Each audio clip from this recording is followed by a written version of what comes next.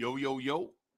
I thought my people was coming on with me, but I might have to do the conspiracy theory show by myself. I sent the link out to everybody, and everybody was like, "Yo, I'll be there. I'll be there." That's the word I got. So I waited around backstage.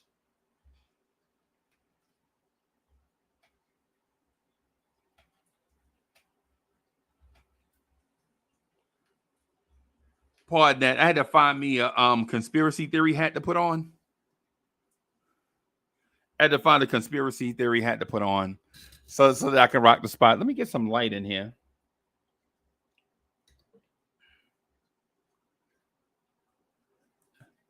Ah, that's better. That's better. Let me also do this. Let me also do this. All right, so there's the link. Before I get into the conspiracy theory topics, um, before I get into the conspiracy theory topics, man, I'm gonna just let the chat grow a little bit, and then we can get into the bag. And I have some conspiracy theories that I want to talk to everybody about, and then I have some that I really don't want to talk about. I need to also do this. Let me send.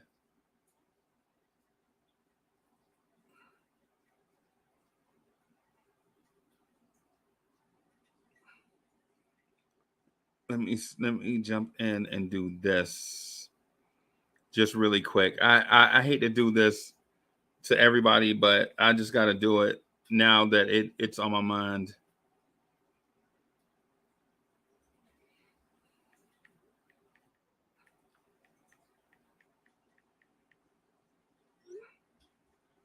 Let me do this. And then let me do this.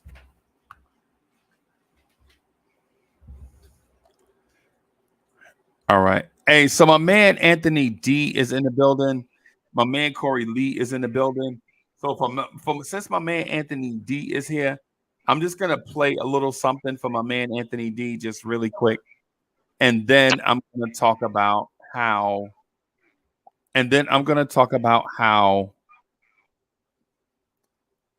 cigarettes and weed are robbing men of masculinity.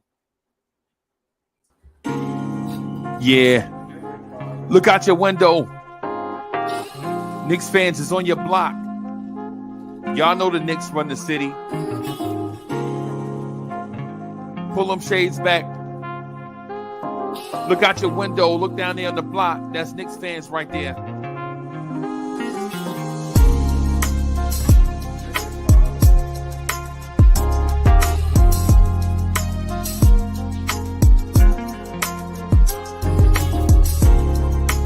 It's about that time.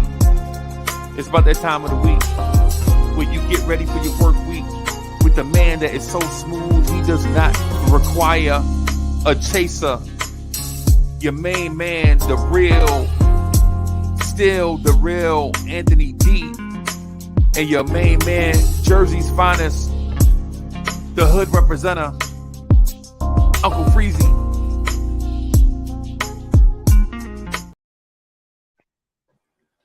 Yo, that's for my man Anthony D. We do old school Knicks on Sunday mornings.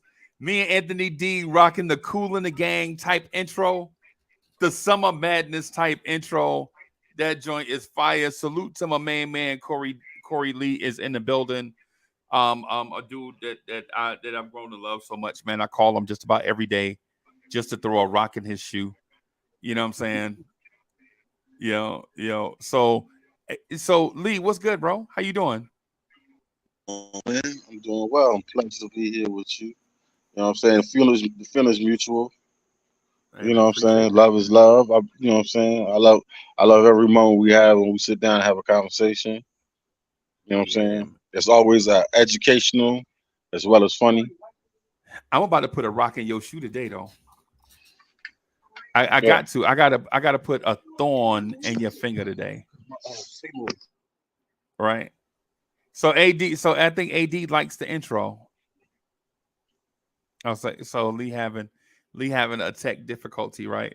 So I think Anthony D likes the intro. That's the intro for Old School Knicks. So shout out to the Old School Knicks and Knicks fans everywhere. Vibes and stuff. We're gonna have this conversation. We're gonna have a different conversation. BT is in the building. BT, what's good?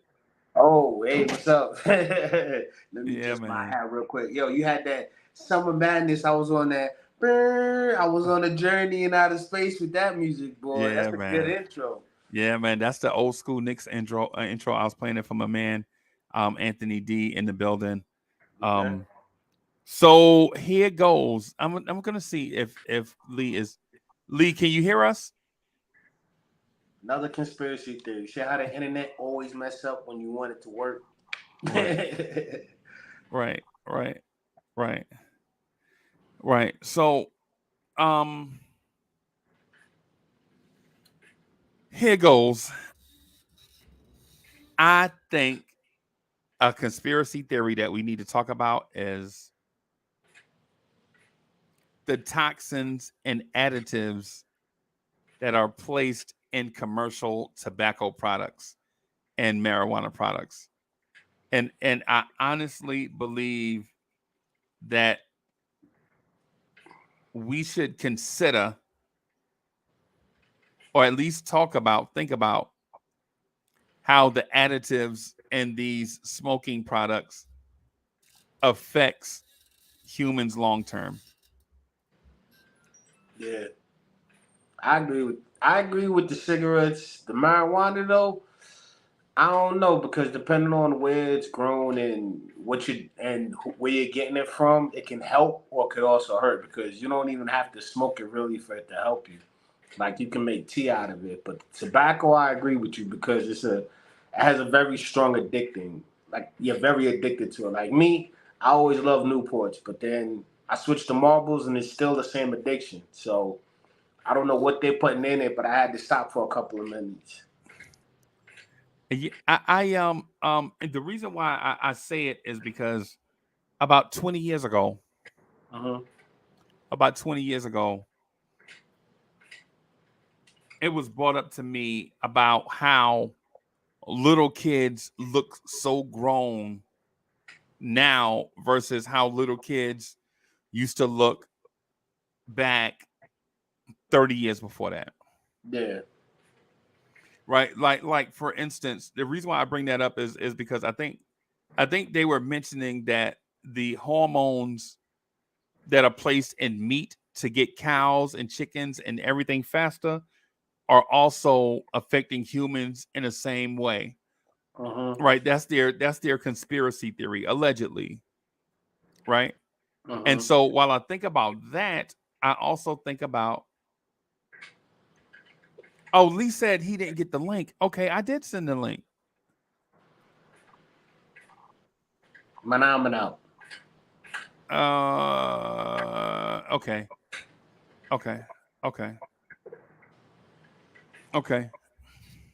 So you were saying the hormones from The food. No, the food that they're giving them. Somebody else said that Okay. about food.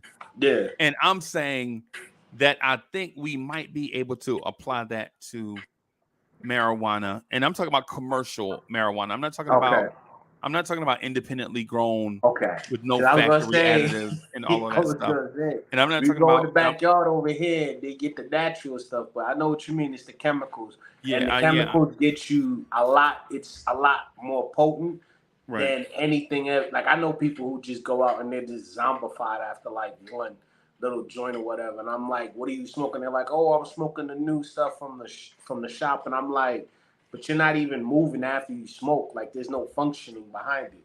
Like for me, growing up in a Jamaican household, it was meant to like instead of drinking a beer or whatever, it was just there. Hey, we're gonna smoke 2-3 puffs of this joint and then relax and then just enjoy the day. But nowadays it's like they smoke it. They just like knocked out, and I'm like, what are you going through that's making you that stress? And it's probably the hormones and the stuff that they're putting in there to make it grow stronger and faster because it's too potent. Yeah, it's too potent now. Like, and it's even when you smoke it, it stinks. Like it's just like I remember when I was growing up, it would be in your clothes and stuff, but it was bearable. Now it's like this thick, nasty oil smell where it's just I don't know. Yeah. It's like they're trying to turn us into zombies and shit through the zombie apocalypse. Like that's a conspiracy theory for you. Yeah, I think it is as there's a potential for oh geez, how did this pop up? What is this? But I do agree with you with marijuana. It does slow the brain down. It does slow the body down, but it's more for a healing process. But the way they're using it now, it's sped up to the point to where it's not even helping you because if you're not able to function, you become more dependent on it, and it makes you weak-minded. We all have our vices. We all have our addictions because we're human. Some people are addicted to the gym. Some people are addicted to the alcohol. But, sometimes being too relaxed is a bad thing. Okay. I'm here. I'm just going to make me a cup of coffee. I got you. A cup of coffee? Okay. All right. Okay. So the thing I'm talking about is I know it gets you on Zombie Island. Some people need to be on Zombie Island for a little while. That's how they knock the edge off. But what I'm saying is and I'm not saying this in an offensive way. I don't want people to think that I have something against a certain group of people because I don't. Mm-hmm. But I think there are I can see the change in men and women from even a generation ago. Right? So even now I'm seeing men that are showing effeminate signs, and I'm seeing more women that look like studs. Well, and I think that's directly attributed to environmental factors and not something that's naturally produced. Because it like say for instance this, like, how we get in conversations, you say something and I disagree with you, right? Yeah. or I say something and you disagree with it, right? Yeah. Like when you say something I disagree with, bro, I don't even care, right? That you know what I'm saying? Like it don't impact me like that. Yeah. Because ultimately I'm understanding that you have your own opinion and you have the right to that opinion. So what you say, I'm like, okay. I don't necessarily always agree, but it don't bother me. Right. And like when I say some stuff to you, the intention is for it to drive the conversation and for us to continue to talk about it. Mm-hmm. Right. Mm-hmm. Right. It's not for you to be offended, but there are men nowadays in the younger generations, definitely the dudes that are 30 and under, and not even 30 and under, just to a point now it's like 40 and under. Yeah. When you say stuff to them, they get immediately in their feelings. Shout out to Rel. We Talk Mavs in the building. You know what I'm saying? Our broadcast cousin. We Talk Mavs. Man, if you like NBA stuff, man, check out Rel, King Kai. They do dope content, man. Y'all check them out. Also, check out Cuz We Geeked. Man, it's a fascinating channel. The design and production is dope. Make sure y'all check that out. It should be at least 75 people in there on Saturday mornings listening, at least at a minimum, right? But here's my thing though. If I say something to you and you're automatically upset just because what I say does not 100% line up with what you think, to me there is some thing in there that might not be quite right. And not just But what I'm saying is not just one time, but I'm talking all the time. Like if you say something, right, and I'm like, yeah, okay. But what about and when I say that, then you're like, man, it's always a but. See, I think there is some emotional imbalance there. I agree with you, but I think it's not even really the drugs and the food. I just think it's the system. Because to be honest with you, I'm not trying to be. Everybody know I was raised with both parents until I graduated high school. So for me, if I came in the house and I felt some type of way about something, it was go talk to your mom from my dad. And then I go talk to my mom and she'd be like, go talk to your dad. And then somewhere along the way, I had to figure out my own problems because they weren't going to answer it for me. And anytime I had any kind of attitude or confrontation, they would tag team me. They'd be like, oh, you want to act big like you paying bills. So for me, what I mean by the system is a lot of people are raised in a single parent home. So while their parent is at home working, is out working, they're home doing what they want to do, they kind of get away with stuff. And plus, a lot of people are spoiled because a lot of kids that I grew up with, they're like, oh, I don't want my kids to go through what I went through. So they give their kids everything. So for me, it's like, it's not just the hormones, it's the whole way the system is. Like everybody nowadays would rather be soft. And plus, think about it. When they took out debating from school, that was the start of it all for me. Because we could no longer debate in class. We could never sit down and have a format, create some type of talking thing, points about something, whether we like it or not, and defend it. When we lost that, it's like nobody knows how to debate or listen to different people's point of view. And they just go straight to I'm right, you're always wrong. But if you're always right, then are you really right? I'm talking about to the extreme, though.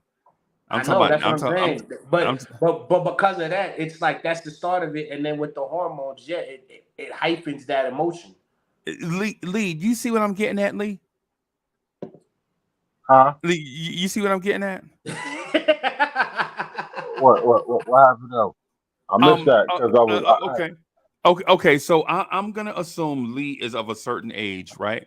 Mm-hmm. And I'm just gonna say this, Lee, you at work with a dude that's about 15 years younger than you, right? And so the age don't matter. Just assume somebody 15 years younger than you, and you come across, you come out the break room and you trip over a pallet jack, right?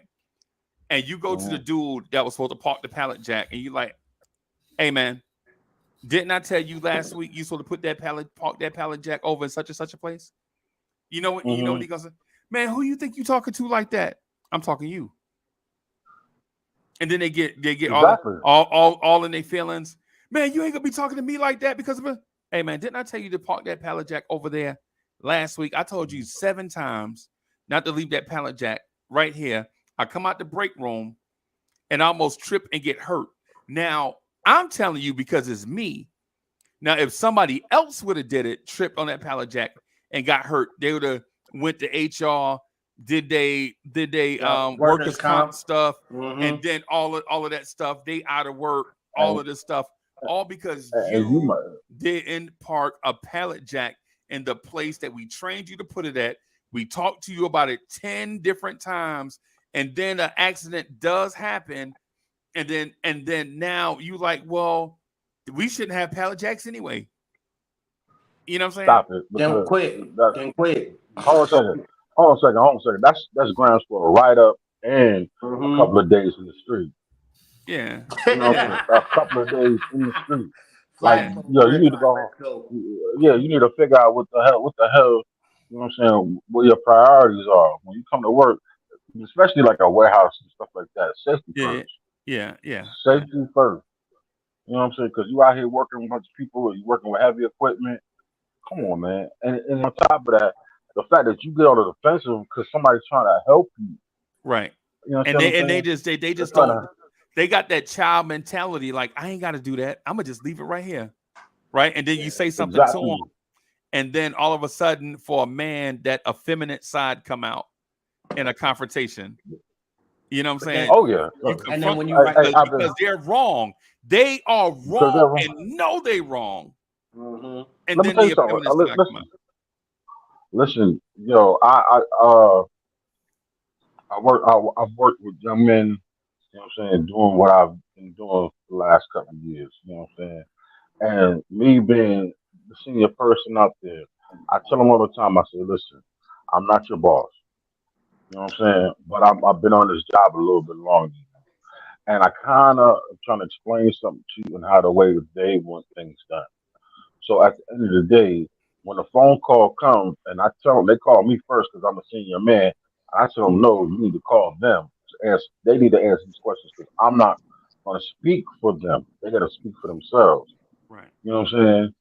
Because it's, like my mama always says, and my daddy, a hard head makes a soft ass. You Yeah. know what I'm saying? You keep constantly repeating yourself. You're gonna repeat yourself out of a job. You're gonna keep doing the same things, and you're gonna wonder why you can't hold on to a freaking job because your ass don't want to listen. You know why Just that is, listen though, right? You know and why that follow the is, Lee? rules. Yeah. I Because think everybody feels like they can. No, because everybody thinks they can reinvent the wheel. nah. What I'm telling you is that our inhibitors, things that our inhibitors are not in place to stop certain things, right? I Mm. think my personal belief is that weed and tobacco have added something to our biomes that make men nowadays sissified. Confrontational. No, Nah, I'm not. I'm not not gonna put that on. Sissified. I'm sissified, not gonna. bro. Yeah, I'm not gonna yeah, put I that on. agree. I'm not gonna put that on. I'm I not. I'm agree. not gonna put. I'm not gonna put that on the alcohol weed. I'm gonna tell you what it is. Okay, and women, you gonna hate me for this, Right. but this is just what it is. Speak on it, kid. When you take, I am Don't dog. be Give scared. me You a scared? Get second. a dog. He said, Hell nah. Listen, let me tell you something. First of all, when these young men have been raised by women all their lives, you ain't got no male figure in your life to teach you not to. They pick up on these female emotions. You know what I'm saying? They pick up on their mama's estrogen. You Mm-hmm. know what I'm saying? And then Mm-hmm. and then that's why you got a lot of these. It got these a lot of these men in prison. You killed the nigga because, excuse my language. You killed the motherfucker because you got into your He said, feelings. "You heard what he Wait, said." wait, wait. What the What hell you? yo, did you chill, say? man. We don't need the FBI He said. investigating He this, said. He man. said, "Yo." Relax. He's like, "Yo, You said You what oh, the killed the hell? mother. the N word is a bad word, so I'm gonna just refer I Word. to So know, it you but said then as." he go motherfucker. back with Yeah. the he doubled down on I'd rather it. Now go ahead, yeah, King. nah, because We no, no, laughing, bro. no, Go ahead. no. Yeah, no, for real. Listen, women do Hmm. things because of feelings. Men do things for reasons. We are supposed to be logical. We're supposed to be the thinkers. We're supposed to figure shit out. You understand what I'm saying? Women get mad and cheat on a man because she felt like he was doing something. She felt that way. You understand what I'm saying? Your feelings last for a second. You understand what I'm saying? And that's what's wrong with men. That young man as you described in your example, he got into his feelings because he felt like he was being talked to like a child, but you did some childish shit when somebody keeps telling you this is not the way to do things. What the problem with young men, especially young men of color, we need to get the fuck out our feelings and get more into thinking and wondering why somebody comes at us a certain type of way. You understand Right, what I'm saying? right. It's not, listen, ain't nothing wrong with having fucking feelings. You know what I'm saying? It is not a goddamn thing wrong with having feelings. It's Right. about how you control your emotions and how you control the way you Lee, I perceive disagree. I'm things. gonna disagree with you, Lee. I ain't never You can I ain't seen. disagree gonna on. front. I'm I gonna disagree with you on that one too. Yeah, I ain't I gonna ain't front. Nah, never I seen a got generation this sensitive in all my life, bro. I gotta say I ain't, These But dudes hold is on a second. real sensitive. But it's hold on a both. second. But you know what though? they And stay but in you hold on a they second. stay in their feelings, bro. Because you know what? Their daddies don't stay in their life. There's no It's Okay. male it's role both. models. It's both because for There's me, no like man. I said, I had a problem. Like I'd go to like I'm telling you, any issue I had or anytime I felt some type of way when I felt in my house, like my sister say something like, "Didn't Dad tell you to check out the trash?" I'd be like, "Yo, shut up!" And my dad would be right behind me, like, "Boy, who you talking to like that? That's a woman. Mm. You better respect her, even if she's your sister." And I'm like, "You right, Dad." And I gotta learn to take that out. A lot of people don't get into them confrontations. They get to, like I said, they're spoiled. they get babied, they get catered, and then when they get brought out to the real world, they think that. But at the same time, Uncle's also right because of the drugs and the stuff that they also use. Commonly, I think it's because of weed and cigarettes, bro. That's what I think. It keeps you locked into that mode. I think it keeps you locked in. Like you start smoking a cigarette, now your nerves is supposed to be calm, but instead you're like, nah, man, I don't know why this guy talking to me like that. Like it starts to make you feel even more into your feelings. Yeah, and I'm not talking about Lee. I'm not talking about your generation, bro. Right? You talking about the new generation? Don't think I'm talking about you. Don't think I'm talking about you. Listen. I do not feel any way about me. I don't think I was directed towards you. That's why I was specifically about a certain age group, especially that age group under 40. Yeah, bro, you say something. You say something to you, bro. You say something to a man under 40, and before you know it, you gonna have to put your paws on him, bro. You know what I'm saying? Now you got to go to the car. You have to go to the car on him. Yeah, something. You got to move some furniture. You got to move some furniture around on some man. And yo, they mad, yo, bro. I think it's the weed and cigarettes, bro. Bro, what I'm saying to you is I'm not saying that and I'm saying this in a respectful way because I don't care if you binary or non-binary. I don't care if you're a man that like men or a woman that like women or a man that like women or a woman that like multiple men or I don't care nothing about that, right? I'm talking about how you behave, right? I don't care nothing about your sexuality because everybody likes, saying certain things. Janet Jackson, if you listening, Janet, I'm joking. Miss Smoke right there. So got the shotgun ready, like what is that? You about to get her in our feelings, man. You about to go through the velvet rope. You about to go through the velvet rope, homeboy. But you remember? I know the Velvet Rope. You funny, bully. She had an album called Velvet Rope. You know what I'm saying? But and people don't even know what Velvet Rope mean. They thought she was talking about the club. She ain't talking about no club. No, it ain't the club. It ain't the club. That's all. She talking about. She's talking about body rock, but anyway, body rock. Anyway, so yo, the thing is, Lee, what I'm saying to you is like Alawai says, dudes is sensitive, soft, and mushy nowadays, bro. Salute Alawai. You can't even talk to him, bro, because it's like talking to your little sister. You know what I'm saying? That's because I'm trying to tell you because the lack of the man in the freaking house. But Lee is not. It can't. Man in the house is not new. Yeah, because my generation. But you gotta think. But it's a degenerative effect. Okay. From the 70s on. You mean so it's cumulative.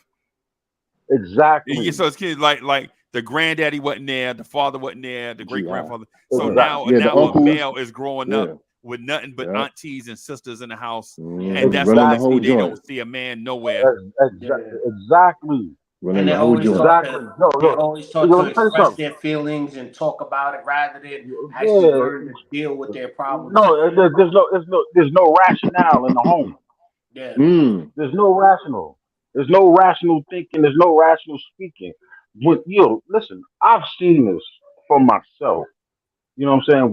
Where I actually seen how a woman will emasculate her male child, emasculate him, and it's all because she was in her feelings. She was mad.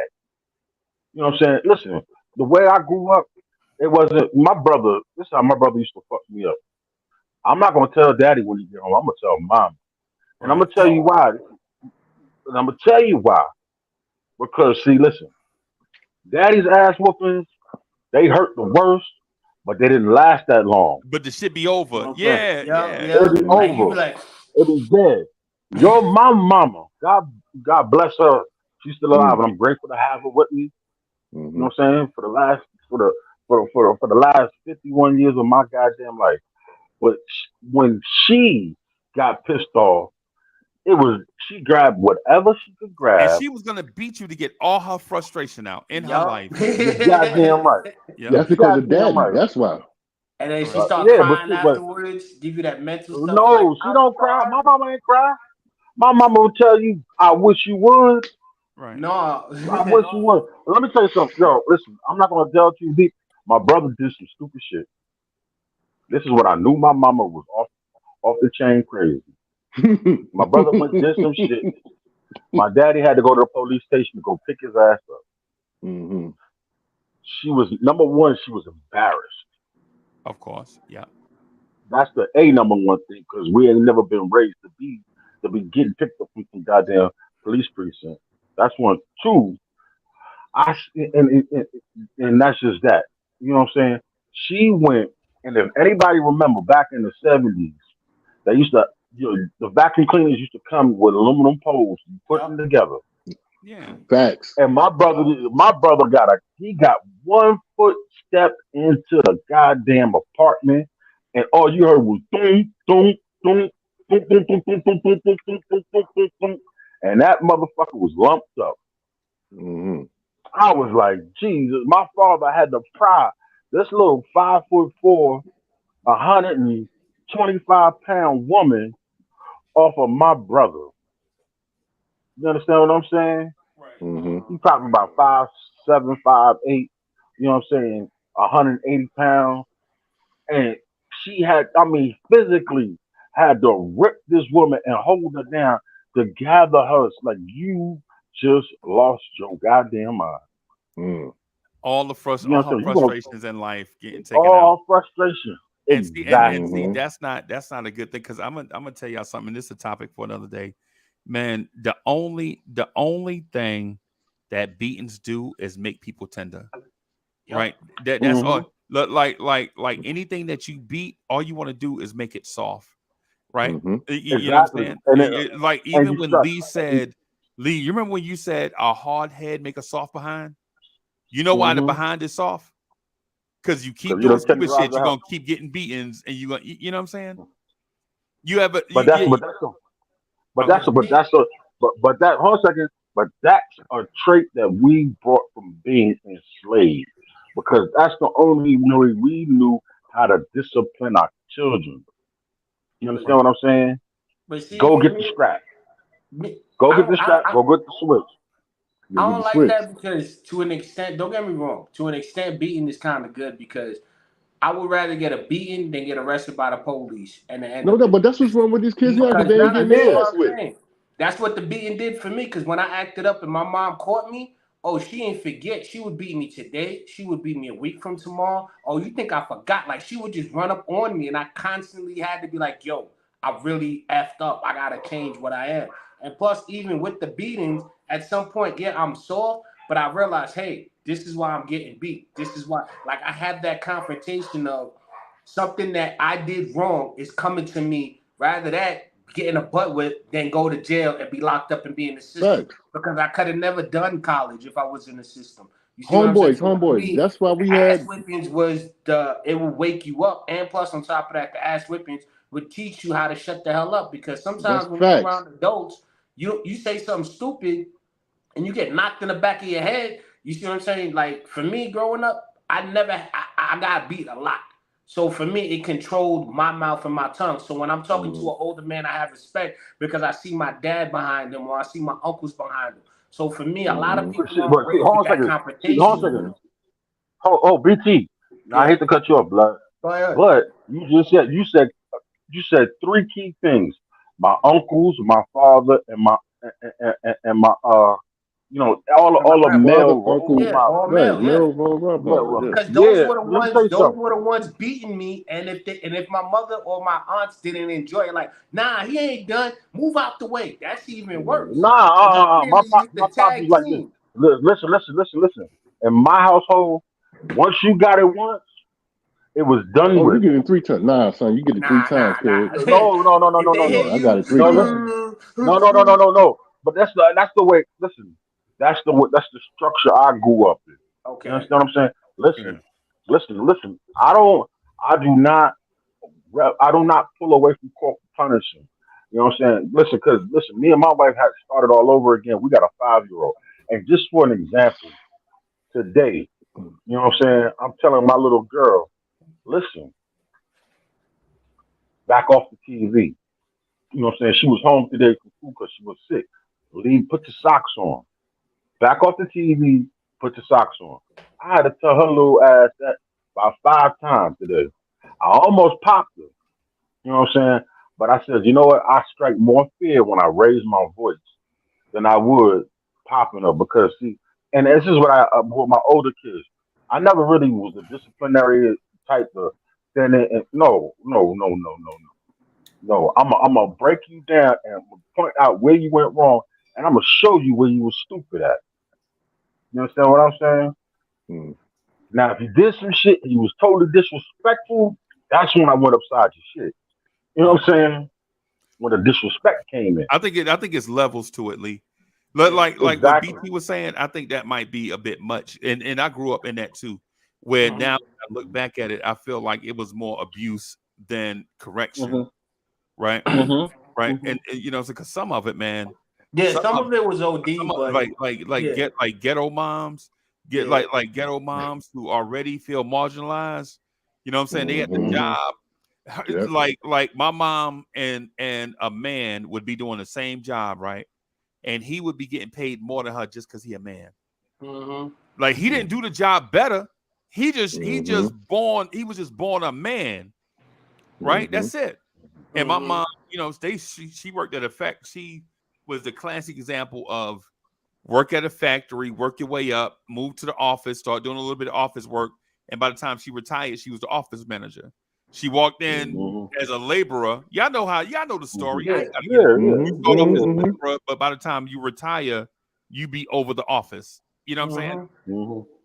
So you talk about marginalization, one, right? Like our moms is like products of the 60s where it's a bunch of stuff going on, right?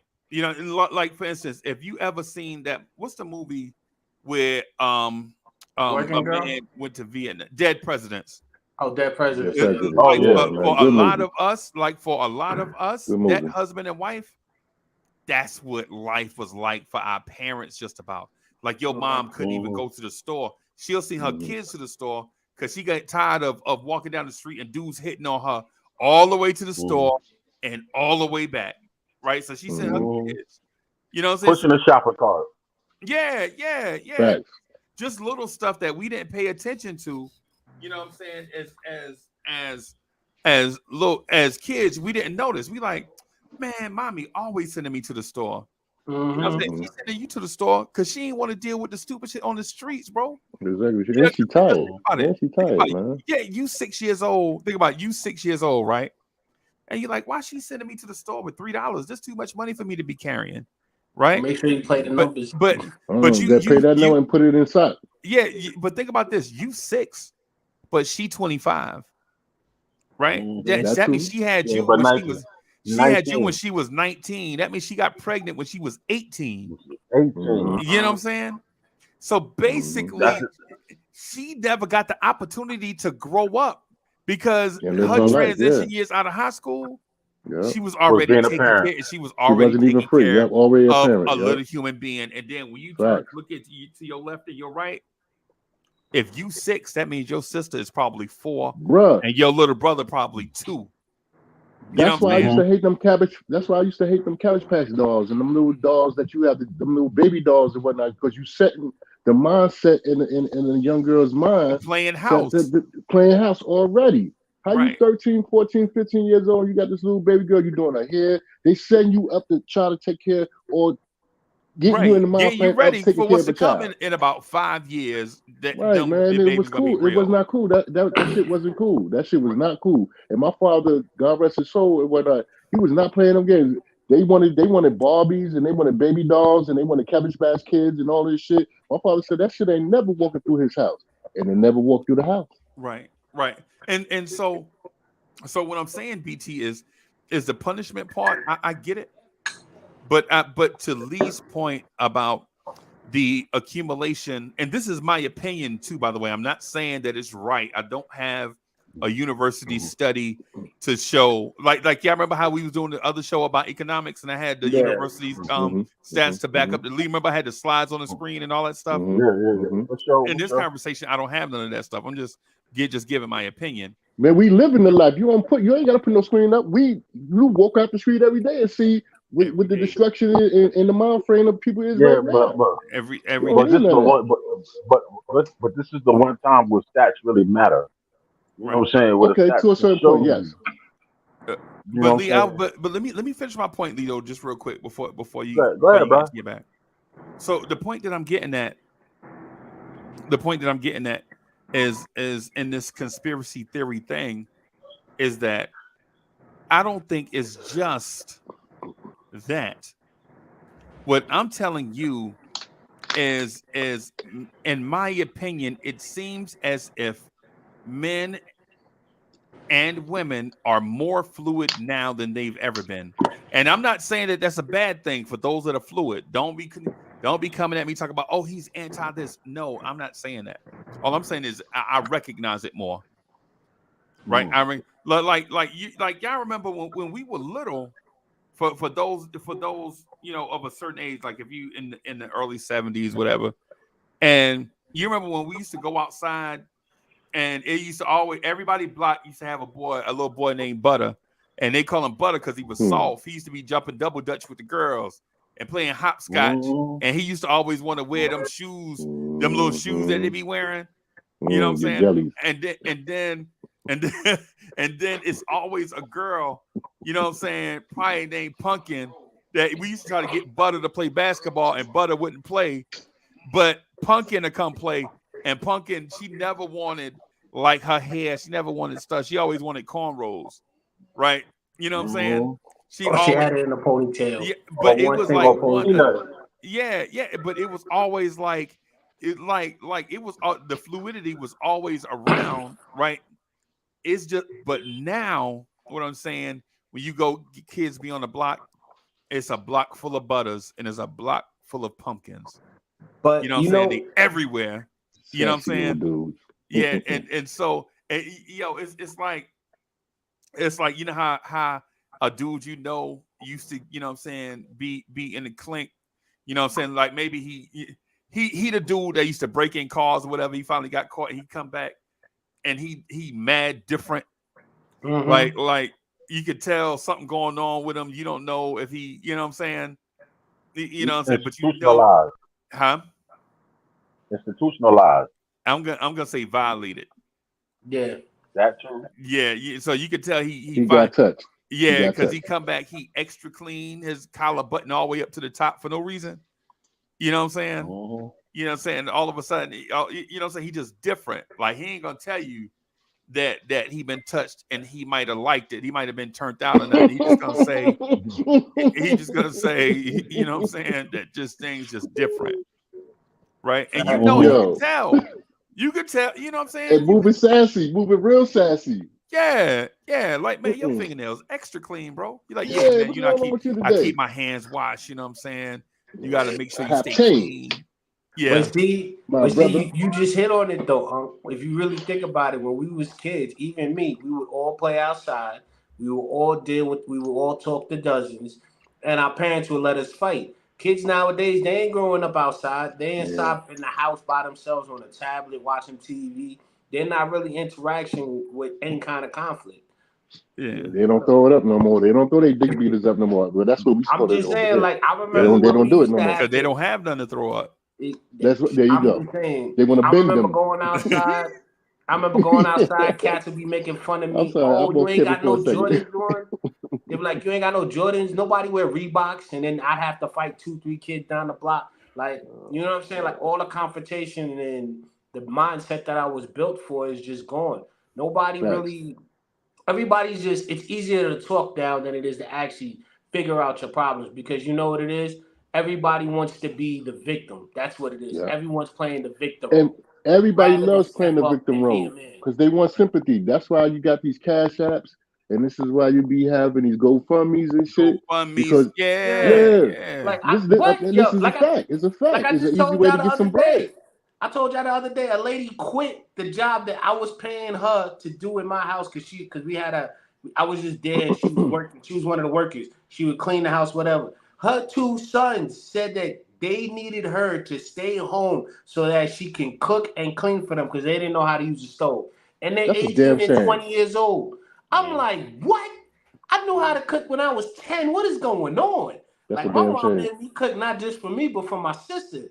Like I had to do some type of cooking, even if it was spaghetti and meatballs from the can and stuff like that. Like I had to do something. But that's what I'm saying. Kids nowadays, they get away with that. So but hey, BT, I ain't gonna lie. I'll never forget this as long as I live, right? Yo, don't lie. No lie. So we had 2 doors to our apartment, right? Like one came through the living room and then one came through the kitchen, right? But they was down the hallway from each other. So if you can imagine, like you walking down the hallway, right? To your left is one door, and then you go down a little bit further, then it's another door. But it's the same apartment, right? So my mom comes in the house, she comes in the kitchen and drop all these bags on the table, right? Like grocery bags. She got like 14 bags of groceries, right? My pops, I don't know why I remember it like this. It's crazy, right? My pops come in the living room door with no bags in his hand. He got a beer and a cigarette. And I don't know how dudes used to do it back in the they could smoke and drink in the same hand, bro.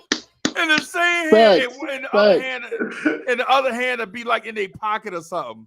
And I'll never forget, right? My mom carrying all them bags by herself. We didn't even know she was coming, right? And my pop, and I'll never forget this. We was laying in the living room watching TV, me and my brother. And the Supremes was on TV performing. And my pops look at the TV. He's like, what the fuck is that? I was like, and to me, I talk to my pops any kind of way I shouldn't have. And I hope he forgive me, man. He looking down at him. But I used to talk to because I didn't have a healthy respect for him like that. Right. I used to call him by I ain't even call him pops or nothing.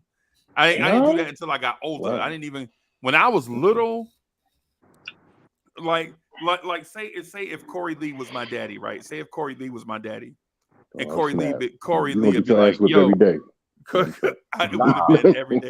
Would have been every day, bro, because I was gonna try him every day. But say Corey Lee was my father, right? You're not gonna take that shot. Say I'm 7 years old. Stuff. Yeah, say I'm 7 years old, right? Corey Lee be like, hey man, didn't I tell you to take out the trash? And I'd be like, Corey, who you talking to, Corey? Oh, yeah, wow. yeah, this is about pops, bro. I'd be like, okay, I got it, Jim. I'm gonna take it out. You know what I'm saying? I'm like 7, right? That's why when Lee was saying the lack of women and all that stuff, my mom had women around all the time, right? But I used to be like Jim, but I used to talk like them. Like I was a habitual boundary pusher, right? Like no. Okay, so Jim, to finish this one story. Jim walks in the living room. He's like, what's that on TV? I'm like, hey, that's the Supremes. Jim look at me and my little brother and like, turn that shit off. And I just got up and turned it off. I didn't even know why. Right? What he was doing was like all the stuff that because the way he looked at it, he's like, yo, why my son's in here watching them girls dance on TV like that? He didn't want us to be different. Is if we watch it, then we'll start doing it. Yep. Right. And then if we start doing it, then we're gonna start trying to dress like it. You know what I'm saying? So they're like, nah, turn that shit off. Right. And I was like, so we laying in the floor in the living room, ain't nothing on the TV. Yeah. My mother coming in, why y'all ain't y'all help me with the groceries? Nah, my mom coming there, she like, why y'all in here laying in here looking at the wall? What's wrong with y'all? And we like, and I tell her, like, Jim told us to turn the TV off. Well, what was on the TV? And it was at the Supremes, and she was like, "Oh," and she just went back in there and put the groceries up. Wow. You know what I'm saying? So it's like, what was wrong with the Supremes, man? Yeah, bro. Nah. It's because of the way they dress and the way they. What I'm saying no, I'm just saying. I get it. No, I'm just trying to ask that question. If it was the Temptations, oh yeah, Jim would have been like all day. Turn that up, yo. Turn it up. He would have sat down and watched it. Or sat down and watched it while my mother was putting up all that 1,000 groceries by herself. You know what I'm saying? So yeah. What I'm saying is the environment that you grow up with is what kind of fosters certain types of behavior. We are a product of our environment, so to speak. Right? Like if you be around macho men all the time, then or if you be around really emotional, effeminate women, some of that stuff gonna rub off one way or the other. Another. Yeah. Like when we grew up, we was taught to be tough. Right? We was taught to be because my grandmother used to fight my grandfather all the time. My grandfather was like 6'6". He was a 6'6" dude. He drove a bus in the Bronx for like 30 years, right? My grandfather Pee Wee, but he used to, back when they was young, he used to put them paws on my grandmother. My grandmother wasn't that, but like 5 foot, 5'1", right? But she was pretty. He used to always think, she cheating or whatever, and she wasn't. But he get drunk, and them boys will put that stuff in his head, and then he'll come home and fight my grandmother. You know what I'm saying? Can I send out the reverse Uno card? Yeah. My grandma used to fight my grandfather, and she 6'1", 6'2", the woman that loved you and Corey. Right. And BT for saying she don't look no 84, she look 48. Look, you got her floating on her feet, BT. But she used to put the paws on my grandfather. She smacked that little nigga around. I'm glad I'm on her good side. Yeah. Oh. But go ahead, Freezer. I'm sorry, dog. Go ahead, brother. No, what I'm saying is we all a product of our environment. Facts. And when Lee said, when you remove certain factors from your environment, you're gonna get one thing more so of one thing than what you get of the other, because the other is not there. But what I'm saying to Lee is, I think what speeds that up, weed and tobacco, bro. I think it's deeper than that, because you might as well.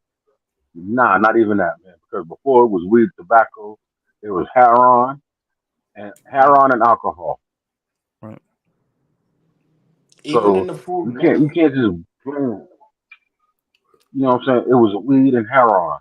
You know what I'm saying? Unfortunately, in our environment, in our neighborhoods, you know what I'm saying? Right. Because you wouldn't catch that too tough out there in the burbs or the predominantly other neighborhoods. You know what I'm saying? You catch that in our neighborhoods. You know what I'm saying? It's just what it is. You know, if we could, as a people, you know what I'm saying, shake certain vices or maintain ourselves where we didn't need certain vices. You know what I'm saying? Right. And we overcame that, we would probably be a better product of our own. You know what I'm saying? It starts with knowing, having, you know what I'm saying? And this is a shout out to you, Bully. Knowledge of self and where you come from and who you are as a human being. Right. You know what I'm saying?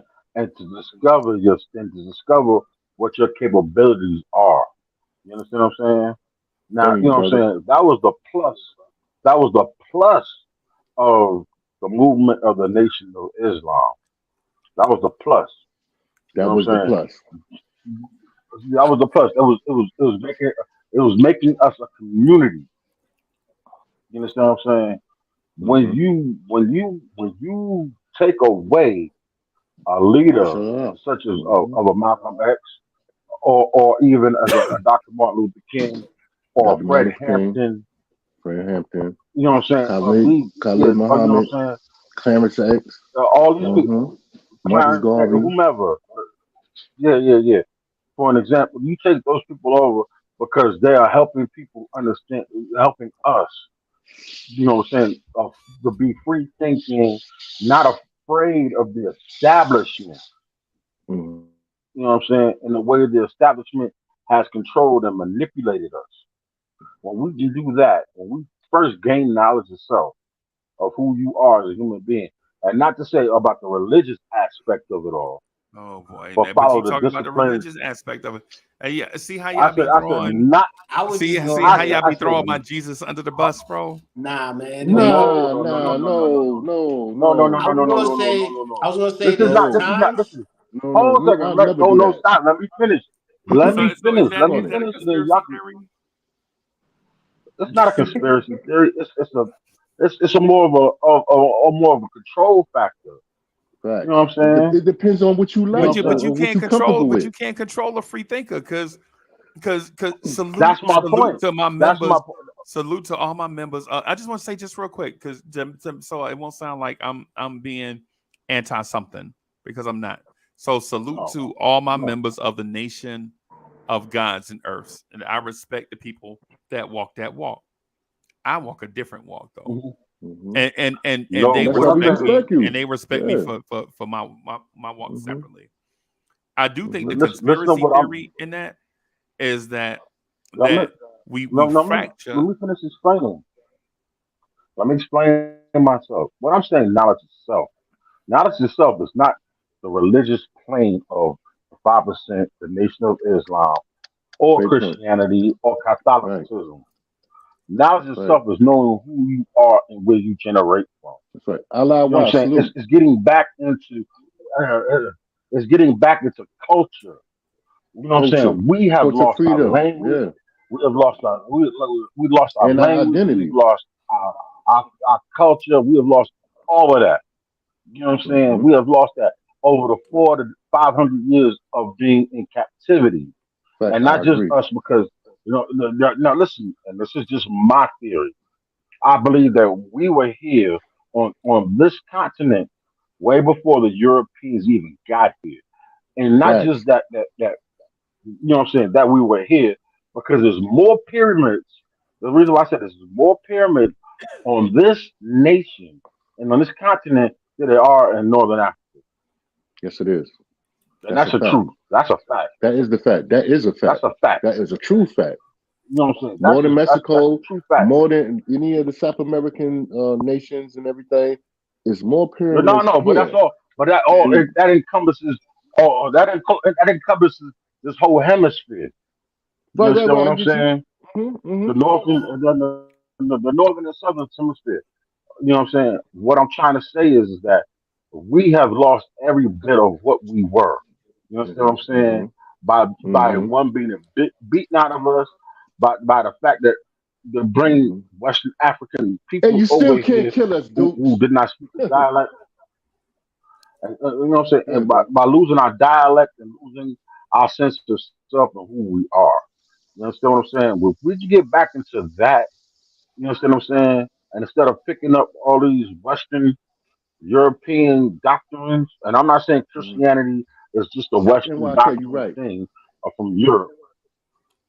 It's not just that, because you know what I'm saying, I'm not going to get into how or what I believe in, but I believe we can pick that back up, and gather ourselves up. Hold on a second, buddy. Come on, man. Yeah, I'm sorry. I'm just shouting it out. Go ahead, bro. I understand that, but what I'm trying to say is we need to get back together, being community, being one. Right. I'm not saying shut ourselves out of everybody else, but we need to start realizing who we are again. And what you know what I'm saying? That's the one thing we lost when we lost when we lost segregation. You know what I'm saying? That's the one thing we lost. You know what I'm saying? Because we were a community, we were a whole. You know I think you're wrong. Now we know we're all over. BT, I was gonna say that. Hold on, y'all don't think we was here already? We was already here, bro. Hold on. Let me make my point. We was here. What makes us all messed up is that the need of an economy. See, if we all actually did the right thing, which is live off of what we have, like you said, and live off of the knowledge, we wouldn't be needing money, because we would own our own land and be making our own resources and making our own money. But that's the problem. We need for something. That's where the need of, like I was saying earlier, we are adrenaline junkies. We are addicted to things. We need the new car. We need the new this. We need the new that. We need to keep up with the Joneses. So for me, when society has changed from when Uncle Freezy grew up to even when I grew up to where now it's okay to talk. Like, you got cats talking on Facebook and all these other apps talking about stuff that they don't need to be talking about, bringing out their business and thinking that it's cool because they get likes and views. And they think it's okay to act like that. And it's all for show. Because a lot of them kids, you step up, you fold them like a lawn chair, They ain't even coming back with a knife or a gun. They just, man, that guy got me messed up. And hold on, it's BT, not even like it was when I was Chef coming said? up. It's not even like when I was coming up, where you would fight one kid and then his cousin come, then his brother come. Like, and then at some point we just look at each other like, yo, why are we even fighting? Like, I done fought your whole family, but then why are we fighting? And we actually sit down and talk it out. Nobody wants to listen because they always think they're right and they always feel some type of way that their point needs to get out. Because, matter of fact, Corey Lee, prime example.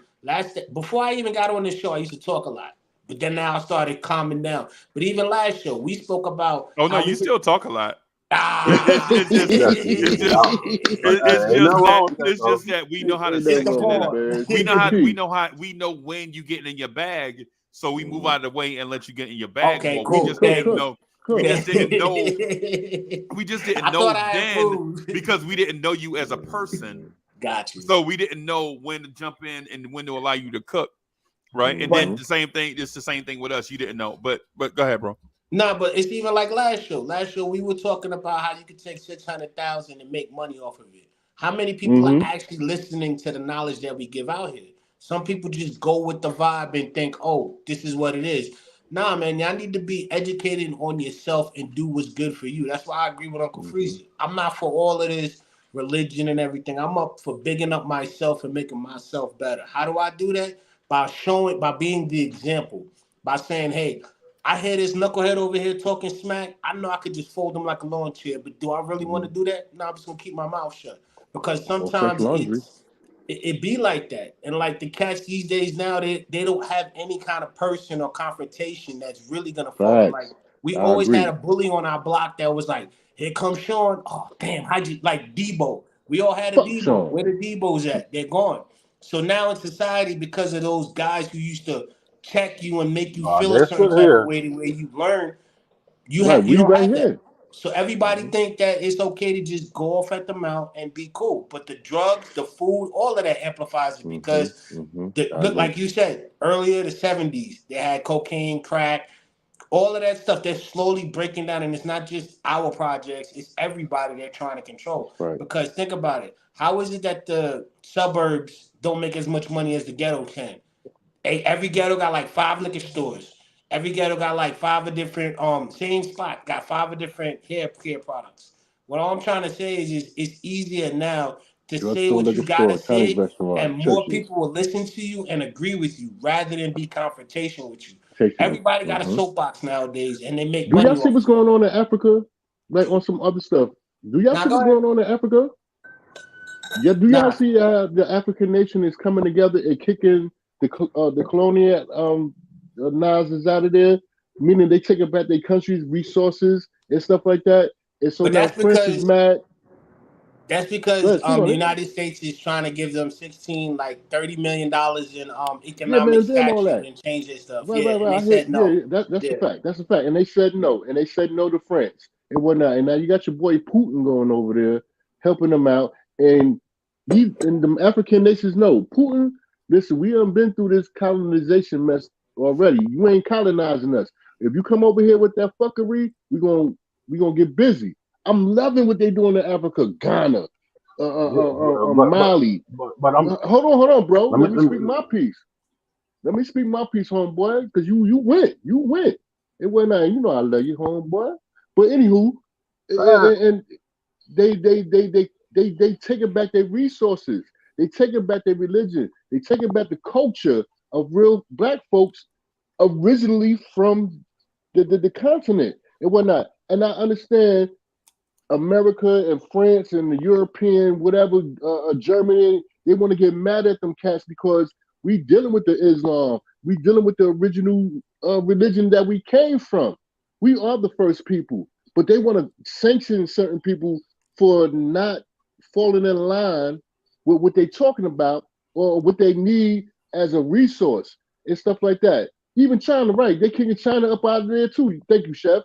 And whatnot. They trying to take over. They're giving them money, but they all thinking on the same wavelength and whatnot. That's why America is scared.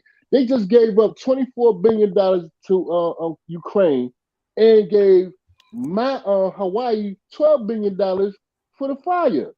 But you rather keep giving these Hawaii's people in the United Ukraine. States. Thank you. That's all I'm trying to say. And whatnot. But I like what Africa is doing. I love what Africa is doing right now. They taking their independence back, country by country, state by state, city by city. They taking that whole country back, and I ain't mad with them cats. And if I couldn't run my behind over there, I would, homeboy. Really. My point is there's no accountability. Hold on a second, because I got. Wait. Y'all moving the goalpost too much. Because you started about you moved it from in the house to religion to Africa to China ports. Well, I didn't mean to move the goalpost, but I was feeling what everybody was talking about, but I was saying like how everybody was saying that we need our black excellence. So I took to Africa. Yeah, I left New York by LaGuardia and I flew over to Africa to tell y'all what's going on over there. And I hope to fly back and then fly back over there. So I did probably come and move the goalpost, but we got to start listening and seeing what's going on. Because we about to be replaced. What I'm saying to you is none of those parts of the conversation is getting just due traction. Yeah, it's not getting just due because if we hop from one topic to the other, you know what I'm saying, others can't chime in and build the conversation on one of those topics. So what I'm going to say, so what I'm going to say is either just at least try to stay on in that same area so that we could give, because like the stuff y'all was saying about religion and belief systems we didn't even get a chance to chop it up because we talking about something else. You feel me? Like which one y'all want to talk about? Do you want to talk about the belief system aspect, or do you want to talk about what's going on in Africa, the conspiracy? Well, when we were talking about the religion thing, what I was trying to say about that. Hold on, I'm gonna say it. When you said Freezy about the gods and earths, it was not in Islam and stuff like that, which originally is our original beliefs and stuff from Africa. Not my original belief is Christianity. All right, that's your original belief, and I'm not knocking you, and I ain't never disrespect you for that. I'm never going to disrespect you for that, man. I'm always look at you as a man. Right. I'm always look at you as a man, and whoever believes in Christianity and whatever religion that y'all believe in, I would never disrespect nobody's religion. I know for me being comfortable, I believe in God's and earth and the 5% nation. That's my comfortable ability right there. You dig? So I would never disrespect, and I don't like to argue about religion or what your belief is. Right. I think we all need to come together as a people and stuff. So when we were talking about that, I always go back to when I'm listening and I'm reading that book and stuff like that, where we came from, because there wasn't no Christianity over there. It was Islam. There still was. Oh, right, yeah, it was called the Crusaders. And what was the name of the Crusaders? No, it was before the Crusades. Hold on a second. I'm not gonna go back and forth. No, I'm not gonna go back. I'm just gonna leave that alone. No, because we're moving the goalpost again. All right, but I was just trying to make an. All right, I'm gonna be quiet, y'all. Let's go back to where we started from.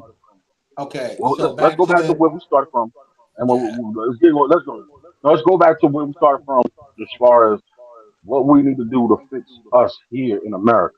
Right. Let's we can't do nothing over here if we don't come together, and if we can't get it together. Facts. I agree. We can't. You know what I'm saying? Let's go after no matter what we do, whatever our belief system is together, if we can't come together as a whole, you understand what I'm saying, and understand and help raise each other. I agree. All I gotta say, Corey, is accountability. That's it. Accountability. It comes from the male and the female in this situation. You know what I'm saying? We need to come together as one, and we need to bypass our wants and needs, our wants over what our needs are. You know what I'm saying? We're going to learn how to work out relationships to be amicable. You know what I'm saying? We need to work out the fact that we need to come together because the fact that we have children together, we have to. That's the seed we put out there, and we have to nurture that. And we gotta instill morals and beliefs systems and rules and structure and discipline. You know, what I'm saying? We can't, you know what I'm saying? I know I hate to see this, you know what I'm saying, that our sisters get out of pocket with our men and our men get out of pocket with our sisters. You know what I'm saying? We need to love each other and stop being selfish and greedy. I agree totally. You know, that's a trait that we picked up from something else. You know, we gotta put all that childishness away, and we gotta look for. We gotta put our future ahead of what we want right now. But how can we if That's we all messed up on drugs, man? Like the drugs and the hormones. That's what I start right there. The food, you can't first of all, even. You hold on can't a even second. replenish your whole food. Hold on a second, bro. We got to learn how to make our kids need and the adults. We need to find a way to be better hustlers out there without peddling these things that destroy our community. You know what I'm saying? You know what I'm saying? The cocaine, the chemicals, all the chemicals. We need to get that up out of our community. That starts right there. You know what I'm saying? We got to figure it out. We're so used to trying to make money off of each other that we're not even trying to take money from each other. Save each other. Exactly. We're not thinking about saving each other. You know what I'm saying? I've seen communities, you know, destroyed through that right there. Let me see. Hey, Dre, what's good, bro? How you doing, man? I'm chilling. I'm just taking in. I'm just soaking in what y'all been talking about. Yeah. So let me say this to you, Dre, because I don't know if you ever heard this before, but I think dinosaurs are a conspiracy theory. You said that the other day. Right. I think dinosaurs are fake as fuck. Yeah, I think dinosaurs. Godzilla got 28 movies, man.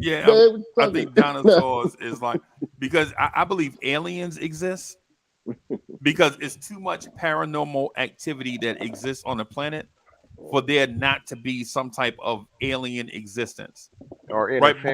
Because for all we know, we may be the aliens that have invaded another planet and don't know it because we're too many generations removed from the connection, the matrix, from basically what we originally were, like centuries. 2 centuries removed from Battlestar Galactica. Y'all know anything about Battlestar Galactica? Yeah, that was my favorite show. Freeze, I'm charging up. That's why I'm off camera a little bit. I didn't want my phone to die on y'all, so I'm in the background, but I can hear everything. I'm sorry, y'all. It's all good. And the thing I was gonna say to y'all while y'all were having the religious fist fight that y'all were having, what I was gonna say to y'all is no, man, it's all love, y'all. I think the piece that everybody is missing is another part of conspiracy theory where the organization of separate religions distracts you from the sole purpose of you having a religion in the first place. Facts. Good point. Like point, how you do it, the way you do it, the time you do it. You know what I'm saying? All that stuff distracts you from the connection. That's just my belief, man. But I'm a Christian. At the end of the day, we all brothers, man. I don't care what we all brothers in my heart. I don't care what God you believe or whatever idol you worship or whatever y'all do. At the end of the day, we all brothers and we in the same struggle. Because you know why? When they pull that car over on us and they ask us for our ID and things ain't liking the things that they ain't feeling, they can mess us up, kill us, put us in jail, unfortunately. I mean, for charges that we ain't do. So at the end of the day, we still under that flag. I don't care what religion you got. And whatnot. We still brothers in the struggle. That's all I want to say. For real. Even Christians, bro. Like even Christians, there are so many denominations, bro. Even in Christianity, there's like Seventh-day Adventists. There's Holiness. Baptist, Methodist, even in Methodist. There's the CME, Southern the Baptist. But Islam is Islam. See, Jehovah Witness, except not really. No. There's denominations. There's a nation of Islam. There's a nation of Islam. There's a 5% nation. Then you got the Sunnis. You got the Shiites. Sunnis. You know what I'm saying? You got all these. You try to, and then one's orthodox, one's unorthodox, one's this way, one's that way. It's all the way they interpret whatever they are getting their information from. Mm-hmm. You know what I'm saying? So I agree. There's no finite. Right. There's no finite way of looking at things, and that's just human nature. Mm-hmm. And it should be. That's the part. That's the part that you're talking about. But the thing with organization is it should be as simple as this. The attribute Haji helper to another God in need he Allah God Islam as I proceed to civilize the uncivilized, the word of wisdom to the groove from the wise. Right. I guess I'm like a verbalizer for the fact I'm living Blackwoods. This Asiatic black man is a dog spelled backwards, the maker, the owner, the cream of the planet, father of civilization, God of the universe. And people don't know where that's from, right? Right. And I know otherwise is too young to know where that's from, right? Cats like otherwise, he might be a little bit. That might be a little bit past. That's some old school. That's some old school stuff, right? But what I'm saying to everybody. Hold on, Freezy. Ask him to drop the title. Ask him to drop the title of the song. Ask him to drop the title. You ask him. He right there. Allah was. I mean, me and Allah, we communicated the other day. Drop that title of the song, bro. I already know you know the group. Drop the title of the song. And listen, check this out. There you go. Ow! But anywho,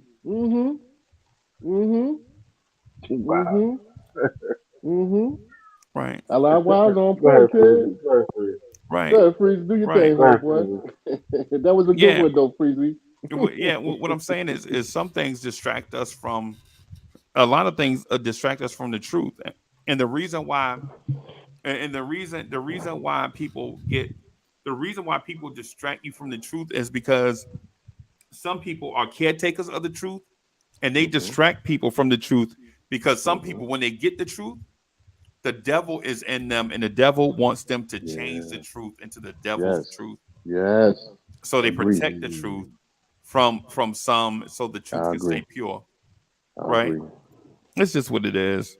Exactly. You know what I'm saying? It's just, in my opinion, that's my conspiracy theory on it. And the outer mind is a double praise ground, so y'all should already know. The outer mind is the devil's playground. That means if you ain't thinking, you ain't on your feet, you ain't on your 10 toes with your 10 toes down, the devil got all opportunity to infiltrate your mind and make you think things of craziness. Yes, we all take different paths and stuff like that. And I know this is not probably on a conspiracy theorist thing, but if you let the devil infiltrate your mind, it could become a theorist spirit thing. And if you're not forming right and forming together, I don't care what religion it is. BT is the devil. BT is the devil real. Is the BT is the devil real? Okay. Yes, because there's things that you would be doing so well for yourself. You be at your highest to high, making money. You got yourself a girl, and then it just take one thing to just change your whole system. And you like, yo, how did this happen? Like you end up, you know what I'm saying? Like you single, you got a good job, you making your money. Everybody in the know to get to know you. You do one stupid move by talking to this chick or fighting this dude, and it all goes away. And then you're like, what happened? And then it's like you find yourself all alone, and you really start to see things what they really are. So yeah, the devil's alive because he's only gonna test you when you're doing good. That's why people need to realize no matter how strong you think you are only at that. You need to get to the next level. That's why I said accountability, man. People need to understand if you hold yourself accountable, like everything I do, I can't be accountable. You will never be in a position to where you can't get out of. The devil is alive, that was a good point. God. That's a good point, BT. I agree with you, homeboy. Hey, Lee, and the reason why I was saying something when you was making your point is not because I don't believe in what you're saying. I think you're right on a secular level, right? But I think you left out, and I don't know if it was omitted on purpose or if you just didn't get a chance to mention it, right? but for a lot of us in belief systems and religion, the most important thing is divinity, divine. So is there a divine being that you have a connection to, right? So it don't matter. Mm-hmm. It don't matter about, you know what I'm saying, certain things being stripped away. It doesn't matter if an organized way of doing it was stripped away, or that, you know, you don't know the name of how you communicated with your divine being. What I'm saying, if your being is divine, you can communicate with that divine being in any language, and that divine being will communicate with you directly. I don't believe that just because you don't speak an African language, you can't communicate to that divine being the way that your ancestors did. That's just me, right? Oh no. What I'm saying is a divine being is powerful enough. I call him God. I think God is perfect enough. God is perfect in that even if I don't speak the language of my ancestors and want to communicate with God the way my ancestors did, all I have to do is reach out to him. No doubt. I totally agree. I think God allows languages to happen. I think God allows cultures to happen, and that's just the way I think about things. And also, I also think I'm in that lineage. I think I'm in that lineage that comes from that people, whether and how I got to that lineage, whether it was by blood or adoption, whether it was Jews or Gentiles, it don't matter, because you know God say, can I chime in? Yeah. I was gonna say, like, I feel like almost most religions, there's just so much overlap in terms of beliefs. Like, I'm not necessarily, like, I grew up a Christian, but I'm not necessarily tied to that. I believe there is a higher power, and I think a lot of the higher powers that like these religions speak of is all the same entity. We just view it in a different lens, or have a slightly different perspective about it, or how we observe might be a little bit different. But I think different interpretations. Yeah, but I think it's the same general. But to the other point, like in Africa before slaves got here and stuff, it wasn't even Islam just that. Like they had they had multi-god religions, and then there's like one main god. But a lot of the cultures that they came from, they had structure in terms of their religion and what they believed in, and a lot of times, especially on the western coast of Africa, it wasn't really Islam either. It was like all types of gods and things of that nature. The other parts of Africa, like Eastern Africa and some parts of South Africa, that's where like the Crusaders and all that stuff happened, where Islam came into play. And you see that today, like East Africans, like Ethiopians and Somalians, Eritreans, they're all Muslim. For the most part. Not all of them, no. There are a lot of them. I said for the most part. For the most part. Ethiopia is very Christian, though. They have no Bible. But they wasn't Christian. They wasn't Christian before. They was not Christian before. No, it was not Christian before. You gotta think. Yes, they were. It was Kemet. All right, yeah, okay. I understand about Kemet. All right, you know what? I don't want to go too deep in it, man. But they was not. That's why they was called the Crusaders. They was crusading to change people's religions, and if you didn't fall down and get down, you got laid down. That's what it is. But Bully, that's two separate time frames, though. I know. I get you. Yeah, that's why I'm not gonna go too deep. And it was more than one crusade. Right, like the original name for Africa is not even Africa. It's called Asia. No. I'm serious. It's an acronym. Africa was an African acronym. I forgot the original name, but it was called. Africa is basically the land of the dark or the dark people. Or it was like it was crazy. I forgot what it was. I just saw the definition the other day. Anyway, I don't even want to go. You know what? I'm sorry, y'all, and I'm not disputing my brothers. I love all of y'all, man. But I just, we all got a different way of thinking, and I never want this to destroy our brotherhood. So, you know what I'm saying? Man, boy, stop. I was just gonna say real quick about the religion. You already know me, dog. I was just gonna say real quick about the religion that but I love if y'all, you man. pay attention, to religion, it always comes in forms of three. Yes. And this is what I mean. The higher being is always there. And then you have the Son, like they say in Catholic churches, like in the name of the Father, the Son, and the Holy Spirit. That's right. That's basically what it is. See, the Son is the story that is left here for us to follow, and the Holy Spirit is the spiritual realm that we can connect with. And if we want to talk to God, we can use either direction to get in contact with Him. But the problem is people will follow the word and misconstrue the word into their own likeness to where it can't be condemned. But if you are connected spiritually, you can't be stopped. But that's the problem. Once you get that spiritual connection, others will try to take you out. That's why you gotta be, like you said, sometimes you gotta just protect what you know and not share with people. Because once they get that information, they say it the other way. It's like telephone. You tell them, hey, this is how you do it. 2 minutes later, they passing it on in the That's why the 10%ers are trying to protect it and keep it pure. And some people hate that those 10%ers try to keep it pure. They feel like it should be shared. But anything that you share, like the game of telephone, bro, anything that you dispense, once you dispense it, you can't control how it's dispensed anymore. It's like once you give somebody a photocopy, you ever seen photocopies, bro? They get more and more distorted the more that you produce it. Facts. And it loses its originality. Yeah.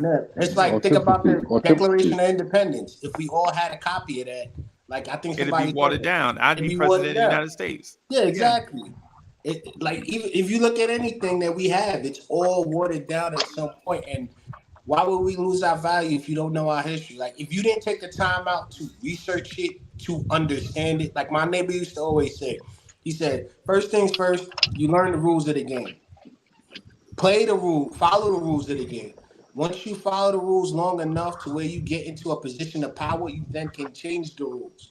But changing the rules can be good or bad because there's going to be somebody else behind you doing the same thing. So right. Let me pause. Quiet. Right.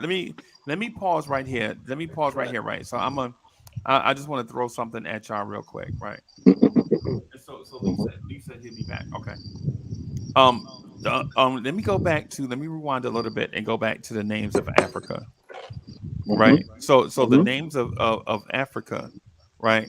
The name of Africa is only Africa because a guy from another place came to Africa and mapped the continent, and he called Africa, right? It was the land of something. But Africans called Africa by many names, right? This is true. You remember Kemet? Anybody ever heard that name? Yeah, Kemet. Yeah, Kemet. Yeah. Anybody ever heard of the name Kush? Kush, yes. Right. Anybody ever heard the name Ethiopia? Yes. Right. Anybody ever heard the name Nubia? All day. Yeah. So Africa was called by different names, and it was called by different names by people on different parts of the African continent. Right. Remember, Africa big as hell. See, they put it on the map like it's big as hell. Africa is made up of many nations, bro. 32 countries. It's a continent. 32 countries. 32 countries. Yeah. So the thing about Africa is I hate to put all those countries into like this thing and consider Africa a country because it's not. It's like saying America is one country, but it's not. You're right. Canada, United States, Mexico, yep. You're right. Honduras, like all the way down the thing, all the way down to the southern tip of South America. That's like calling all of that one thing, America. You're right. You're right. Right. You're right. So the other thing too that I'd like to mention to everybody is everybody is going to be on a different path when it comes to religion because of who they are as a person.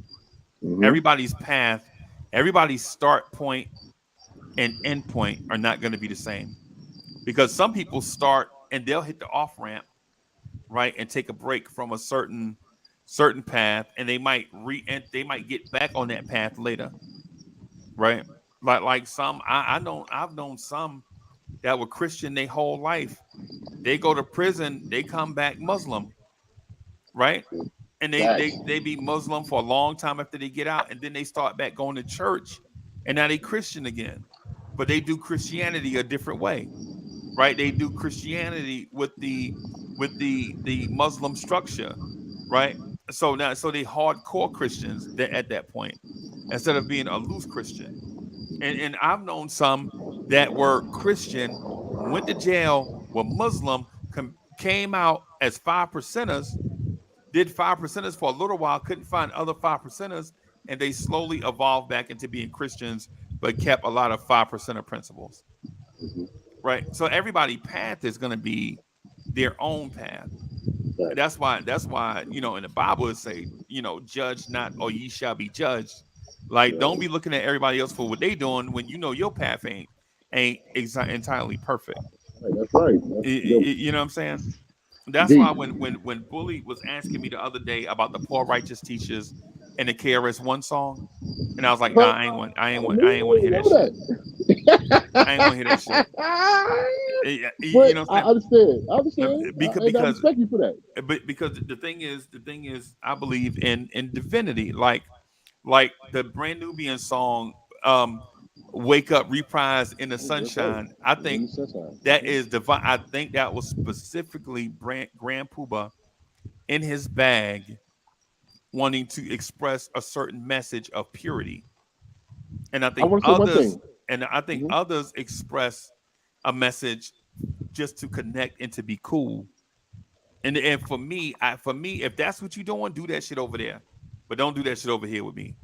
I got you know what I'm saying? Because I can't do nothing but respect that. And Uncle Freezy is right. Me and Uncle Freezy had a conversation on the telephone, and I didn't think we was gonna come up that quick, because I said give me like 2 weeks so I could break down certain things in the Gods and Earths, 85% and whatnot. You know what I mean? And he absolutely right, because the song that changed my I grew up as in a Christian church, baptism and Pentecostal and stuff like that. But when I started hearing the raps from Rakim down to Brand Nubians, I said I gotta start listening to what me. This is my opinion, y'all, and I don't want to change nobody's perception. I respect your opinion, bro. You understand? Right. I never want to come out and say, yo, y'all gotta be this, y'all gotta be that.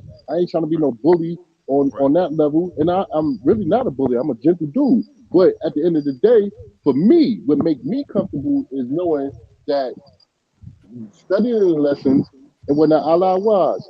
I respect you, man. I'm a link up and whatnot. But it made me comfortable as being a man and moving through life and doing the things that I did. Like, even with the situation that happened, Freezy everybody know, and whatnot, my sister and whatnot, it just gave me, I didn't just switch like that. I've been like this for like almost 15 years and stuff like that. So I'm not, how can I say, I'm not being aggressive or being arrogant about it, but it makes me feel comfortable as a man to know that I could be comfortable with saying what I'm saying and stuff without trying to judge nobody, because I'm definitely not going to judge nobody. I don't care what religion y'all are. And whatnot. I just know I got a brotherhood going on. And I mean, we got a brotherhood going on, and we all got to respect each other and stuff like that, whether, who we dealing with. And at the end of the day, my phone is open again and stuff like that. So that's where I'm going to go with that. And thank you, Dre, because Dre helped me out with some herbs and spices that's making my life preservation a little bit better and stuff like that. And I don't know if Dre is, deal with Islam or nothing like that. I just each one teach one for the betterment of our people. Dre. I ain't gonna lie, no disrespect to Dre belief system or his religion. I don't care. Do what you do, bro. You know what I'm saying? And if we connect on a certain thing, like if Dre was to just say, hey man, while we talking, this is such and such and such, and then you connect on that thing right there. I'm like, okay. Mm-hmm. All right, you know what I'm saying? Mm-hmm. I get that part, right? And so if BT, like me and BT rock, and BT like, yo, Uncle Freezy, I love when you say the attribute Haji helper to another God in need, he Allah, God Islam, as I proceed to civilize the uncivilized, word of wisdom to the groove from the wise. I guess I'm like the verbalizer for the fact I'm moving backwards. An Asiatic man is a dog spelled backwards. The maker, the owner, the cream of the planet, father of civilization, God of the universe. And so when Grand Poobah says these things, Grand Poobah says about 13 of 14 volumes of knowledge in that one paragraph. But to the untrained mind, you don't hear that. You just hear him rapping. Right? So when he says when Grand Poobah points out the creator, he acknowledges that there is a creator, that there is a helper, right? That there is a bunch of people that are uncivilized, right? He pointing out all these different type of things and wants you to understand, right, that the helper is there to give you the words of wisdom in a way that's palatable to those that are uncivilized. And he compares himself to somebody that was better at him that's doing it and talking on that plane of existence that we all occupy at the same time. And so when you talk about all these things, if he would have just said it in that way, you would have never got what he was saying. And it would have never hit. It would have never hit as hard. It would just be like, yeah, it would, yeah. So what do you say? So when Grand Poobah says a certain thing, like when Grand Poobah says a certain thing, it's the same thing I heard in church through the Bible. It's some of the same things, and I'm not going to get into my Illuminati part, but when in my Illuminati travels, I heard the same message expressed the same way, right? Right, and I'm kidding about the Illuminati stuff, man. I'm kidding about that. So my Illuminati people, don't be offended. Don't be coming at my homeboy with all that, man. Yeah, he meant it in the Doctor Strange way, not the in a very Doctor Strange type way. Yeah, in the next galaxy. Right. So Dre, let me ask you this: do you believe in the Illuminati? I can't. I haven't seen enough proof for me to believe, but I think there is like some sort of powers that be thing. But I don't know if I can call it the Illuminati. I'm gonna throw that back at you. I'm gonna throw that back at the rest of y'all. Do y'all believe it, BT and Bully? Okay. I was because I do believe there is some sort of powers that be. It's something going on. It's something in the pot. It's something in the pot. But I don't know if it's considered the Illuminati. Ain't the right flavor. But the same way that Unc just explained it as the helper, don't you think that there's other entities out there trying to help the devil and help God? I believe that. Yes. That fall under those categories as the Illuminati or any other type of organization. Because for me, it's all about perception. You can sit here and say you're this, you're that, but we're all moving in a circle. So one point we're gonna be ahead. Next point we're gonna be behind. What kind of circle we moving in? For me, it's an 8. It's an infinity sign.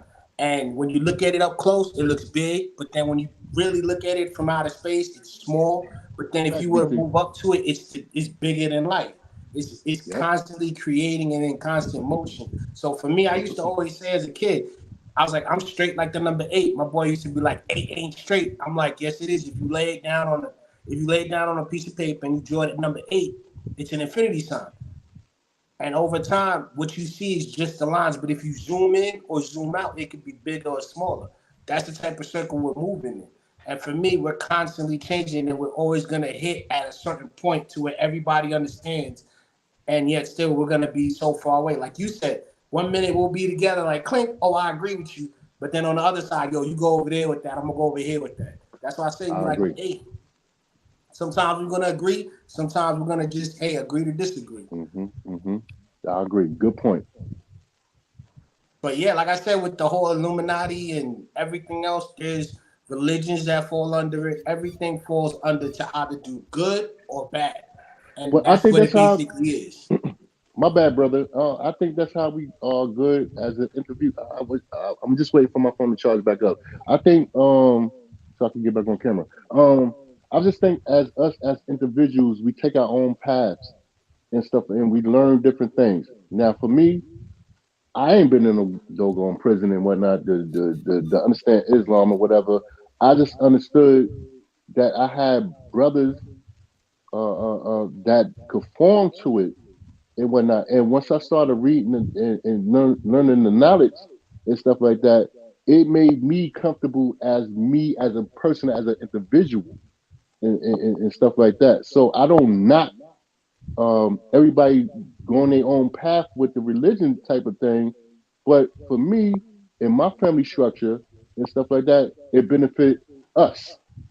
As long as I know it benefit us, and I know I can take care of my family, and I know I can take care of certain things and move a certain way, and I know my family know they can depend on me. Gods and earths and 5% Nation helped me greatly. It got me a good job. It made my mind steady. It made me think correctly. It made me meet good friends and whatnot. So now when you start revealing what your preference is as far as worshiping God or the supreme being, the most high, you know what I'm saying? The only one plus one and whatnot, there's no other. It made me move through life according to how I live my life and stuff like that. And I've been living my life quite well.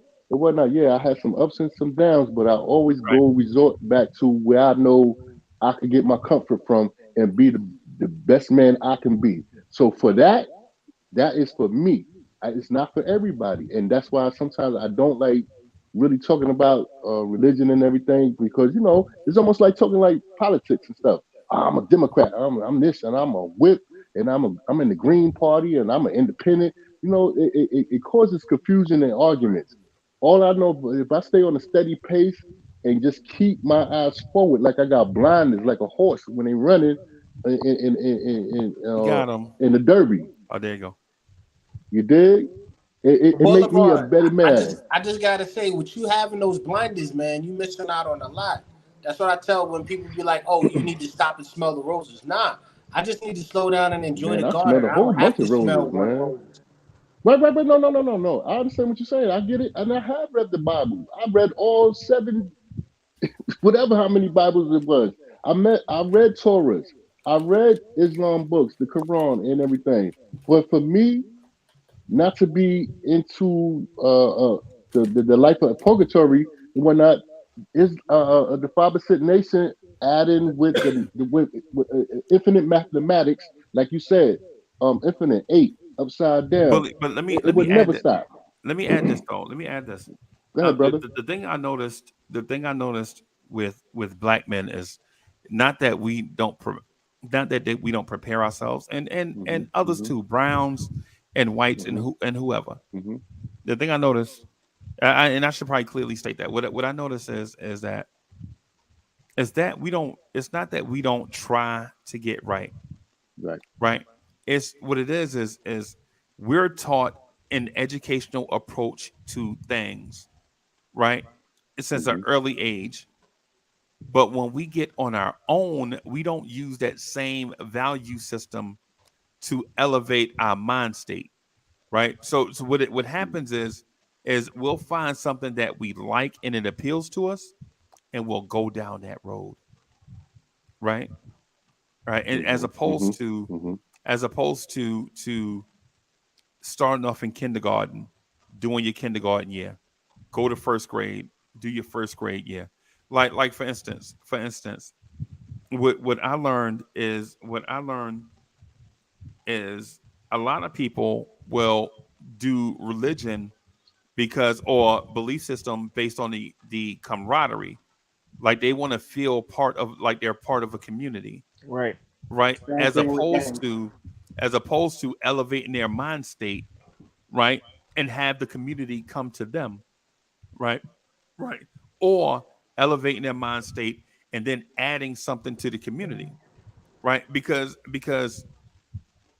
an example that I've seen is that in my experience with some members of the Nation of Gods and Earth and Christians is that they'll join, so they'll be a part of something, right? But they never add anything else to themselves or to the group, right? They just want to belong, right? It's like, and for that reason, a lot of our 5%ers, a lot of our Christians, a lot of our fraternal organizations, you know who they are, your Qs, your Deltas, your Kappas, your Alphas, your Sigmas, your Megas, other fraternities, like your Key Clubs, your Freemasons, your whatever society out there. We are losing valuable young people to street gangs, right? We have dudes that are 15, 20, 25, 30 years old that are gangbangers, that are a part of gangs to this day, right? Because their sense of direction is about belonging and being accepted by like-minded individuals. And we can't say it's not happening, because I did the research 4 years ago. I did a research 4 years ago. Like, man, why people not going to church no more? Why people why people are not joining the Nation of Gods and Earths? Why people not joining college fraternities?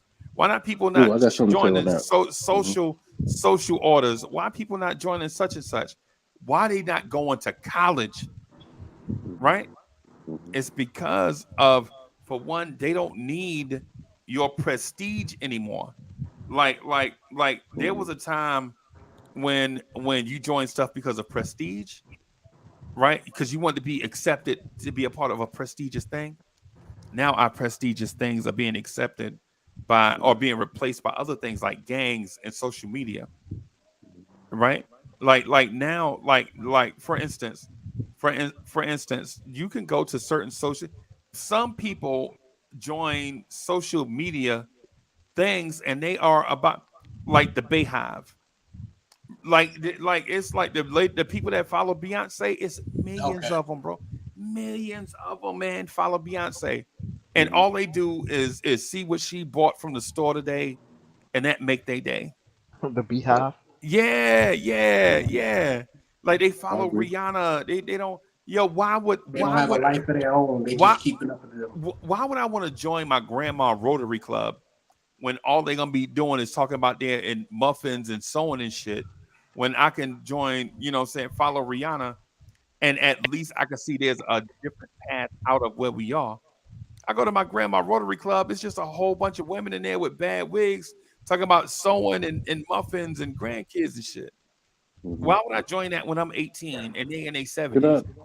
Can I just interrupt you real quick? And Freezer, you make great points, and I'm not denying none of that. But Willie, how many 5%ers do you see on a daily basis?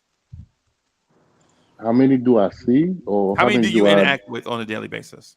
I interact with at least about 20. Well, now that I'm back in the city and stuff like that, and everything has transpired, a lot of my brothers have called me and stuff like that. And I mean, I don't want nobody to think that this is that and this is that, because this is not that and stuff like that. But I just understand that when you got somebody like the dude that faked his own robbery, and the church people was always stealing from the church, and they fucking in the church, and they fucking the girls in the church, and in the pool, in the pit, and whatnot. Dudes is tired. People are tired of that and whatnot. The churches. I just want to. I connect with a lot of people. Does that not happen everywhere though? Yeah. It happens everywhere. It does happen everywhere. Minister Elijah Muhammad was one of the Elijah Muhammad. Pardon me, brother. Elijah Muhammad was known to be making these girls pregnant and stuff like that. But it happens very promiscuous. Thank you, Dre. And it happens in the church. It happens in Jewish. Oh wow. Anyway, in Catholic places too. It happens everywhere. It happens everywhere. But my beef always be that we always point out. The Christians though. It'd be like everybody do it, but then everybody else point at the Christians, be like, "Ooh, see what they doing?" Mm-hmm. when it happens when it happens in the synagogue and all of that, and it happens over here and it happens over there, right? You quick to point that out and stuff like that. Not you per se, Freezy, not you. I'm just saying how everything goes down sometimes and stuff like that. And but at the end of the day, you just have to you have to be focused. You have to if this is what you're gonna do, if this is what you're gonna be, if this is what you're gonna focus on, you have to focus on it and try to live like Malcolm X said. All right, I understand homeboy did this, Honorable Elijah Muhammad did this, that, and the third, but look at what I'm doing. Or I don't want to say look what I'm doing because I don't want to be no dude on the front look at me, ooh, look at me. And when you just have to steer the course and be the course and be that operator, be that driver that brings it to the house and stuff like that. So if they messing up and they being corrupt and stuff like that, that's not on you, that's on them and stuff like that. You just have to be the man that you need to be and whatnot. And the God in you, like you said, receive the word. If you tell this dude, if you tell the Most High, listen, this is my heart and I'm pure with it and stuff like that, and I'm willing to give it up and stuff like that, He will bless you. So when it comes down to all this religious stuff, like conspiracy theory again, when it comes down to the religion stuff, we have to just stay focused and be one people, not in religion, but as a family. And if that's what you want to do, I'm gonna support you. You're a Christian, I support you. You a Baptist, Buddhist, whatever, I support you. Ultimately, it's about being a good person. Good, being a good person. Thank you. There it is. Thank you, Dre. Thank you, Dre. Basically, you gotta have a balance. And I know I'm a good person. I know I'm a good person. Whether I believe in the gods and herbs and whatnot, that still don't knock me if you call my phone and whatnot, say, yo, bro, da da da da, I'm still gonna be there as a 5%er helping out a Christian. It don't make a difference to me. But there has to be a balance. Like I tell everyone, you have to do enough good because you can't just sit here and say your life is perfect. That's impossible. I'm never gonna. There's things perfect. I've done wrong. There's things that other people have done wrong. The reason why I don't go to church is because I don't want my business to be out there like everybody else. Because everybody else testifies. I don't believe in testifying and telling the world my business. I think that it should be between me and God, and we work it out together. That's optional, though. No, I'm saying like some people need it. Like it's called therapy. Okay. Yeah. It's like therapy. Yeah. Like sometimes you need to talk to someone to get advice because you're not understanding. I'm not arguing that, but for me, it's like when it comes to church, I kind of growing up. That's all I saw, and even gangs. Like I saw people get killed by their own brothers. I've seen brothers can't even go to the same house together because they're in two different cliques. Like y'all grew up 14, 15 years together, but y'all can't sit down for your mom's Thanksgiving.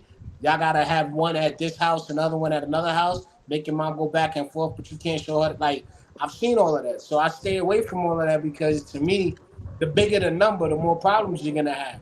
That's why I tell you, like everything we do is 1 minute you're gonna be a 5%er where you know everything. 1 minute you're gonna be a preserver of like I'm not gonna say nothing. Next minute you're gonna be just like everybody else doing what you gotta do because at some point you need balance. You can't always be on the throne. That's how you lose. That's how you lose everything. You always sitting on the throne, but people love sitting on the throne because it's the thing. It's like they all like my dad used to say. He's like, you can't be too nice to people because when people see that you're nice, they think you're sweet, and they always try to take your kindness for a weakness. They're gonna try to eat at you. They're gonna try to eat you because they think you're sweet. Like that's what I'm saying. They try to take your kindness for a weakness. That's exactly. And they just gonna keep coming with their hand out because they would rather eat the sweets than eat the veggies that they need that gives them the strength to carry on. That's all I was trying to say. So for me, I love religion because it's the different stories. Like I'm telling you, I've been to Afghanistan, I've been to Iraq. I've been in Hawaii. I've been. I can tell with that hat, man. You've been everywhere. You've been everywhere with that doggone hat, boy. I'm playing, man. I've been so many places that sometimes even here, I'm sitting here like, how am I still here? How am I breathing? Like, what is going on? It has to be some higher message out here for me. That's why I tell you, like, sometimes just being quiet is the best thing to do. Don't get me wrong. I ain't always quiet, but. I agree, man. There has to be a higher being and there has to be a higher calling out here for all of us. We just have to sit back and know when to talk and when not to. When to family, I gotta step off. I'm sorry, BT. Family, I gotta step off for about 15 minutes, man. I'll be right back, man. Something going on with my little I'm gonna move it along a little bit so that I can get Dre's opinion. on the Illuminati and Big Brother, because there is some Illuminati part, and there's a Big Brother part that I want to talk to you and BT about. Do you believe? I'm asking both of y'all this. Do you believe that the government is spying on every habitant on the planet Earth, and why would they do that? What do they have to gain? I do believe there is. I mean, there's also evidence of this, but there's a lot of spying being going on in terms of, I won't say population control, but manipulation of the behavior of the overall population. And it isn't just like when we say government, it isn't just like the United States government. If you go look at TikTok and what's going on over in China, there's a bit of a social currency thing going on over there. Like, for instance, in China, if you jaywalk, they have cameras that recognize your face. Yep. And then they use that as a social currency to dock you as being whatever. It's just a negative. It's like a thumbs down on your Uber, for your social currency. It's actually wild when we think about how things of that nature can control or alter or change your behavior, your pattern. Existence. Yeah. And it's, to a certain extent, like some of it, like I think it was initially done to, I guess, hold people accountable.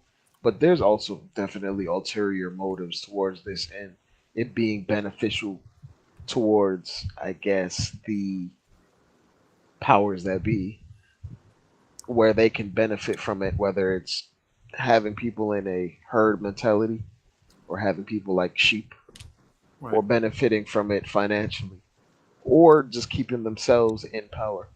There's a whole lot of stuff that goes on, and like the Big Brother, the only difference is, I think China is more willing to admit that they're okay with being the Big Brother, whereas over here it's a little bit more of a secret. It's closeted. It isn't as forthcoming. Well, what do you think, BT? I was gonna say, honestly, to tell you the truth, the big example of Big Brother is GPS. When GPS first started with Google Maps and you had MapQuest, it was to show you different traffic patterns and all of that. And then they started putting it in the cars so they could change the traffic patterns, start making better routes. But with that, it kind of got used to the pattern of where people were shopping, what people were doing. So that now anytime you like a McDonald's thing, you like 2 miles of a McDonald's, bing, up there goes a McDonald's on your GPS. Everything is to make money, but at the same time, it's like Big Brother is just trying to make life so much more easier for us, which is a good, but then also a negative because we become dependent on it. Like some people don't even know how to use a map. Like they don't know 6-point, 8-point, 12-point grid map. They don't know none of that. But I guarantee you, if you give them a GPS coordinates, they know how to get to where they're going. So we lose out on a lot of stuff that we actually were smarter for because, for example, calculators. We used to use the abacus. My dad taught me math on the abacus. That's another thing. Most people don't even know how to use the abacus now, but they know how to use a calculator. They know how to do the numbers on their phones. So for me, Big Brother is always watching, trying to make life easier. But the problem is people get comfortable with the technology, and when it goes down, all hell breaks loose. Rather than learning how to go back. I was gonna say a lot of the technology that you like reference. Funny enough, the military has had its hands in its creation, or their hands on having it 10 to 20 years before it ever actually gets to the masses. Like for instance, the internet, cell phones, the internet, or the idea of cell phones, or GPS, as you mentioned. GPS existed since like the 70s. Yeah. It just microwaves. Microwaves, yep. And what most people don't even realize that I think it was 1920, we had frequency hop, which is also used for crypto now. Like back in 1920, we had a full-on algorithm for crypto hop, for which frequency hop, which also turns into crypto. Same thing with televisions and microwaves. Like people, but that's what it is. That's why the military got such a high R&D. That's why nobody questions our military, because most of our military does the research and developments for big companies, and then they give it to, for example, GPS. GPS was military, but then once they actually made it commercialized, who picked up on it? Google Maps.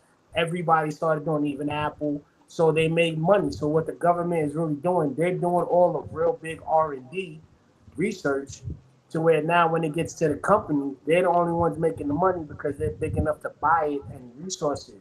That's why I said it's a good thing. But you okay with it? Me, yeah, because it helps us. You okay? You okay with Big Brother? Me, it to an extent, because sometimes it's annoying. Like when I'm in my house, I got to turn off my GPS because it's always tracking me. It's always like I can't even go somewhere without bring, bring, bring. Or like, for example, if I have an app, like what's that app called?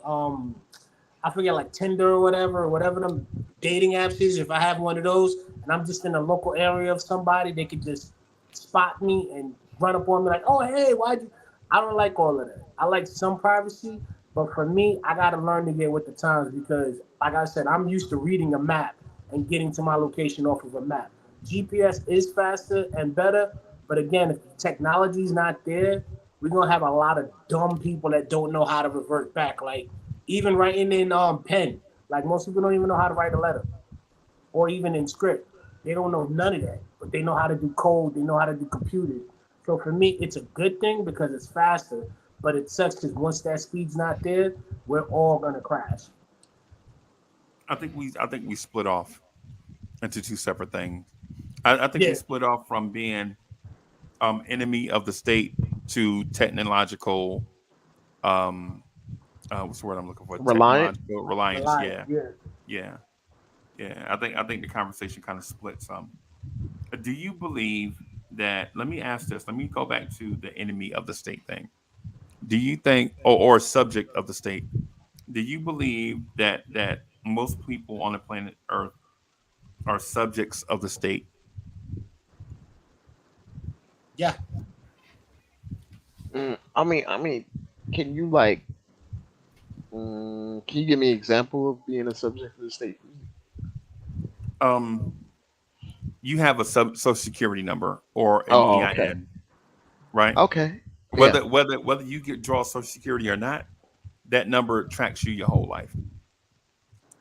Believe it or not, a lot of the people that have social security numbers never even get the opportunity to draw social security, but that number follows them every day. Mm-hmm. You feel me?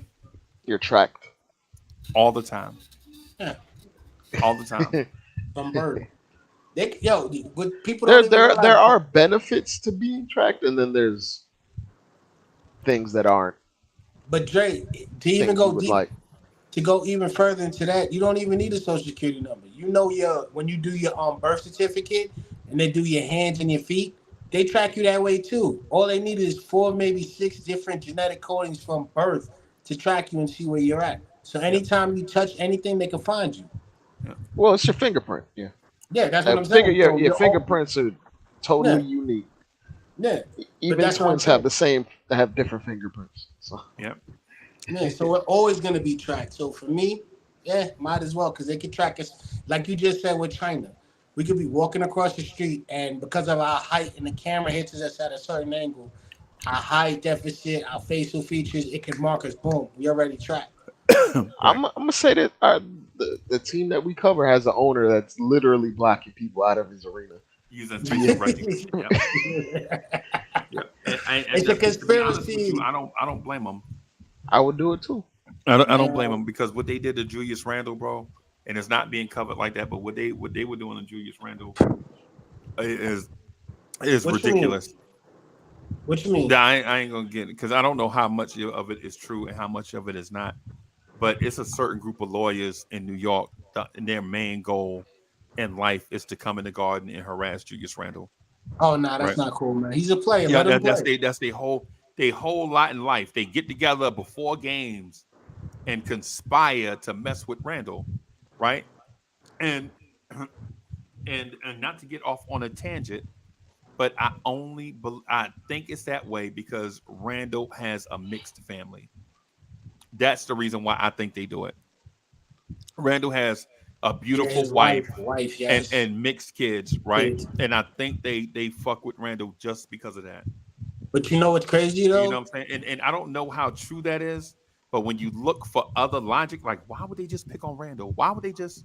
That's the only thing that stands out to me. Like that might be the only because in theory, Randall. Why else would they just pick on Randall? Why not RJ or Brunson or somebody? Oh, I thought the lawyers were part of I think they were like banning lawyers who were suing MSG owned entities from going into Dolan's like facilities. Like he was banning them from Radio City Music Hall. He was banning them and their families. Yeah, I thought it was based on he was banning them because of the thing that was happening with the rent. Like the root cause of it was a thing. Oh, I didn't know because there was a bunch of lawsuits going out to MSG owned like businesses and entities, right? And he was just banning the lawyers who any of the lawyers that happened to walk into his ventures or his businesses because you mean arbitrarily? Yeah, he would just straight up ban like they're the people that are suing his entities and companies. They have to hire lawyers, and those lawyers they might be picking a bone. They might be going into his place of businesses to look for things or anything of that nature. And then Dolan was like, "Yo, I'm just banning these people. Like, you're not gonna be able to litigate a lawsuit against me and come into my venue, even if I own a block in Manhattan." that's how I interpreted it, but I didn't know about the Randall part, so that's a whole nother angle. Yeah, so I read some, and what happened is, BT. What happened is they got on Randall so bad one game that Randall gave them a sign, and then they were all up in arms and all butthurt because Randall had enough of it. But see, that's what I'm talking about that I don't like. But you know what? The best thing, that's why I tell everybody, I hope Randall comes out and is in the top 10 for freaking MVP this year, man, because I'm tired of all that hate. I don't even know what for. He plays for your team. Why do you hate on him so much? It's crazy. Like, I didn't even hear this much hate when Melo or anybody else was here. Y'all just, everyone says Randall sucks. Randall's this. The dude's in the league. Let him rock. This hatred, I think, is because they honestly are mad because they see him better than what he actually is. Like, my teachers used to ride me all the time when I was a kid, and I used to come home mad. My dad looked at me and was like, the only reason why they riding you more than anybody else is because they know you have more potential than everyone else. But now that I'm an adult, I'm like, y'all just a bunch of bitter-ass people. Like, y'all just envious of a man that has the ability to do something. And maybe I'm wrong about the Randall thing. I read that like 2 years ago. Mm-hmm. Right. I read it. I read like 2 or 3 things and 2 or 3 years ago. Now the people that were putting it out may have been wrong, and that leads me to be wrong. I generally don't like creating narratives like with something that serious. Yeah. You know what I'm saying? Because once you get the ball rolling, that might make it worse. Yeah. Because then now you have more people trying to pick up on it, and it just keeps rolling downhill. But with the Red Randall, man, that's my dude. Like I said, I don't badmouth our players. I may say some players on other teams suck or they can't do this or that, but I still give them their respect because the only reason why, like, that's another thing I don't like too. Like, we can never have differences of opinion. It's gotta be, oh, we all like you, or we all burn and hate you on some back in the day vampire stuff where we gotta set you to the stake and burn you. Like, we can't just be like, yo, you're good, I don't like you, but we all just watch this game and enjoy it because that's what it is at the end of the day. It's entertainment. But that's true too. And the thing is, in New York, when things like this happen, it's front page news. But when it happens to Russell Westbrook, you know what I'm saying, it's news for a day or two and then it goes away. Yeah. Like the dude that got all up in arms because Westbrook sucked. Remember that? He feel like he can just say that during. And you know what? And what Westbrook was walking through a season ticket holder thing, right? As people that go to games, like as a person that go to a game a lot, I never get that close to like a Russell Westbrook or a Julius Randle. So the mere fact that Russell Westbrook was in the same room with a season ticket holder, should have been taken one way, and the season ticket holder chose to turn it in another way, right? And you know what I'm saying? Like, yo, you in a room, Russell Westbrook just walking through, you just like across the room from Westbrook, maybe 10 feet away, and you're gonna tell Westbrook he sucked and he's stealing checks and all that, and you're a season ticket holder? Yeah, I know your place at that point, man. Yeah. You gotta relax, man. You gotta understand. It don't matter. It don't matter if you buy floor seats or you sitting 3 rows up, man. You gotta show some type of decorum. It's an entitlement that people. That's exactly what I was gonna say. Like, they entitled because they pay a certain percentage of his, like, paying into the company. Oh, we pay your salary. No, you don't. You do not pay the whole $14-15 million. You probably pay 1 penny, not even the taxes, based off of his salary. So don't sit there and think that you better than him because you do some type of... And what do you get out of that? You get to go back and tell your homeboys that you shouted at Westbrook? Exactly. And then that's stupid. Then it becomes the story for the rest of your life. Oh, I told Westbrook he sucked. I told Westbrook off. And then what if Westbrook didn't say anything, right? I think it's wrestling, man. Yeah. Yeah, and so Dre, what if Westbrook didn't say anything? Now every time that fan sees Westbrook, does he have the right to continue to push the envelope more and more until he gets a rise out of Westbrook? That's I mean, Freezy, I know you've been to a billion games. You've seen hecklers come sideways in the most ridiculous ways, and because athletes usually just don't respond, they just keep going bolder and bolder and bolder. I think Westbrook deciding, yo, I'm not taking this, actually stops or curtails people from jumping out the side of their neck a lot of times, in my mind. But he never used to respond. Yeah, he never did. And so the first time I saw Russell Westbrook respond, and I've seen Russell Westbrook live, right? They would be killing Westbrook. He'd be like, it ain't nothing but fans. But when he was in DC and the dude went bizarre tried to spit on Westbrook, remember that? 2 years, 2021? And Westbrook with the Wizards? Yeah. Hey, you remember the Isaiah Thomas one? Where it was like some fans just like, oh, I wanted a Frosty. Yeah. Hey, look at the Malice in the Palace. Look at what they did there. Look at how they treated Ron Artest. Like, to me, it's like, because they view it as entertainment. They don't think these NBA players are real human beings. Yeah. Just because they may have paid so much money, they don't feel anything. And but the dude was up like 20 rolls. Let me tell y'all something, bro. Mm-hmm. The Malice in the Palace was the combination of a bunch of. It was the perfect storm. Yep. For one, Indiana was whooping Detroit ass. Heated rivals at that too. Yeah, and at the end of the game, Ben Wallace gonna flagrant foul somebody on Indiana at the end of a game. They getting blown out. Mm-hmm. Right, and I can't remember. I don't know if it was. I can't remember exactly where it was in the game. But anyway, Ben Wallace took it there, where Indiana was like, next time a dude from the Pistons touch us, we gonna scrap.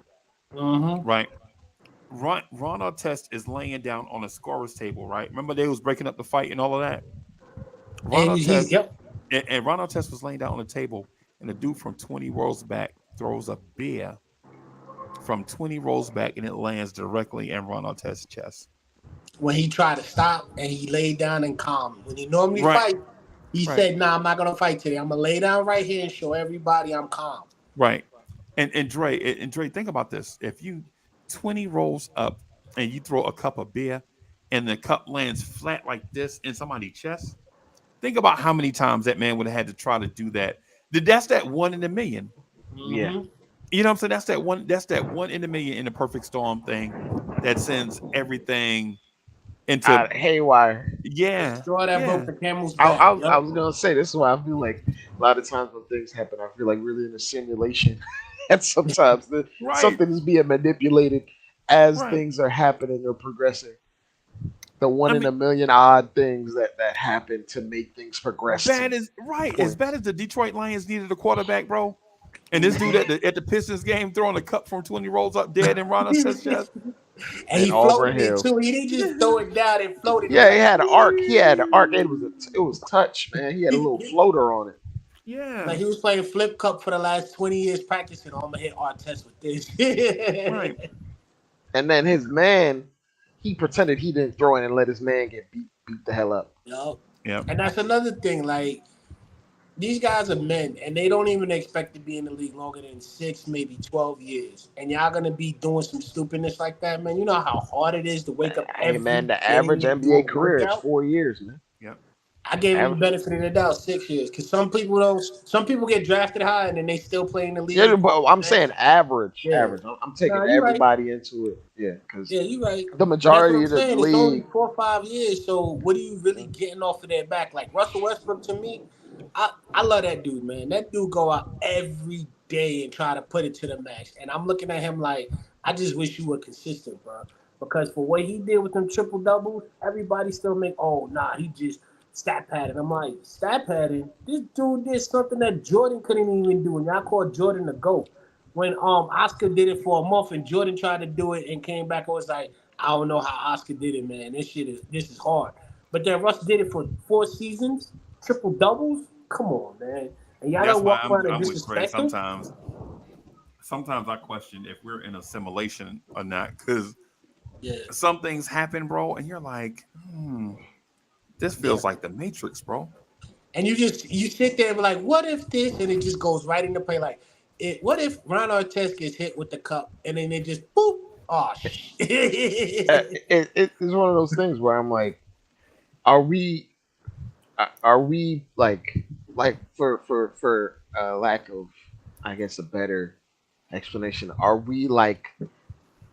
is this universe or this galaxy just on some intergalactic thumb drive on a computer bigger than we could even imagine, right? And we're just being processed and we're just being manipulated along, right? Or we're just letting things happen. Then certain things, if it wants to be manipulated upon by a power that be or a power greater than we could understand, could just intervene and just be like, I want to make this happen and see what the reaction is, and then I let it go. Right. Mm-hmm. It's funny, man. Because it ain't even just like. What's good, boss? What's up, Hector? Breezy, what's good, baby? What's good, man? How you been, man? I'm good, bro. Just cooling. I saw you guys were having this conversation. I'm outside getting my walk. I'm like, I gotta jump in and join the fellas on this one. Brian, how you doing? I'm all right, Dre, how you doing? Salute, you guys, bro. We are on such a wave right now. I have no idea where this is gonna go, bro. The Matrix took over, bro. I have no idea where we on the buoy in the middle of the Atlantic Ocean. Hold on, let me go get my aluminum foil real quick. I'll join the conversation. Yeah, man. Let me go to the bodega to get that. Yeah, man. Go get the wire rack so you can make the hat perfect, bro. Just wrap that foil around the wires, bro, to make it perfect. So yeah, get the Reynolds. Yes, please, bro. No Pathmark aluminum foil, bro. You know what I'm saying? We don't want to cut ourselves up. But anyway. Nah, I got the good one. So I don't know, Dre, the simulation thing is kind of crazy to think of the scope. But a dude told me one time, he was like, yo, our entire universe in existence, as far as the humans technology can see, is basically like a drop in all of the Earth's oceans put together. You know what I'm saying? And we can't see past a certain point because that is the outside of the bubble in which we exist. If we cross that threshold, who knows what would actually happen? If we cross that threshold, we'll enter into another bubble of existence. Yep. Right? And Marvel touched on that some when they were talking about the Intergalactics. No, it was something else they called an accursion or something. Yeah. Any of y'all watch Doctor Strange? I know what you're saying. When there's two different paths that collide with each other. Yeah, like two different bubbles come together or something. Yeah. And then there's only but into one. They merge into one. Yeah. It's similar to, I don't know if you see the Enter the Spider-Verse, but they allude to that as well. Yeah. There's only but so much room for a specific Spider-Man in a specific universe. So one got to go. But it's one of those things where it's like, and when we talk about like the idea of there being other life in the universe, I do believe there is, because it's just so vast and ever expanding. Just from a numbers standpoint, it would be impossible that there is no other life. It's just the way to get here. It's so expansive. Is like if someone if an entity possessed that level of technology to reach from across the stars and galaxies and other parts of the universe, there's like a hidden, I guess, gap in between the technologies to actually get there. Because if you possess that level of technology, there was something I was watching, and it was like, if you possess that level of technology to travel that far, there also is probably a chance that you could use that same level of technology to hurt yourselves. Yeah. So before we can even get to like the whole point of traveling to other galaxies and this and that and the third, if other smart beings were to get past that level of self-sabotage, they probably wouldn't be thinking of harming another life form. They probably wouldn't even be caring to do that. They probably would just observe. Dre, hey, I heard a dude say that already. Yeah. A dude said they are here and they exist in Antarctica. It's the reason why the governments of the world make Antarctica off limits. Not to hide what is here, but to protect those beings from antibodies and germs and things that normal people would bring to that group of people. They're saying that Antarctica is probably the purest place on Earth, and there are so many things that's why you cannot travel or even fly over Antarctica. You know, and it's also funny. That's our food resort too. They store our food for in case something happens. Antarctica got all our food to replenish the Earth again. So if we get another ELE and Antarctica ain't melted, we could go ahead and we could go there, grab some seeds, and we could have enough to distribute throughout the world. Most people don't know that a lot of the stuff that we reserve is in Antarctica because of that. The fresh water is going to be the most expensive things. Go ahead, Dre. But the thing about the Antarctica thing, there are hidden diseases and sicknesses for millions of years. Locked up underneath that permafrost and frozen. And when that gets melted out, you think COVID or whatever is bad. We don't know what could be unearthed underneath that. When you look at like the polar ice caps and shit and the levels that they're melting at, like what's frozen at the polar ice caps, that's rainwater, right? Mm-hmm. So if that's melted and it goes into the ocean, we know there's different levels of different materials in the ocean. You got salt water, you got regular water, and you have certain organisms or fish that can't survive in certain types of water. So if that extra rainwater it's unfrozen and it goes into the ocean, the whole ecosystem of the ocean is going to get fucked over. Because you'll start seeing fish. That's why beached. You see it now, Dre, right? Yeah. See it now, Dre. What I was going to say is, hey, BT, real quick. Let me just say this real quick, BT. If you have never seen where the Atlantic Ocean and the Pacific Ocean come together, they are two totally separate bodies of water with salination and all of that.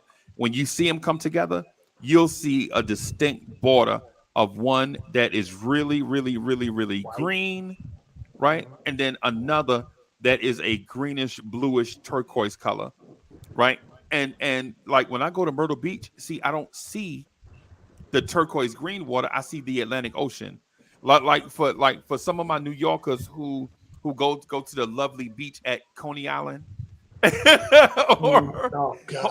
or Jones Beach, you know what I'm saying? Greenish turquoise. All we see there is the Atlantic Ocean. But for all our people on the West Coast, when they look out their window, they see the Pacific Ocean. But when you see, I'm gonna try to find a picture really quick and show it to you guys. of when they come together, what they look like, bro, it will blow your mind what they look like bumped up against each other, bro. But what I was gonna, and so just real quick, BT, the thing that Heck was saying, if those ice caps dissolve, right, the fresh water that goes into the oceans, it won't dissolve into those oceans. That water will stay together because of the salination. What it will do is push or sink down and push up salt water, but it will congeal basically and move together and displace the water that's already there. And what happens is, in that displacement, now you'll be seeing places, these beaches being like their beaches and things like that eroded because of displacement. That's all I want to get to, BT. Oh, no, yeah, and they weigh different. Like salt water is heavier than regular seawater. Rainwater is lighter than the other two waters. So it will have different levels because, if the salt water gets pushed down, those animals that can survive at 40 degrees, they can't survive at 35 or 30 degrees. So their environment, their ecosystem gets pushed down a level. You know what I was going to say? Based off all of that, I was going to say what actually prevents us from going anywhere, and y'all may agree or not agree, is gravity. Let's be honest. If we had the energy and the technology, so to speak, to force us into outer space, to keep going, because when you're in outer space, gravity isn't holding you down to where you can't create energy to keep going in one direction.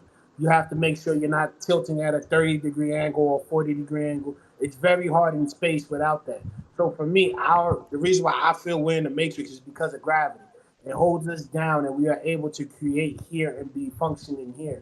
So if we're trying to go past our certain point, we have to not only defy the laws of gravity, but we also have enough energy to go past the speed of light, which is basically going to get us into that other area. And even still, I don't even think that we'll still get that far, because I really don't think oh, that's beautiful. I don't even. Y'all see that? Y'all see the picture of the two oceans? Yeah. The two oceans where the two oceans meet. Mm-hmm. Yeah. I don't ever think I don't think we've actually been to the moon, because the amount of time it takes and the amount of energy and the type of math that we need. Because like I said, all it takes is there's nothing that's gonna keep you going straight in line. Like here it is on Earth. Like you can make a car go straight because of gravity. But when you're in outer space, you rotate at a different axis. There's nothing to keep you constructed.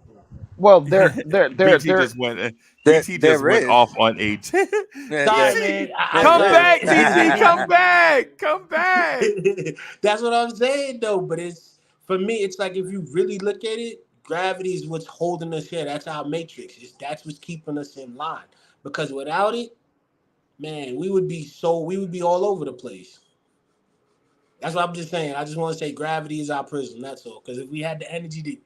Dre, what was up? You was gonna say something? Oh, damn! Dre got stuck in the Matrix thinking about gravity, bro. That's what that was. Nah, I'm just, like I said, you need energy, and I'm telling you, if you really sit down and think about it, if we get past that bubble, will we be able to get back? No, because so much time would have changed and been different. We not getting past. We're not getting past that, bro. Man. You as a human will never get past that, bro. Like the reason why, and I know you said what you said about the moon or whatever, but the reason why there hasn't been an advancement when it comes to gravity or anti-gravity technology, there's no need for it. Right. Exactly. When we went to the moon, there was a Cold War that was going on. So who was going to get to the moon first? Right, so there was a superiority complex when it comes from the U.S. and the USSR. That's the only reason we got to the moon, was because of the war that was going on around it. My bad, I stepped away, Brian. It wasn't for science. It was literally to have like a dick measuring contest with another country. Yeah. But what I'm saying is for us to get there, the amount of time and distance, it's like it would have took us longer to get there. That's why I said I just think we went to another satellite spot, because if you look at most of these places, that's basically where we're filming from, because for us to get to the moon, it's going to take us at least, I think the last time I checked was like the moon isn't as far away as you think it is. I'm talking about the amount of energy, the amount of time and everything that we have to do. One thing, when we talk about gravity, the reason why the moon is where the moon is because of the gravitational pull of the Earth. The moon doesn't, both. Has gravity too. Yeah, the moon has gravity too, but not nearly as much because it's smaller. It's 1/6 the size of Earth. Yeah.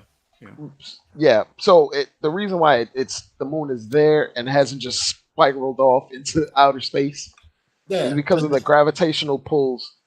And when we talk about like these spacecrafts that make it up to the moon, they're not straight shotting to the moon. They're literally using the Earth as like a slingshot to spin around over and over. And they're going so fast that they rotate around the planet multiple times before they actually get to the moon. That's the thing. So I think I believe we actually went to the moon, but the gap between getting from the moon to other parts in the solar system is so vast and difficult, and that's where it's really hard because just getting to the moon is difficult, but like launching a satellite or having a rover on another planet, that alone is very difficult. But let alone trying to put humans on those places. Okay, I understand that, but to get to the moon is cool. But how do we get back? That means that everything that we shot, like when you look at the moon, I mean, like when you look at the rockets go into the air, all that stuff that they're shooting off is gas and tanks and everything, so that way they can get into the Earth's atmosphere. I mean, out of the Earth's atmosphere into the moon's gravitational pull. How do you have the energy to revert back to come back to the Earth? That's what I'm saying. I really don't think that we had enough technology. Well, the gravity on the moon is the reason why. And I'm sorry to cut you off, BT. I apologize. I didn't mean to. I'm just asking. So it's like, all right, cool. If I weigh 270 pounds, right? If I go on to the moon, according to like what the sources that's out there, my weight would be 1/3 than what it is right now. So I'll be able to jump a lot higher than I could on Earth. If you use a gun and you shoot a gun on the moon, that shit is that chain reaction, because it takes less energy to get from the moon. And the word in the phrase I'm looking for is escape velocity. Yeah, you need less escape velocity to leave the moon. Okay, and there you go, Freezy. Look at those big ass Scrabble words you use. Yeah, man. And then the other thing too is you don't have to have a direct shot at Earth because the Earth has gravity. If you get within range of Earth's gravity, you can use less fuel in space because space is a vacuum that doesn't have friction. Yeah. So all you have to do is get coast. Essentially coast. So it's riding the wave. Yeah, exactly, Dre. It's not like it's BT to make it simpler. It's not like you're not flying back to the Earth. You're falling back into the Earth. Right. If you understand that, because you're not trying to propel yourself to go to another planet outside of Earth and the moon. You're trying to fall back into the Earth's gravitational pull. Okay. Whereas when we leave the Earth, there's a reason why we need so many rockets on the back of these spacecrafts just to even leave because of the gravitational pull. Yeah, and the escape velocity is you got to move at 80,000 feet per second to escape Earth. So a human being is never going to be able to jump out of Earth's atmosphere. Yeah. And that's why there was 11 different Apollo missions before that one that actually got to the moon because of trial and error, and they sent the monkey up first, and that shit blew the fuck up with the monkey on it. Right. There's math for all of these things, but even when you have the math, you got to keep trying over and over till you perfect it. Otherwise, you just fail. Because it's an exact science. To me, it's like it looks like it was. I see what you guys are saying. It's harder to get from Earth to the moon, but it's easier to get back as long as you fall within the Earth's gravitational pull. But what I'm saying is how do we know what the exact number or what it was if it took us, like Hector just said, we did 11 missions before we even did that, but we did it on a third. We came back after that one. Like we failed a lot. Yeah. So, we failed a lot to get to that point. Exactly. So, that's just to get out is what I'm saying. So how do we know what we needed to do to get back in? Maybe now I can see it. Well, the thing is escape velocity is easy to determine. Okay. Right. But the equipment that you use is not so easy to determine. So say for instance, if you felt like you can escape Earth's gravity at 80,000 feet per second in aluminum foil, what you forget about is barometric pressure. So as soon as you get up in the atmosphere and your pressurized things are not strong enough, then you explode. The cabin, yeah. That's the why cabin.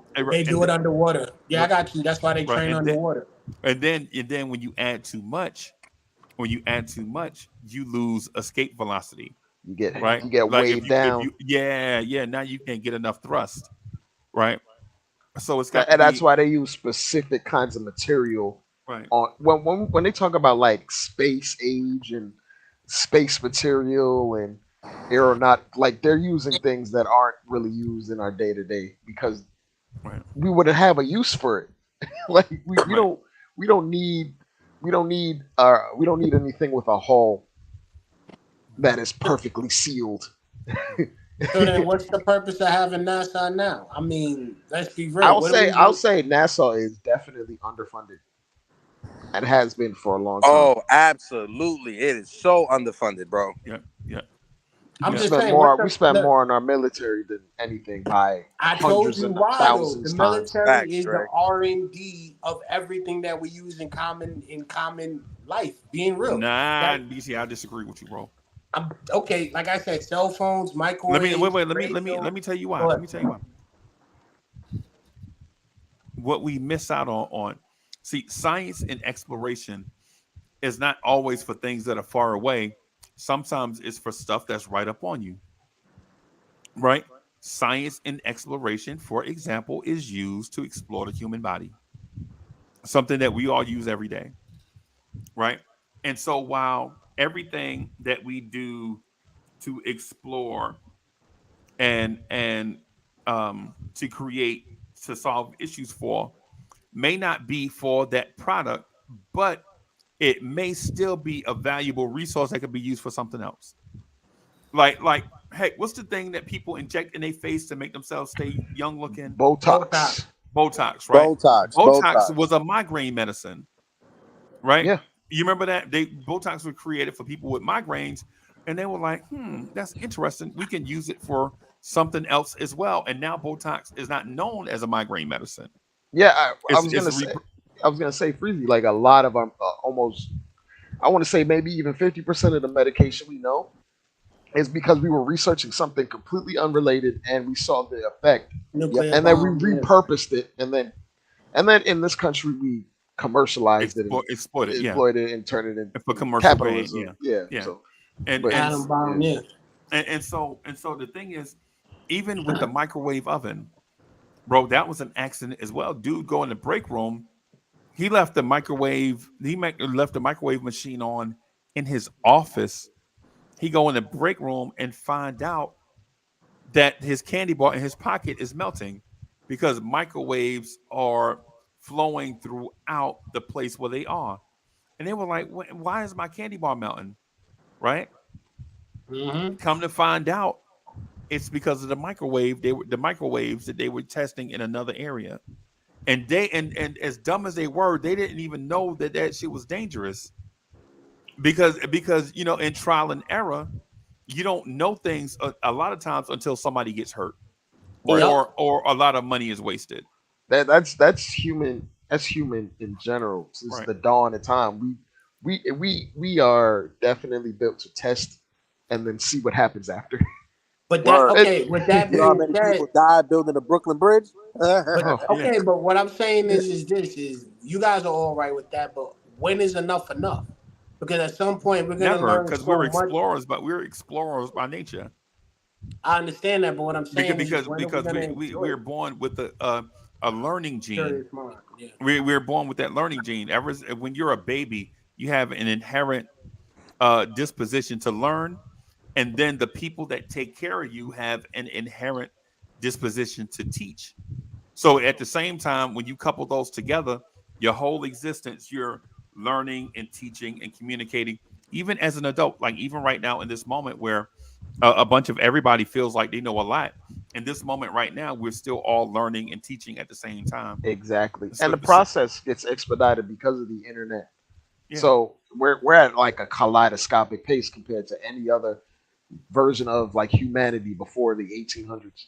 Like, yep. We're flying at this point. Yep.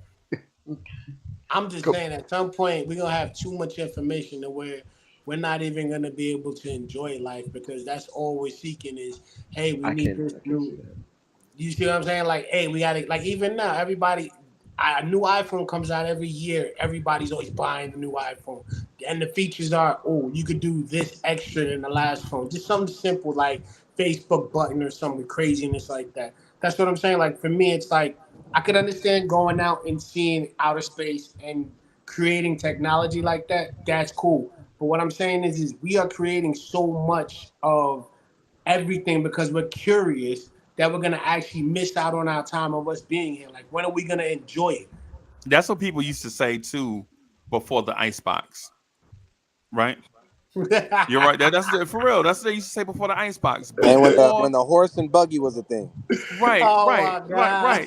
God. like before the icebox, people were like, "What do we need to store food for Tuesday for? We need to eat fresh food, right?"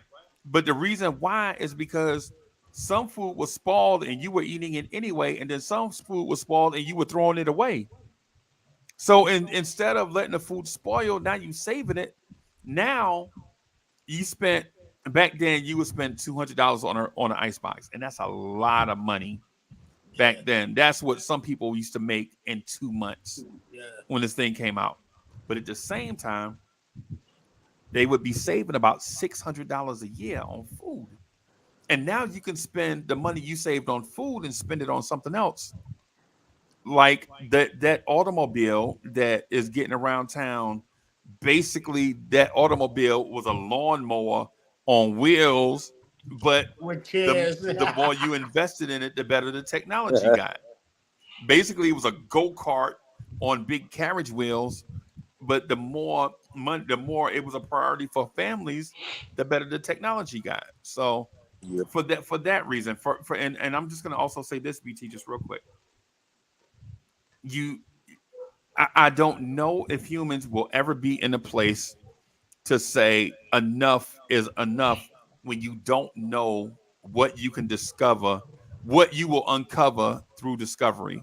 Mm-hmm. Right? If we say, for instance, we go to one of Jupiter's moons, we may be able to find cures to things on Earth, right? That just simply don't exist on this planet, and that we never knew existed. That could have saved millions of lives.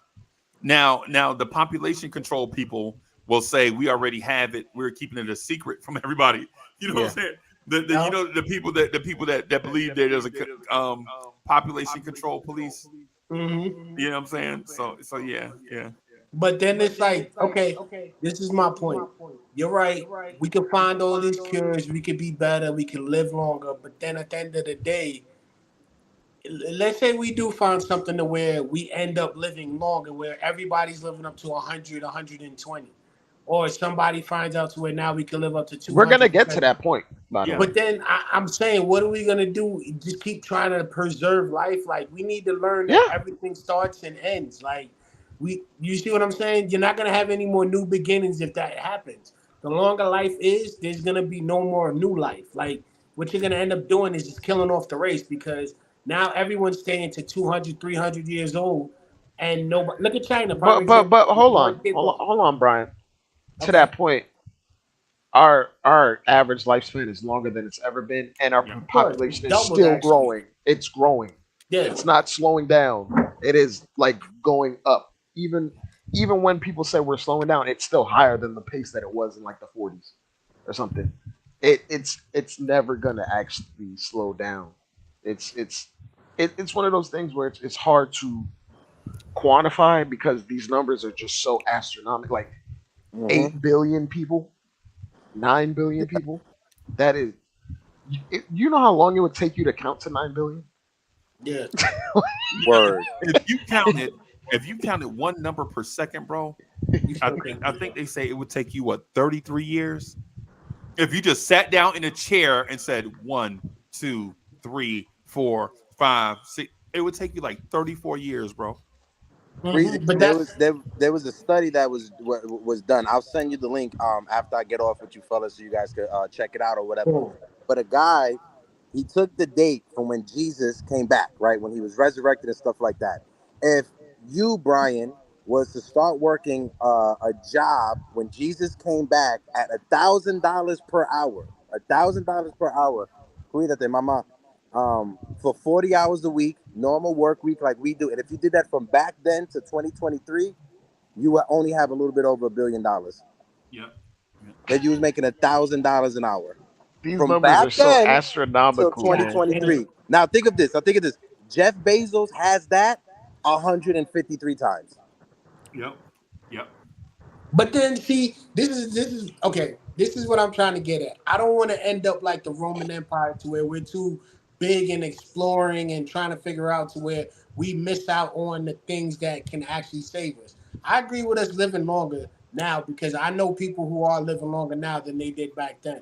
But at the same time, like my great grandmother lived to see 95 or like 91. God And I bless her. had people Yeah. but there's like that's what I'm saying. Now I don't even see people hitting the age of 50. So it's like this. Really? Some of my people I would have say, not hit 50. Yeah, some people. you might be. It might be a specific demographic that you're thinking. But that's what. Okay, good point. But what I'm trying to say is this: I just feel that with all these creative minds coming into play, we're gonna keep getting bigger and bigger.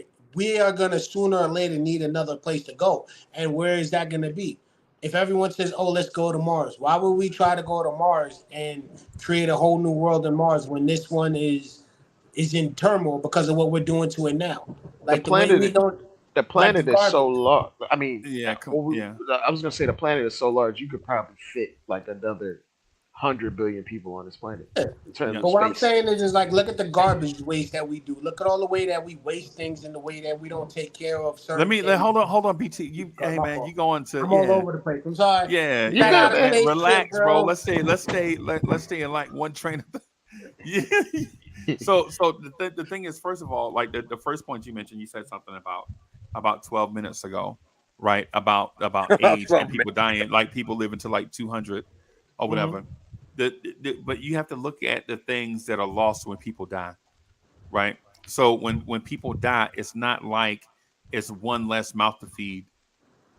All the knowledge of that person, for the most part, goes away forever when that person dies. Now they'll probably leave as much as they can to everybody here.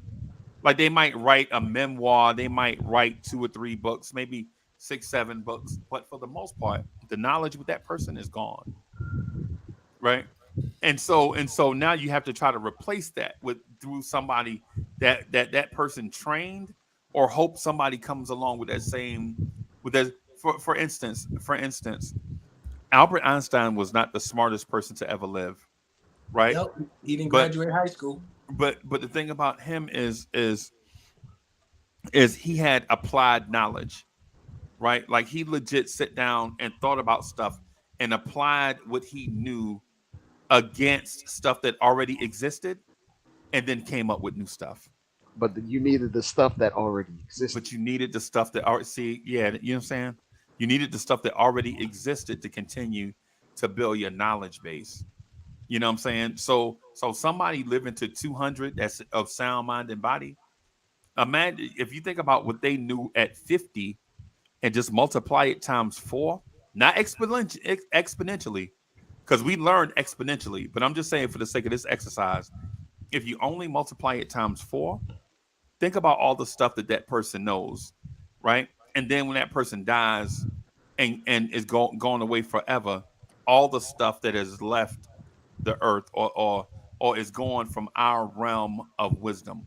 Yeah, I was gonna say, Freezy, like the printing press did so much in terms of saving information. Right. For that time period, it was what the internet is for us now. And then it spiraled and spiraled and spiraled, because if there was no printing press, the people finding what electricity is, or the idea of it, and harnessing it and passing it on to future generations, it would be virtually impossible. You can't word of mouth everything. No, you can't. And when I was working as an intern in the 80s or whatever it was, I used to have a miniature printing press on my desk. I would press some keys and then I would slide this big bar back across the thing, and then type, and it would put ink on paper, and then I would snatch the paper out and look at it, right? And then I would press keys on that miniature print and press again. And it's the precursor of stuff like the internet. Like a typewriter, Freezy? Yeah. Oh, that's what they called it?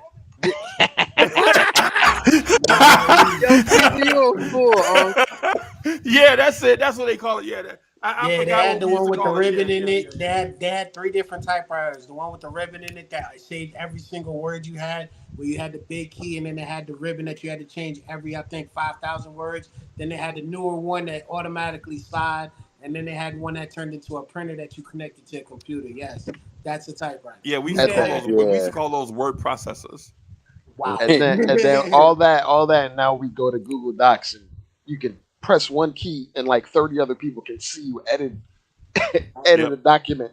I ain't gonna front though. The typewriters was G, yo, because if you didn't pay attention, actually printers now, most people don't even know that everything that you print on your printer is saved onto a hard drive to where that it's actually photocopied. So even if you wipe everything off, there's an external hard drive, a miniature hard drive of I think like 25 gigs that has every single image that you have printed out. So be careful when you give away your printers, bro, or when you donate an upgrade. Listen, Brian. I don't be printing the shit that you be printing out to be worried about. All right, bro? I'm joking. No, I'm just letting you know because I'm just fucking around. I just love to fuck around. I'm just letting you know because I worked at a printing company and we found that out. Like we would see people's taxes, we would see people's like information, and I was Social Securities, like, probably. Exactly. So I'm just saying, like, make sure you remove that hard drive and be careful. But it's just like, and it's funny because now that I think about it, you guys are right. Because the printing press, and then look at the printer right now. The printer does exactly what the printing press used to do, but it's faster and it comes a lot more smaller, and it does a lot. Skips more. A whole lot of steps, but that's and the whole. Skips a whole lot of steps. So yeah, I kind of see what you guys are saying. That's like the whole points of like the age of information and things of that nature. Everything is supposed to be expedited. You're supposed to skip steps. I just don't want to come to a point where we just like we got everything and we like 10 years everything old, at the snap of your fingers. Exactly, or like we have androids running around because then I'm gonna be like we all gonna have to go to war because we almost there, bro. We almost there, bro. At some point we're gonna have to see who's the strongest species because like you just said about challenging and always exploring. Don't get me wrong, if we have robots helping us out, that's cool. But at some point, I don't think we're gonna be combative against each other. We're gonna be combative against the androids. And then what? You see what I'm saying? Like it's too much that we're learning, and it's a good thing to learn, but it's like you're learning at a faster pace to where you're not even really paying attention to what you're creating. Like for example, the little iRobots that are Bluetooth connected, that stuff connects, or like you said, Siri. BT, we about to go from typewriters to Armageddon. That's what I'm saying. That's what I'm saying. BT's mixing in every one of his favorite I mean, we got Terminator, we got Andromeda, we got everything. No, I'm just pointing out. Just ensure that it's not a one-way conversation. Is what I'm saying. Is what I'm saying. You got a panel. You know what I'm saying. Everybody want to rock, man. Just allow some time to everybody chip in. My fault. I lost it. The conspiracy theorist in me came out. Sorry. Nah, you good, bro. Listen, I get it, BT. Trust me. Like, go ahead. Jay. I don't know. I went back on like the simulation thing. You know, like a black hole is really a gigantic thumb drive. It's a big warping thing that has information stuffed and crammed inside of it, right. But you don't actually see the original form of the things that are stuck inside of it. It's kind of like if you had a thumb drive, you have pictures and documents and all types of stuff that are inside of it and data in ones and zeros, almost binary. Right. But it's not the original form of what it was. It's just stuck in the form of data. That's essentially what a black hole is. So I'm kind of terrified to like think of what exactly is in a black hole or the other end of it, because these holes are legitimately their points of data. It's the original form of whatever got into it was extracted and stretched And around the edges of a black hole, it's determined that that's where all the data resides. Right. In terms of things being ones and zeros and binary, it's actually kind of it's mind warping to think about these things, because like a black hole is like something that's just moving in outer space at the speed of light. Right. And they have their own gravitational pulls. Yeah, I just think like when it comes to like black holes and stuff, I just think it's science that we have yet to been able to like understand, right? Yeah.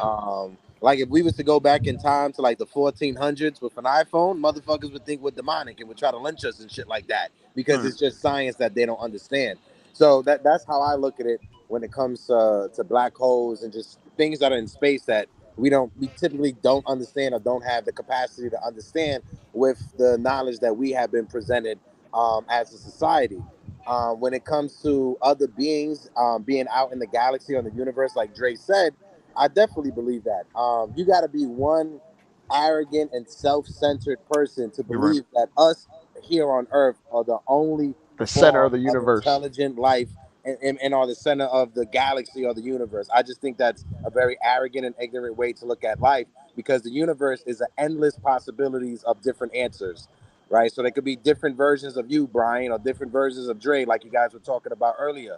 Right, on Earth, oxygen is what we use to breathe, but on another planet, it could be water, it could be something else. We developed in a different, we developed in a completely different way to survive.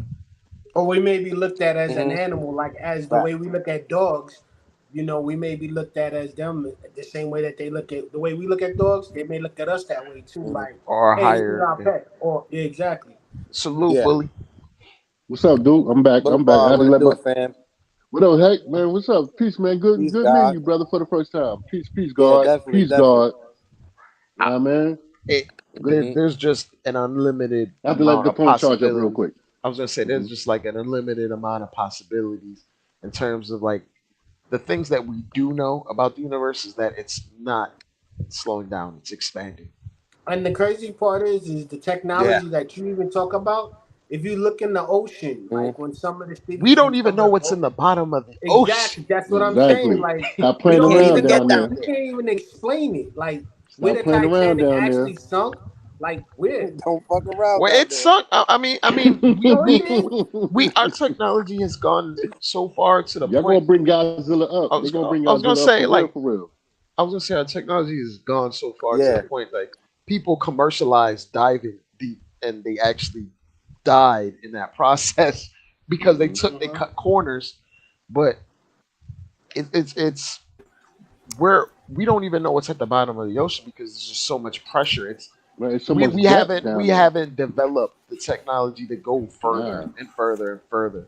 We do know what they say about the submarine. It imploded in itself, right? It imploded because of the pressure. Because of the pressure, the external pressure on the outside. Because when you go that far down, there's no oxygen. There's nothing but forced and pressure.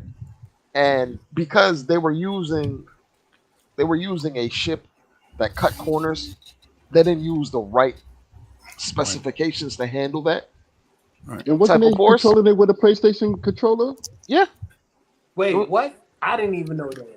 They were using a controller. They were using a controller, a proprietary. I mean, but if you go in the military, they use controllers there all the time. All the time. Airplanes. Yeah. It's just ergonomically, it's easier for our minds to grasp something with an analog stick. Right. You figured that out, but they use that down to those levels underneath in the water that far. But the problem, it imploded because the hull went on multiple trips, and then it started developing micro cracks. Right, but then the thing was screwed from the inside. They screwed it from the inside, not the outside. The inside they screwed. Yeah, you're supposed to do that. Either way, but that's not the reason it imploded. It imploded because I know because the pressure. Yeah, the pressure, but it went on multiple trips. It's just these things sustain damage every single time you go down, and eventually they went on one trip too much, Yep. And it took is just one tiny crack to get a little bit wider. And that was a wrap. Yep. And that was it. The whole thing just crushed itself. I don't know if you've ever seen like a gas tanker or even a propane tank implode on itself. Yeah. But that's essentially what happened.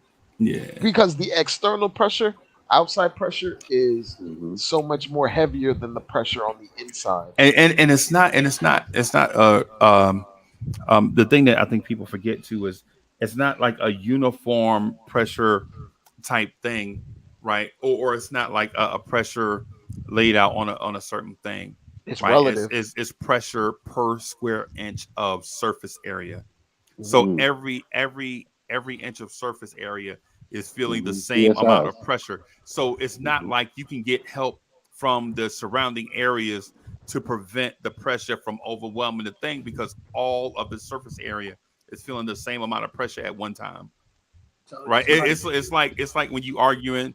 It's like when you get in an argument with your girl at your mama house, and all her sisters and her mama jump in. You know what I'm saying? You up from all over, left, right, center. You going down. You going down, You ever been like that? Your girl be in a bad mood, and then you go to her mama house, and then and then her sister jump in, the one that already didn't like you, and then the one that's the one that's best friends, the one that's best friend with your girl. Yep. You know what I'm saying? And then the mama is like, I don't care what y'all talk about. Don't y'all bring that mess to my house. And then, you know what I'm saying? And it's like, you know what I'm saying? All these different type. Yeah, it's like that. So, yeah. And then she calling for backup.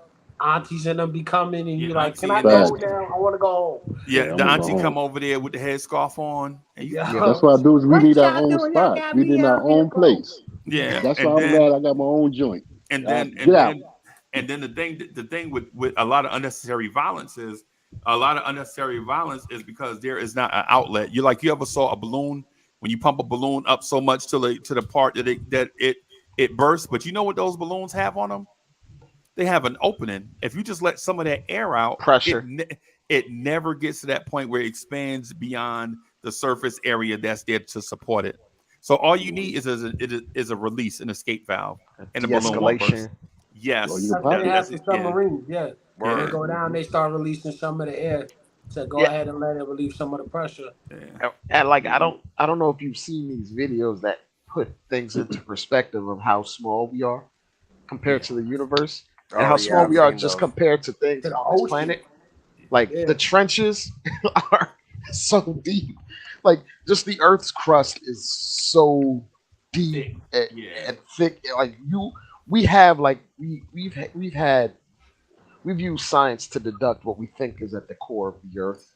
Yeah, but ain't nobody's ever gonna actually get there. Because if you do, you're gonna die. So you're gonna die. Yeah, right. That's a right. Because if you can't handle the ocean, bro, you can not even imagine the Earth crust, bro.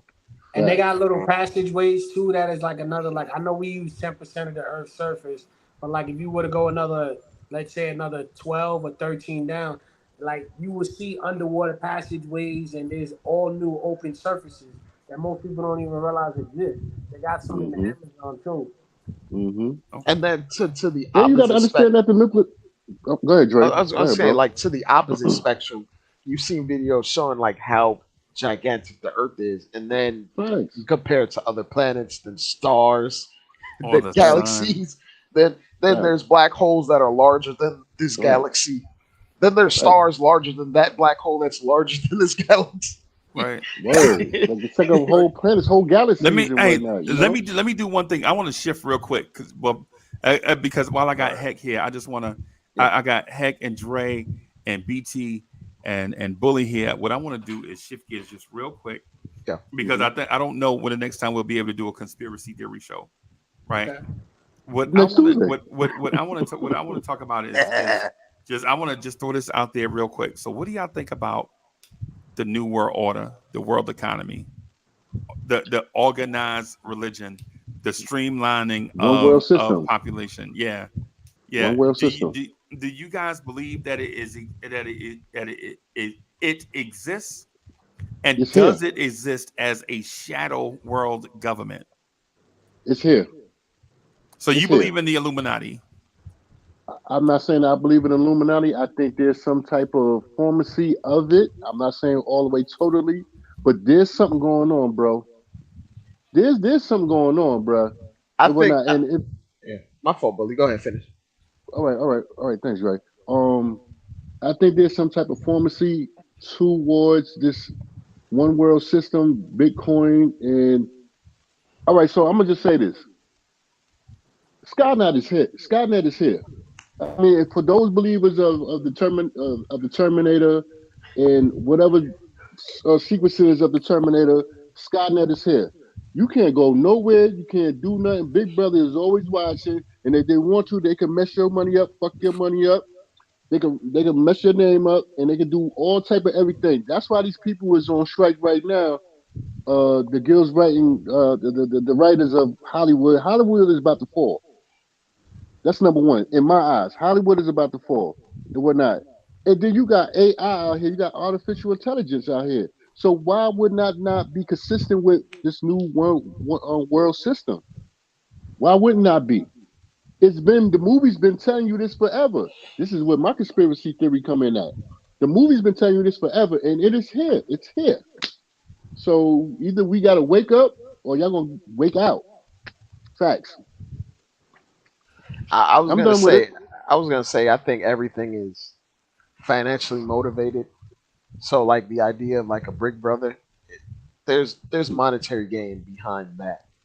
Or watching what people do, or watching the behaviors of people do, or even trying to control how people think.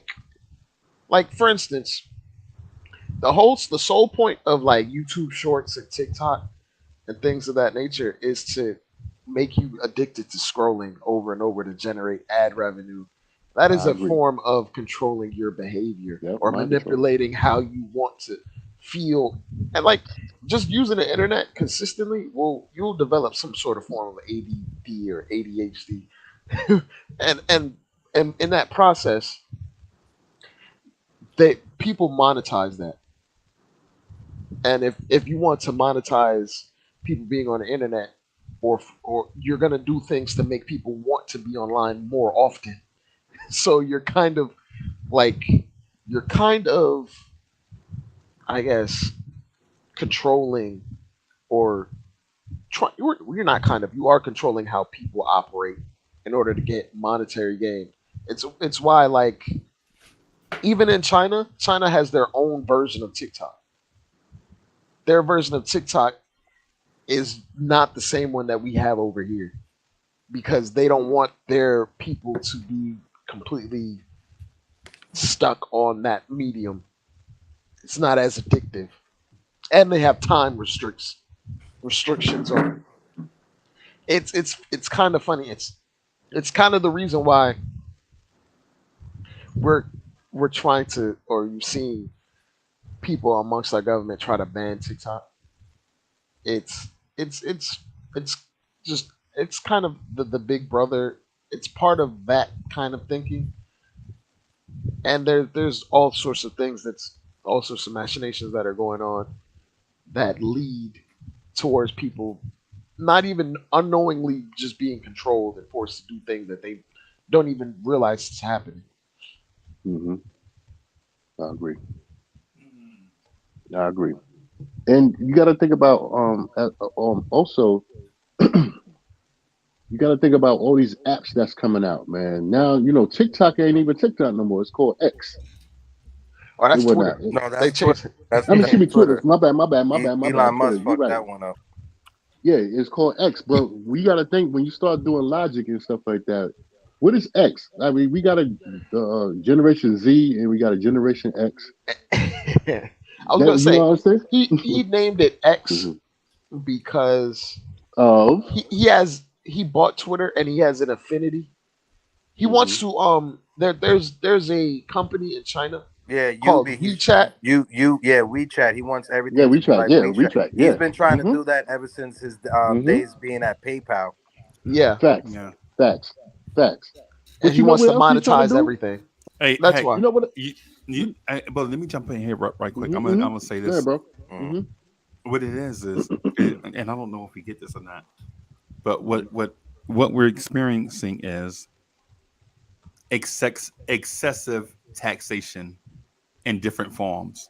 Like when you look at certain things, when you encounter paywalls for everything, think about all the stuff that you encounter that you encounter a paywall that's not a service, right?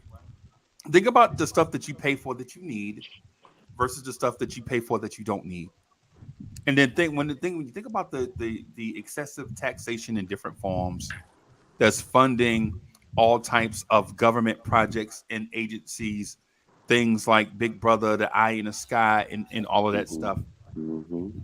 Right. Think about how these apps are being manipulated by billionaires. I was trying to get to that about an hour ago with BT.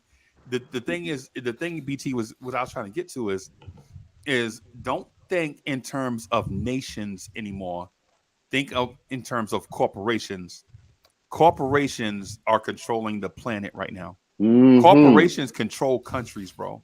You know what I'm saying? And Meta, if you Amazon. if you think about like the very, very big picture, if you think about the very, very big picture, right? A company the size of Coca-Cola would probably be a top 100 country if they decided to do so. Did you know Coca-Cola's police force is bigger than the police force of the city of Atlanta? Ain't that crazy? Ain't that crazy? That's wild, right? To even fathom that. Do Right. you know what corporation trains the police force in the United States? What corporation, what U.S. corporation trains the police force? I thought it was the military, but no, Target. Target, yeah. What? Target. He's right. Yeah. Target. Target. He's absolutely right. Yeah. Target.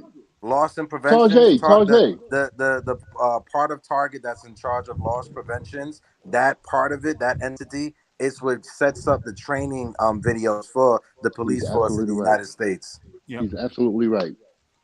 So Hector, you telling me like me paying 99 cents for this app for me to get this little for like a video game or something like that is contributing to all of this?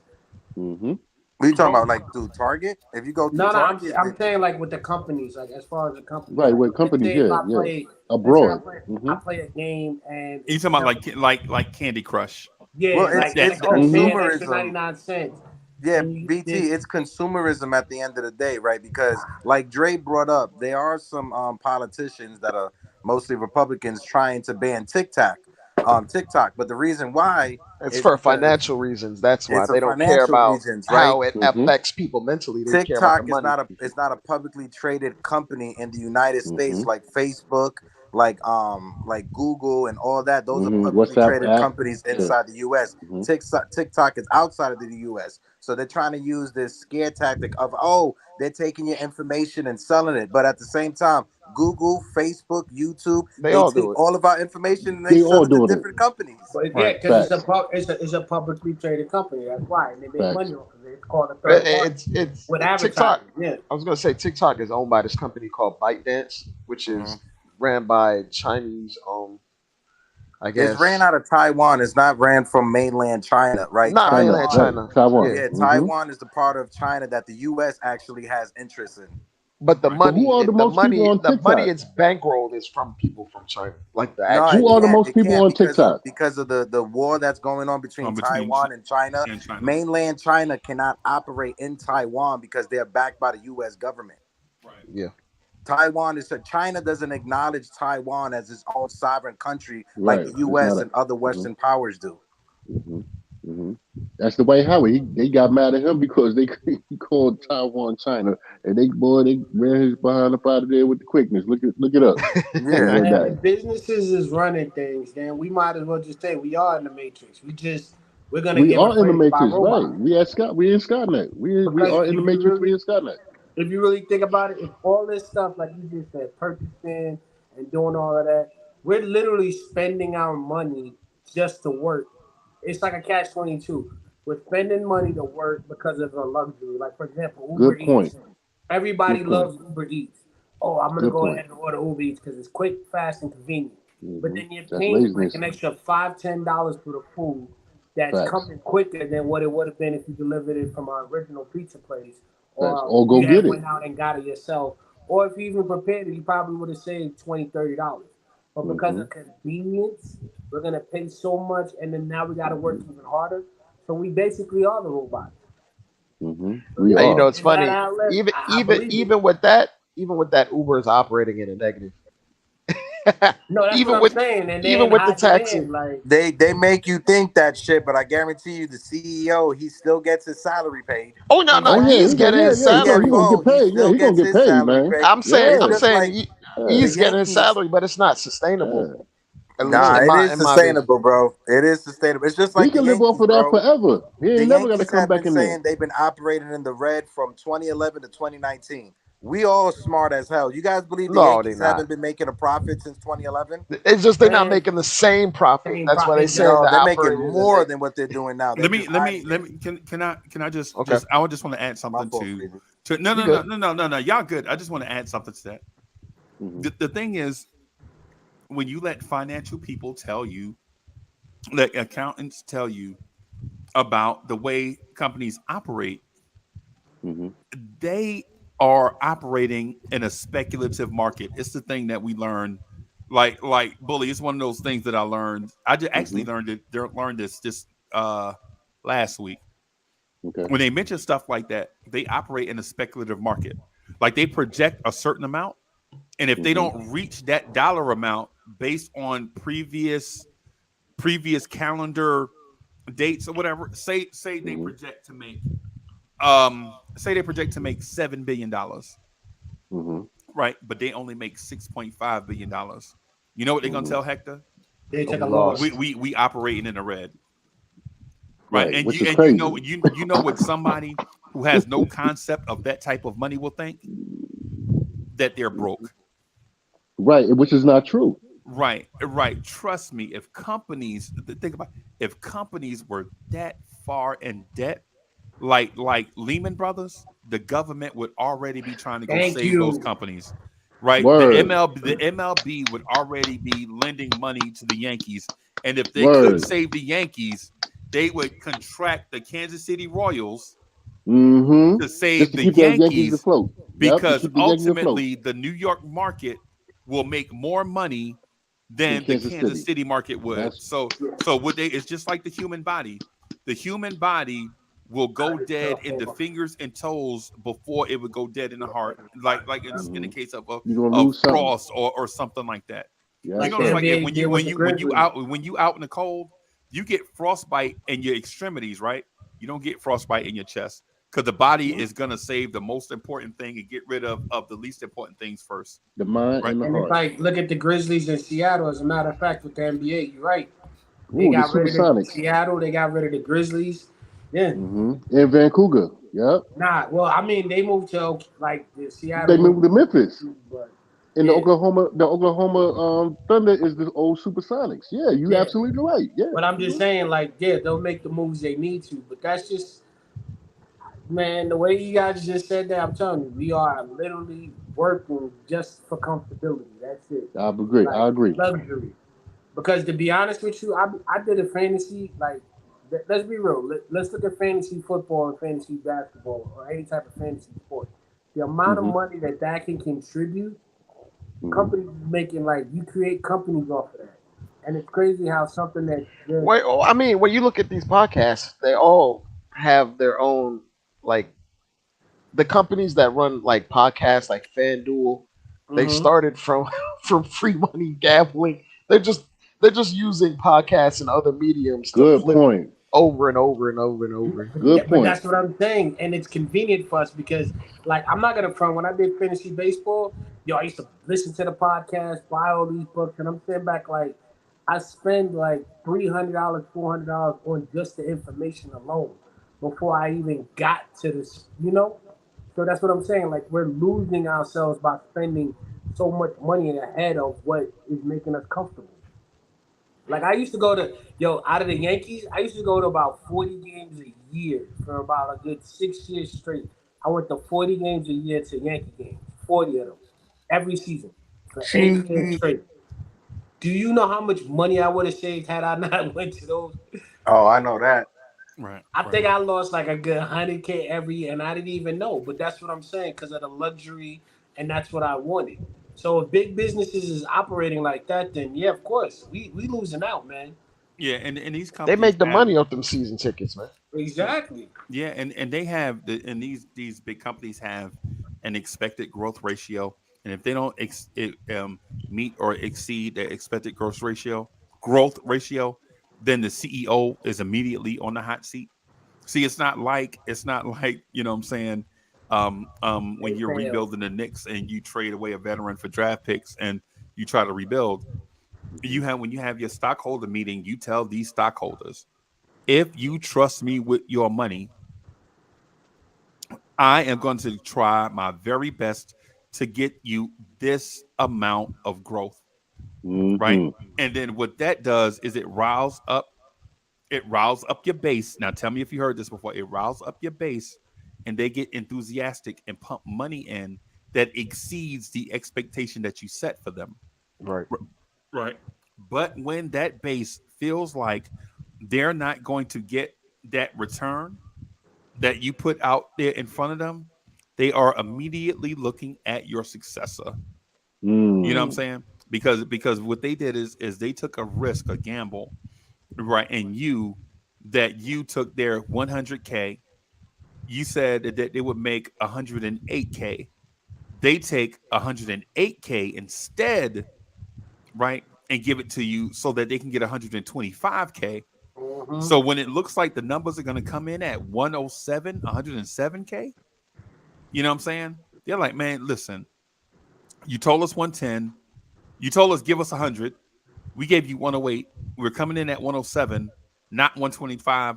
We got to find a guy to save our money because what happens is nobody loses money, right? In a global economy, there is only a certain amount of money and it's going to go back and forth.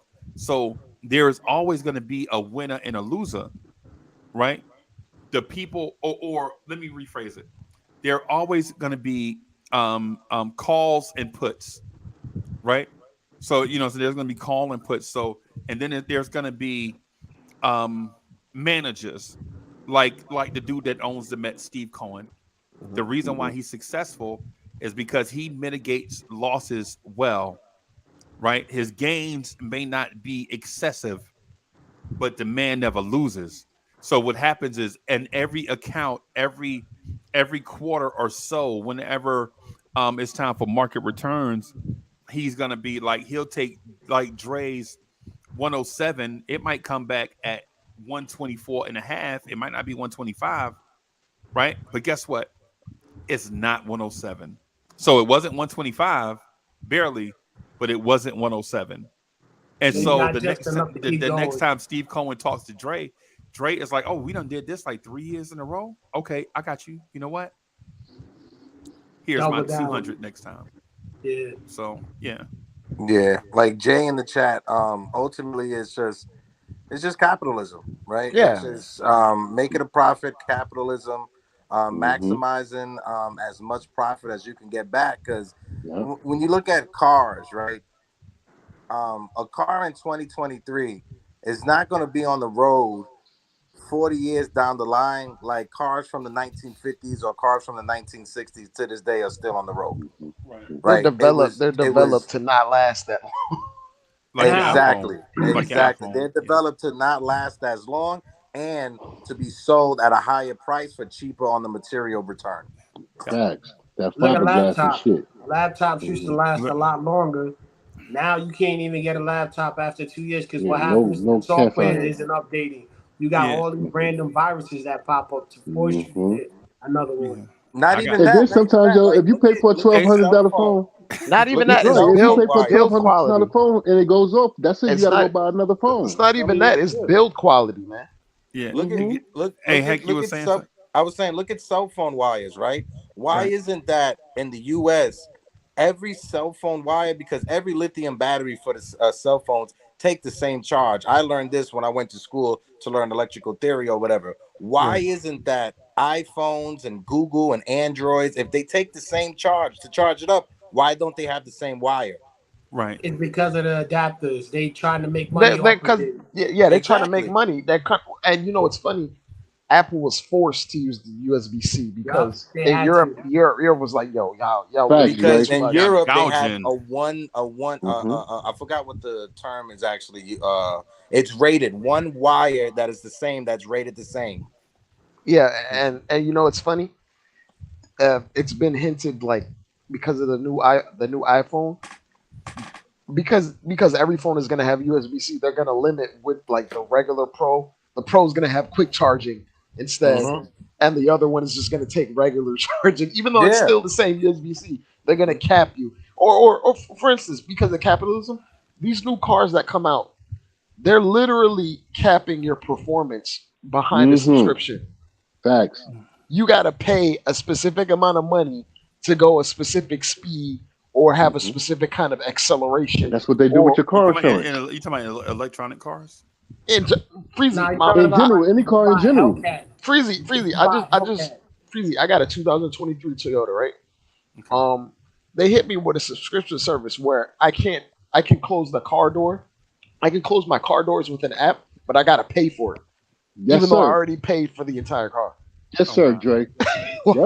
If I wanted to use an app to close my car doors or turn on something inside the vehicle, even though I already paid for the car. Brother, once again, that's Big Brother and everybody looking at what you're doing. It was not like AAA. You know what I'm saying? It's capital. It's capital. It's capital. It's capitalism. So let me ask this question and for the conspiracy theorists. What is wrong with competition? Nothing. Is there a such thing? Is there something wrong with competition in the market? There's nothing wrong with competition. It's nothing wrong with competition. Some of it, it's not earnest. It's literally putting people behind the 8 ball and forcing them to spend. or spend on things that they should have. You know what you can do? Or you can get up off your sofa and just go open the door manually. Exactly. That's the option. That's the option. Exactly. Right? When you look at it, right? But I already spent $40,000 in the car. Why do I have to do all of that? Who don't have an automatic start? Who doesn't have an automatic start? Come on, stop playing. Who don't have an automatic start right now? Actually, yeah. Like in the wintertime, Freezy, I gotta pay a subscription to start my car. What? Right. That's crazy. I gotta pay a subscription to start my car remotely. That's crazy. Yeah. You gotta pay a subscription to heat your seats up for your car. That's wild. Yeah. And you gotta pay for the heated seats, bro. It's part of the package. What happened to the button that you just boop boop and it just that went out the window when the industry leader Mercedes-Benz started doing that to us in 2018, bro. That's what I'm talking about. Mercedes-Benz was doing that to us in 2018. BMW's like, I know you want to have that 0 to 60 in 3 seconds, but you got to pay for that, bro.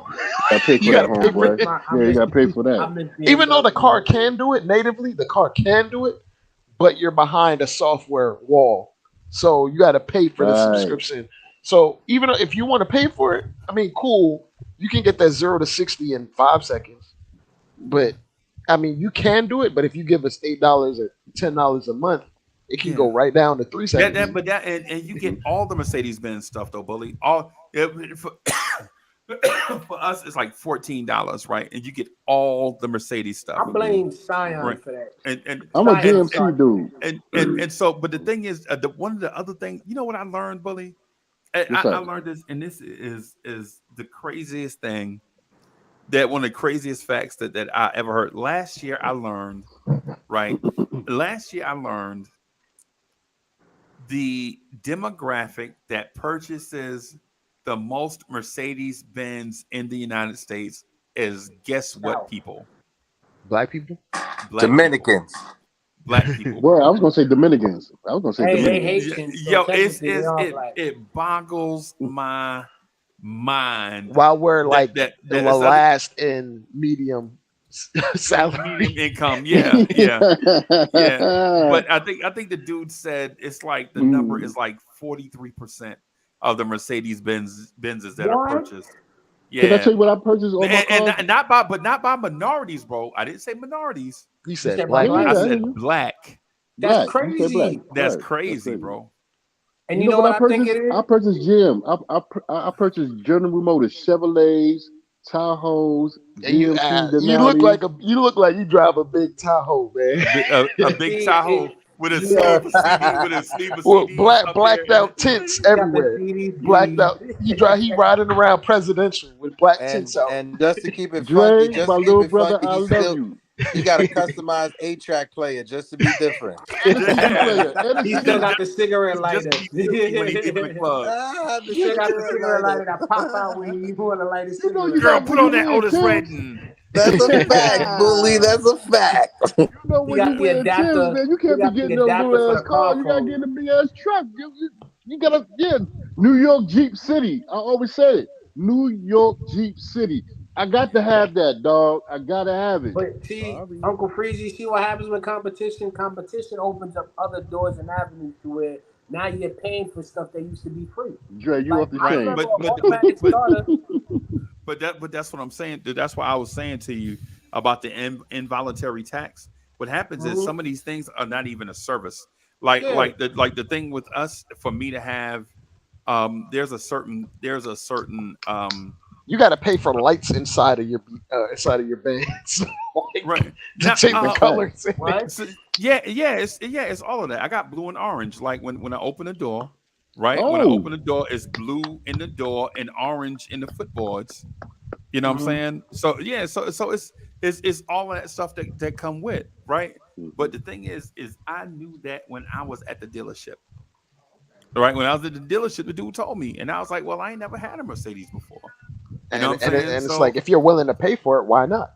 Yeah, why not? You step your game up, man. You know, the dude. But it's cool for that car, but then 4 years later, you're gonna upgrade and do the same thing and pay even more. So when we buy BMW? Nah, I'm just saying, like with Mercedes Benz, like you go, yo, this one broke down. Because y'all said the cars don't last as long. My last car was a Mercedes. Marcy is a Marcy monster, bro. My last car was a BMW, but one before that was a Volkswagen. So we talking about like a good 10 years. I had the same two cars pretty much. So for me, it's like I'm not into this whole new stuff because some car brands are staring you to lease at that point. Yeah, because they'll make more money. I already own my car. Why do I need a new car? That's what I'm saying. Like, for me, it becomes too much because I love BMW. I do, Jay. I love BMW. But the problem is I'm not going to sit here, buy me a BMW, and then 4 years later or 3 years later, I got to buy another one. Or have to upgrade it because of some software change. Nah, man. I'll do it. Yeah, I mean, if you're willing to pay for it, and you like these things, then you go for it. Like for me, I made a decision. Like, I was going to get like a daily driver. So I have like a Highlander I decided to pay off. And then I'm probably gonna go get something that's like a toy. I know it's gonna cost, but if you like certain things and they cost, then sometimes you have to abide by capitalism, unfortunately. I mean, if you live in New York City, you getting taxed just for breathing air. Get punched in the neck. Yeah. Right. Y'all live in New Tech City, bro. I'm telling you. Yeah, New Jack City, but New Tech City. Go ahead, Freezy. And he got balls. Yeah, the thing I want to point out to a lot of us is that we get hit by because the thing is the reason why a lot of nations and civilizations failed is because of their inability to hide excessive taxation.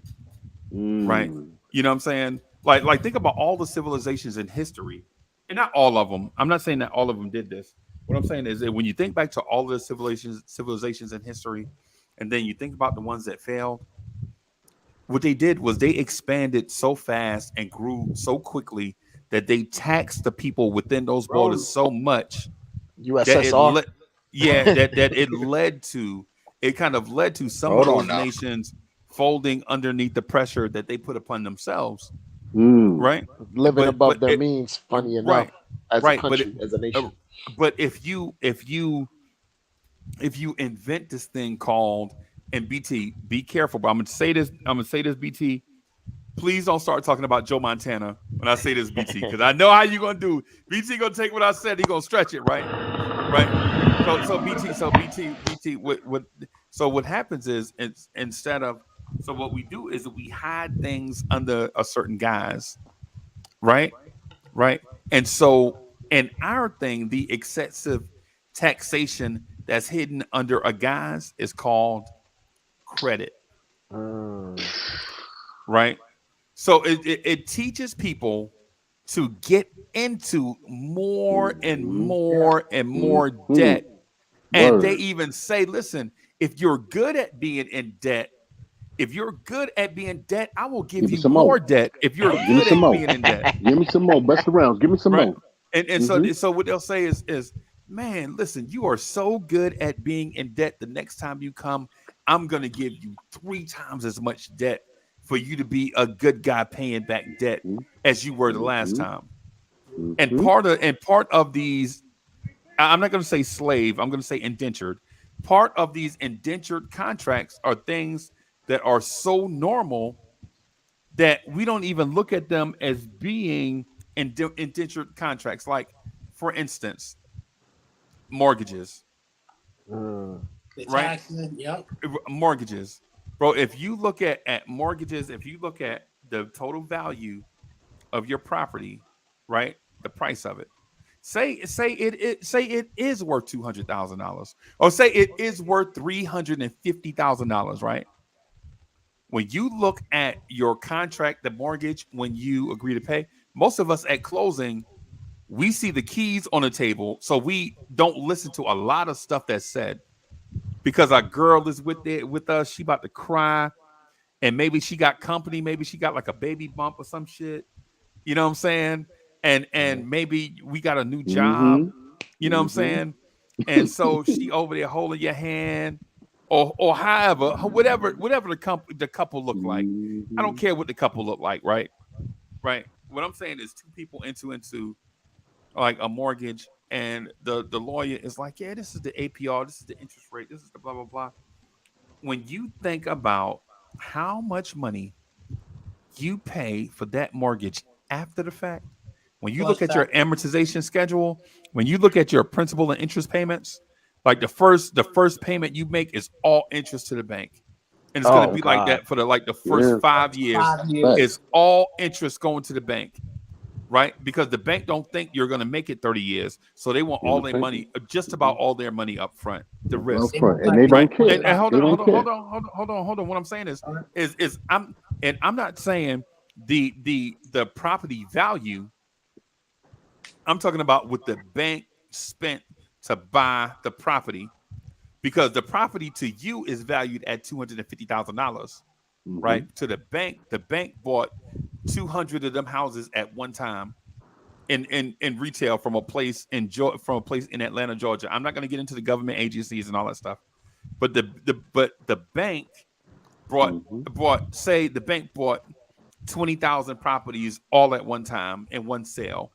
And so that property that you buying for $250,000, they bought that property for $8,800, right? And so they're gonna get all that money up front. And the reason why they bought it that cheap is not because it's a cheap property; it's just because they purchased so many at once. They get a discount for buying so many at once, and they come from all different types of places. It could be a new build, it could be a foreclosure, it could be somebody. You know what I'm saying? No matter how they got it in this thing. Right. And what happens is the bank is going to go to say somebody like Dre, right? And say, Dre, give me such and such amount of dollars. And what we'll do is we'll give you 10,000 houses. And Dre's like, what the hell am I going to do with 10,000 houses? Nothing. All you're going to do is take half of the payment that this person pays, right? And that's going to be your profit, and the other half comes to us. And Dre's going to be like, well, why would I do that? And so what happens is Dre makes that purchase. What that does is it funds the bank, so the bank can have enough money to make the grand purchase, because Dre won't have the connections to buy 10,000 houses at once, because the government, even if Dre spends 1 penny over $10,000, the FBI is alerted. Oh, it's all sorts of alerts popping off. Yep. So it goes back to RICO laws and all that stuff. But while that couple is sitting there, right? They already put the property is $250,000. They probably put down $5,000 already just for a down payment, right? The $5,000, and then all the interest payment in the first 5 years is going to Dre into the bank, and then the amortization schedule is going to split the principal and interest between Dre and the bank, and the interest. And you know who the interest is going to, right? The bank. The bank. The bank. Right? The bank. So the bank is getting paid off the principal part. And the bank is like, you wouldn't have these connections anyway, so you got to pay for it. Right. Might as well give it on up. Give up the ghost. You know what but you know what the homeowner is doing? The homeowner is going to say, yes, I'm going to pay Dre and the bank this such and such payment every month for 30 years. Years. Right. And don't forget about the taxes now. Right. And annual taxes, land taxes. Right. Water bill. Everything. Right. Now I'm getting that's separate stuff though. That's not the bank relationship. That's the municipal relationship, the state relationship. Taxes. Yeah. That's something totally separate. And the water bill, that's a municipal thing. The electricity, that's an entity, that's some type of company private. that services. Yeah. By shareholders, right?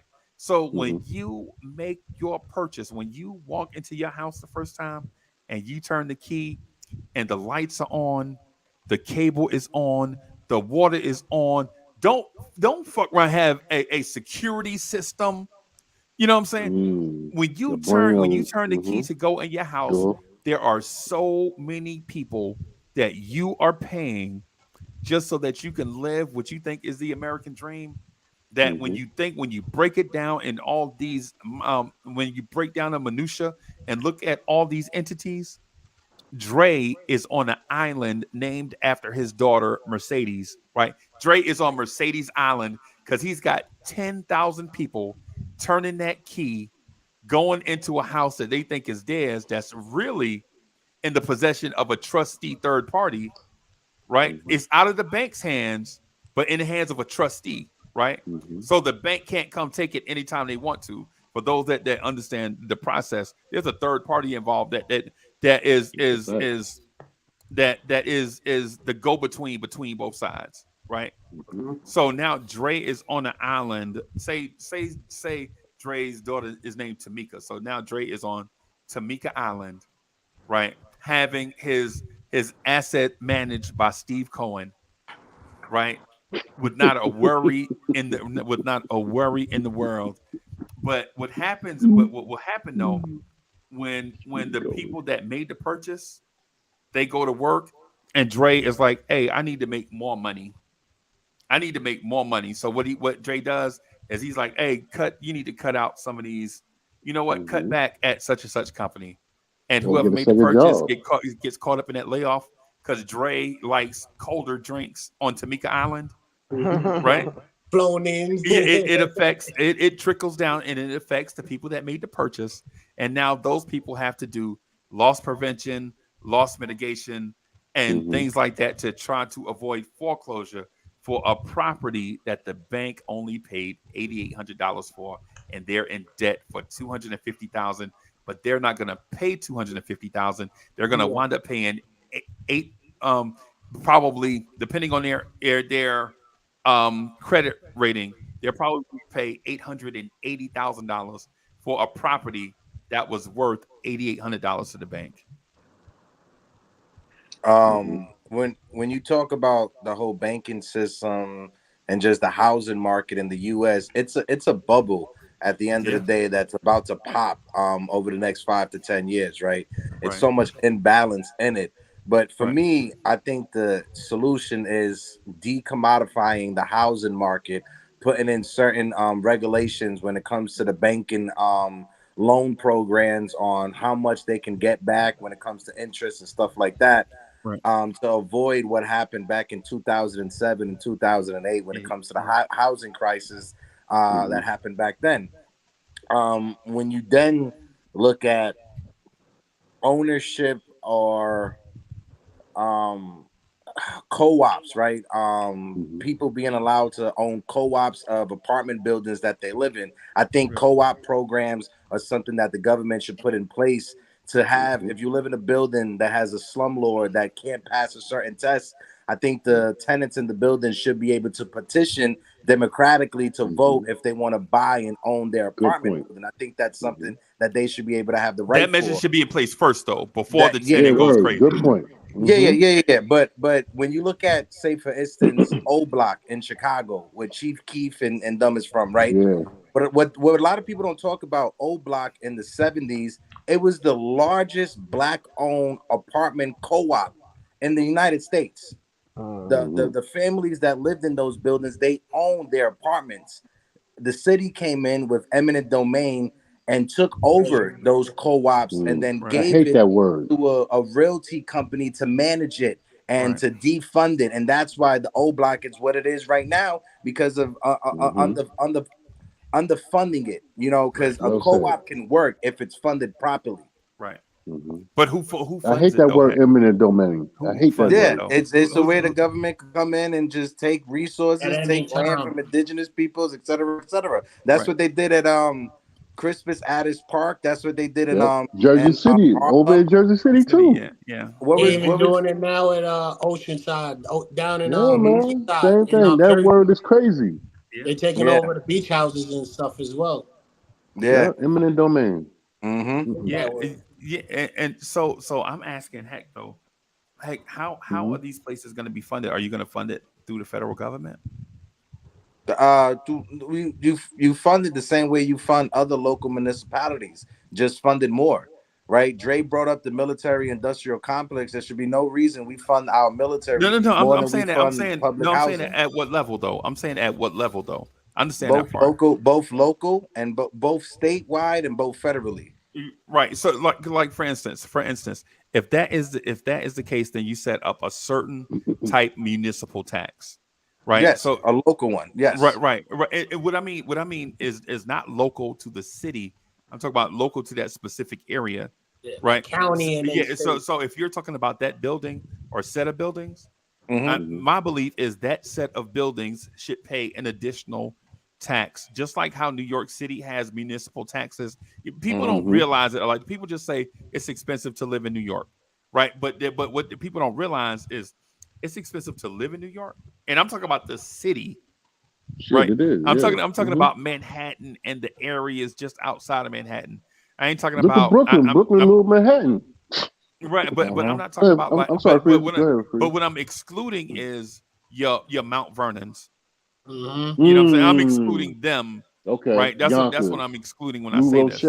Right. Yeah. I think people from the city exclude them anyway. That's not. That's nothing new, right? No. Right? That's not true, man. But what I'm saying though is when you have a city with that type of population within the city limits, you have to also look at what it costs to maintain that city functioning at a certain level, right? So all these different areas, like when you go from block to block, certain blocks and certain blocks and sections have different municipal taxes, right? Because certain areas, streets don't get potholes in them for one reason or another, depending on the traffic, right? But others have heavy traffic and they have to. Like y'all ever got on that? Did y'all ever try to drive out to Long Island, bro? Yep. Any of y'all ever try to? You ever notice how it's always being repaired? And it's all the time. Yeah. Right. Some property taxes in Long Island paid for that. That's why. Right. Because that's the state. It's not the city. It's the state. But that's the point that I'm getting at. Those sections everywhere you see that, there's a municipal tax, and it's not major, right? It's not like when you look at your tax bill at the end of the year, you're going to see something that says $897. What you'll see is a bunch of little itemized things that'll say, for one thing, it'll say $17, and then something might say $68 or something like that. I get what you're saying, Freezy. Yeah. I think that to better answer your question that you asked me is, I think everything should be funded evenly across the board, and I would tell you this right now. So everybody's paying for everything. No, but we already do, but just distributed evenly across the board. Like what No, we're y'all saying don't. is, No, I'm saying everybody, because some people in New York City don't pay taxes. Like Mount like who? Vernon, That's don't not pay as much. Like Like who? you like gonna go to jail. billionaires, Wait, like oh yeah, billionaires in New York they City hire, don't pay they have taxes. certain. That's what I'm saying. Tax them. Yeah. I see what you're saying now. You- It should be you- funded, but like say like look at public schools for instance, right? Schools get funded for the local property tax that's in that area, right? We all know. I think public schools should be funded all across the board the same. But you know what happens when that happens? That's not gonna happen. But you know what happens when that happens? Property value goes down. Because now, why am I going to have to pay an extra $300,000 in Long Island if public schools are being funded the same way in Manhattan? Right. There it is. Collateral. Wow. That's it. Right? There it is. You just answered that's it. why And you heck, got I ain't under gonna local. lie. And heck, you know what? And I would be in that group. I'm like, why am I paying for them damn kids over there? No, Right? no, Frieza. That's not what I'm saying. That's not what I'm saying. What I'm saying is the cost of your property will be depreciated. It will go down 300,000 Yes. because now Facts. you're not paying that extra little bit to be in a better school district I know because that's right. all the public schools are funded properly. But that's what I'm saying to you though. Maybe I say it wrong. Maybe I'll say it like this, right?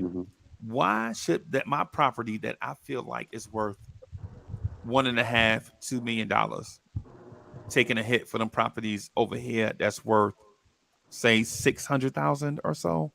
My property value is going to decrease because I don't get the right to I'm not in an elite school district, so to speak. You get what I'm saying, or am I wrong with that? No. I see what you're saying, but I think you're missing what I'm saying. If every public school is funded the same way and they have the same programs and everything like that, your realtor won't be able to sell you that house at the price that it is because now they have nothing to leverage. Because now you could get the same access to education in Manhattan that you can in Long Island in a good school district. Right. So that's what I'm saying. Everything will be at an equal plan. That will be affected is the housing market and people's property values. Right. That's what I'm saying. Those like people who want to put up charters, you can't give the people who are going to lose the most the way to fix the system or ask them to fix it when they are going to be because they benefit from the system. Yeah, it's incentivized for them to keep it exactly. As it is. Right? That's a better way to put it. But they built the system that way, right? And it's motivation. And no lie, I'm not even gonna lie to you, bro. I understand. Like I think some people have a ill feeling towards competition, right? Some people have a ill. This is something that me and Bully talked about a couple of months ago, right? Like in the black community, when tax time come, the first thing motherfuckers do is go buy the biggest TV that can fit in a minivan, right? Instead of investing that money in education for their children, right? Now, whether that's fair or not, I know that people are marginalized, and people have been marginalized throughout the course of human history. It's why people move around. It's why people have a chip on their shoulder. It's why you can't say certain things to some people because people are marginalized, right? And I get it, right? And I'm not against people that are marginalized doing certain things, right? And I'm not for the people that are actually doing the marginalizing, right? But what I am saying is those able-bodied people of sound mind and body should understand that it is the race of life, right? To some things are given and to some things are earned. You can't look at the people that have things given to them and say that's not fair. It should be given to me too. That's my opinion, right? Some people call that liberty, and I understand what liberty is, right? I just look at liberty a different way. I think liberty is the absence of an oppressor. Basically, is the way I view it, right? But if, say, for instance, Donald Trump Jr.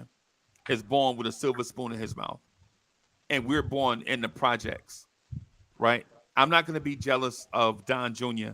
because of what race he was born as, what family he was born to, and the wealth that he was born with, right? what I'm gonna say is I'll run against Don Jr. in a race. The only thing I want is a level playing field. Don't cheat for him. He already has all the advantages built in, right? Don't cheat. Don't tilt the playing field towards him.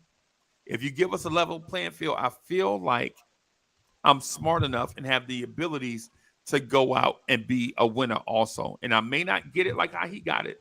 I may have to get it like we like to say out the mud, but it don't matter because I'll get it. Right? We don't but there are some that'll see Don Jr.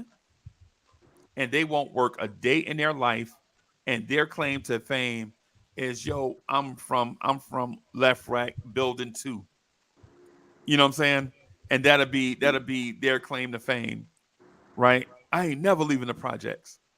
Bro, that's nothing to brag about, bro. The point of the projects was you're supposed to leave. Yeah. Yeah. It's a start point, not a destination. No, the point of the project, we didn't have people on the street. Yeah. Like you said, you may not start the same with Donald Trump Jr., but y'all gonna finish the same.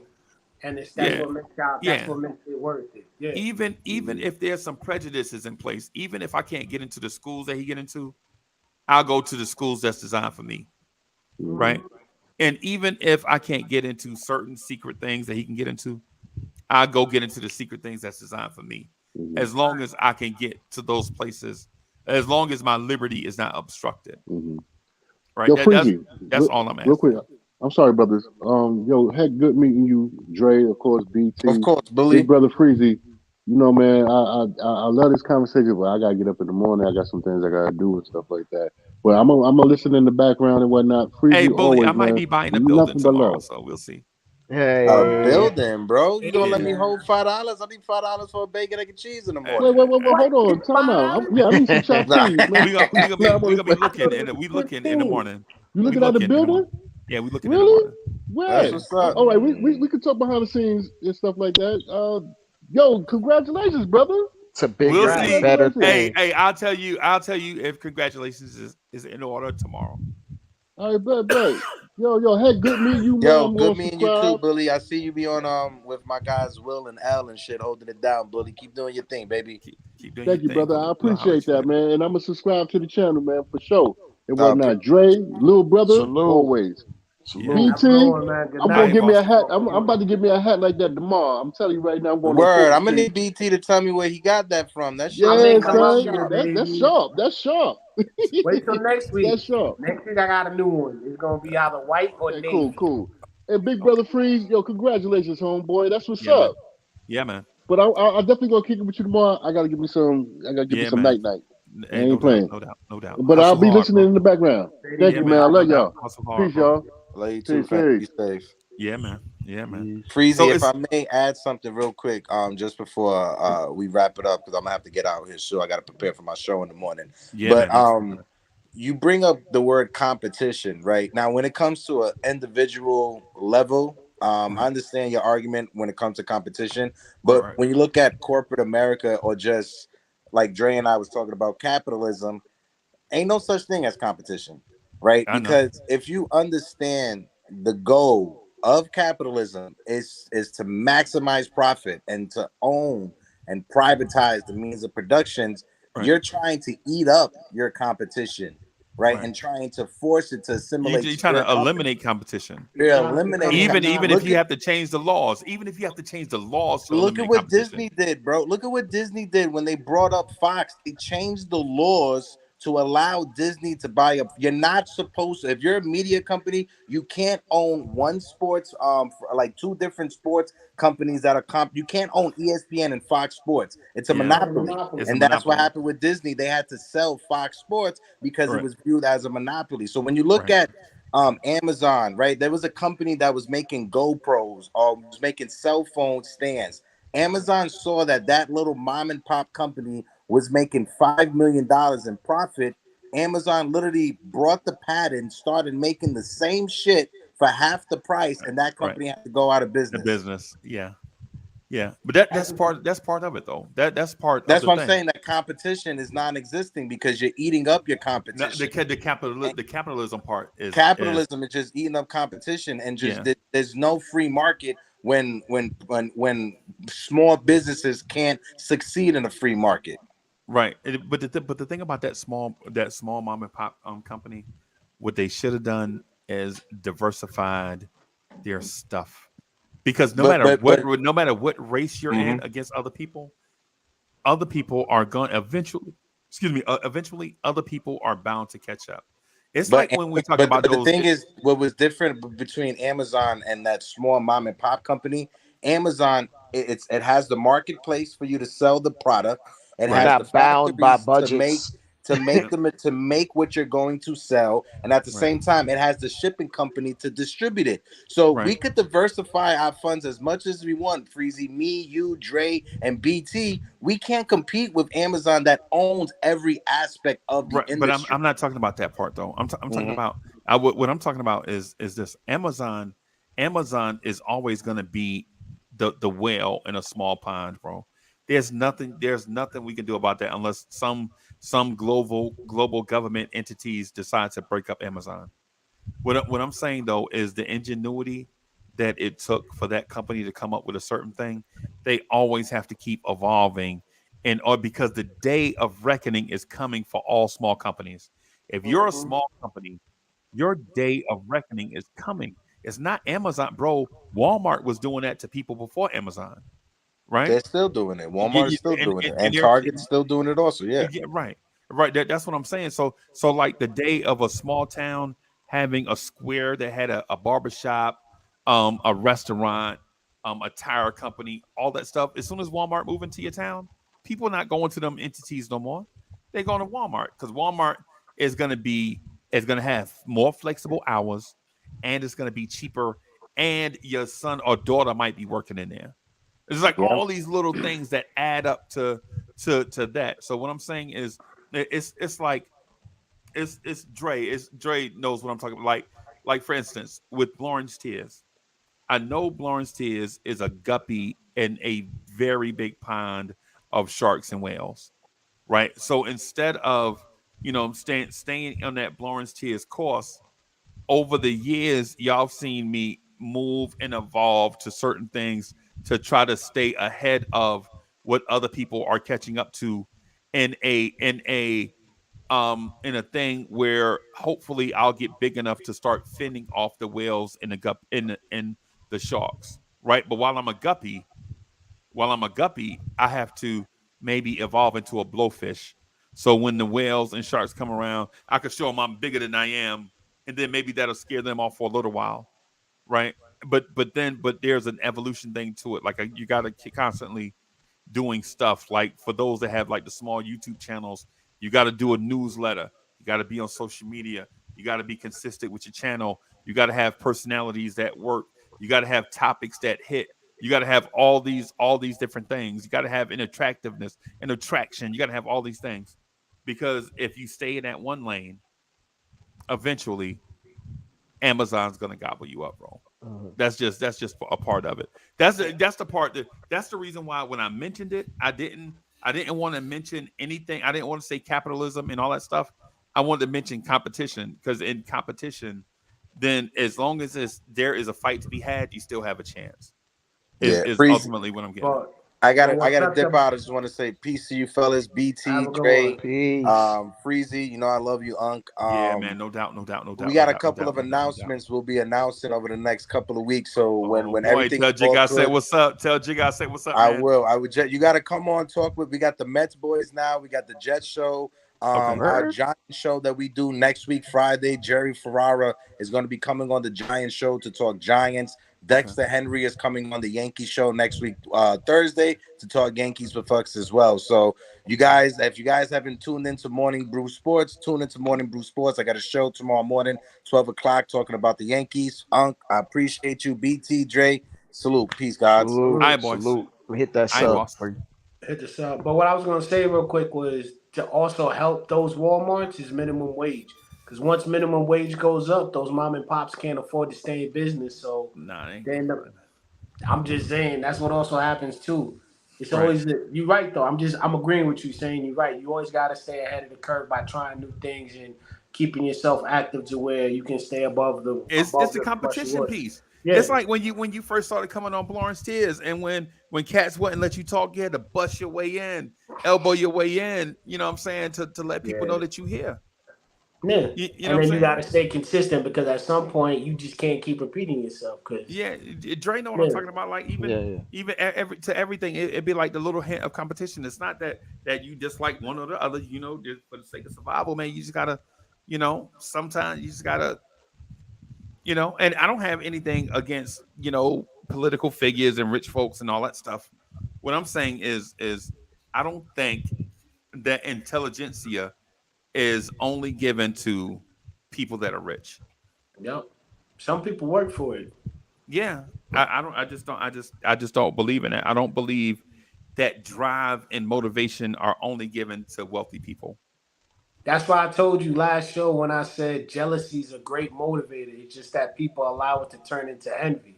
If you are jealous of someone, you're like, man, why he got all of this? Oh boy, the Matrix got him. Told you. You're enemy of the state, bro. You're enemy of the state. Yeah, man. I get it. I get that part, bro. That's why, like, when someone, like, when y'all come on and rock, I know sometimes I could be a little crispy, right? But my thing is ultimately, the ones that with drive and motivation and that intellect and intelligence and whatever that are able to drive conversations. You got to kind of move things forward. Hold on, I'll be right back, man. I got a client. I'll be right back, y'all. You was on the road too, man. But nah, Dre, man. So what you think about the big fish in a little pond? Yeah. Type scenario. Mm-hmm. Think that's just the way things are going to progress at this point. You can't stop it. As Freezy said, it's going to take like some sort of global government like NATO or some shit to figure out, okay, we need to stop these guys. But that's not going to happen at this point. It's just too much. Put it this way, Amazon is putting too much money in a lot of people's pockets. Yeah, for that Amazon, to ever happen. But see, what people don't even realize, Amazon started off as a book company. They used to sell Chuck's books off of the back of the thing, and then they diversified, and then they grew up. Yeah.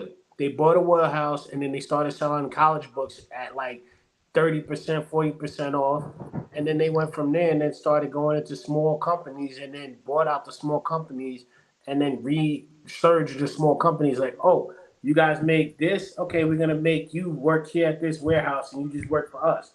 So. And they were operating on a negative for some years, right? While building their arsenal. 7, 8 years. You know who messed up, bro? You know who messed up, and they messed up and put their own foot in their own rump. eBay. Ooh. Yes. When eBay started showing a crack in it, an online marketplace, an online mall, nobody ever heard of that before. Mm-hmm. You know what I'm saying? You could go buy whatever you want without leaving the house. Whatever it is that you want, that actually killed the malls. Like, and they took that blueprint and then got rid of all of the flaws in the blueprint. Amazon. Yeah. And then when eBay said, "Hey, man, you can come on here and sell your own stuff." Man, look, it's like an online flea market. You can go buy and sell. Yeah. Online garage sale. Yeah. Yep. Yeah, man. But what happened is when you leave the door wide open, anybody can come in. Yeah. And the sad part is, even though cornering the market, because Amazon is out here cornering every single market to stop people from getting in their space. Yeah, Amazon will, and if you're productive, Amazon will come buy you up. Mm-hmm. Which is like smart. I like what you're doing. I'm gonna buy this right now before it gets too out of hand. Right. And it's crazy how they have so many workers that work half time and they're all making enough money to thrive off of for the rest of the year. Like, they got workers that don't work more than 6 hours a day, but they all make enough money to be comfortable. That's crazy.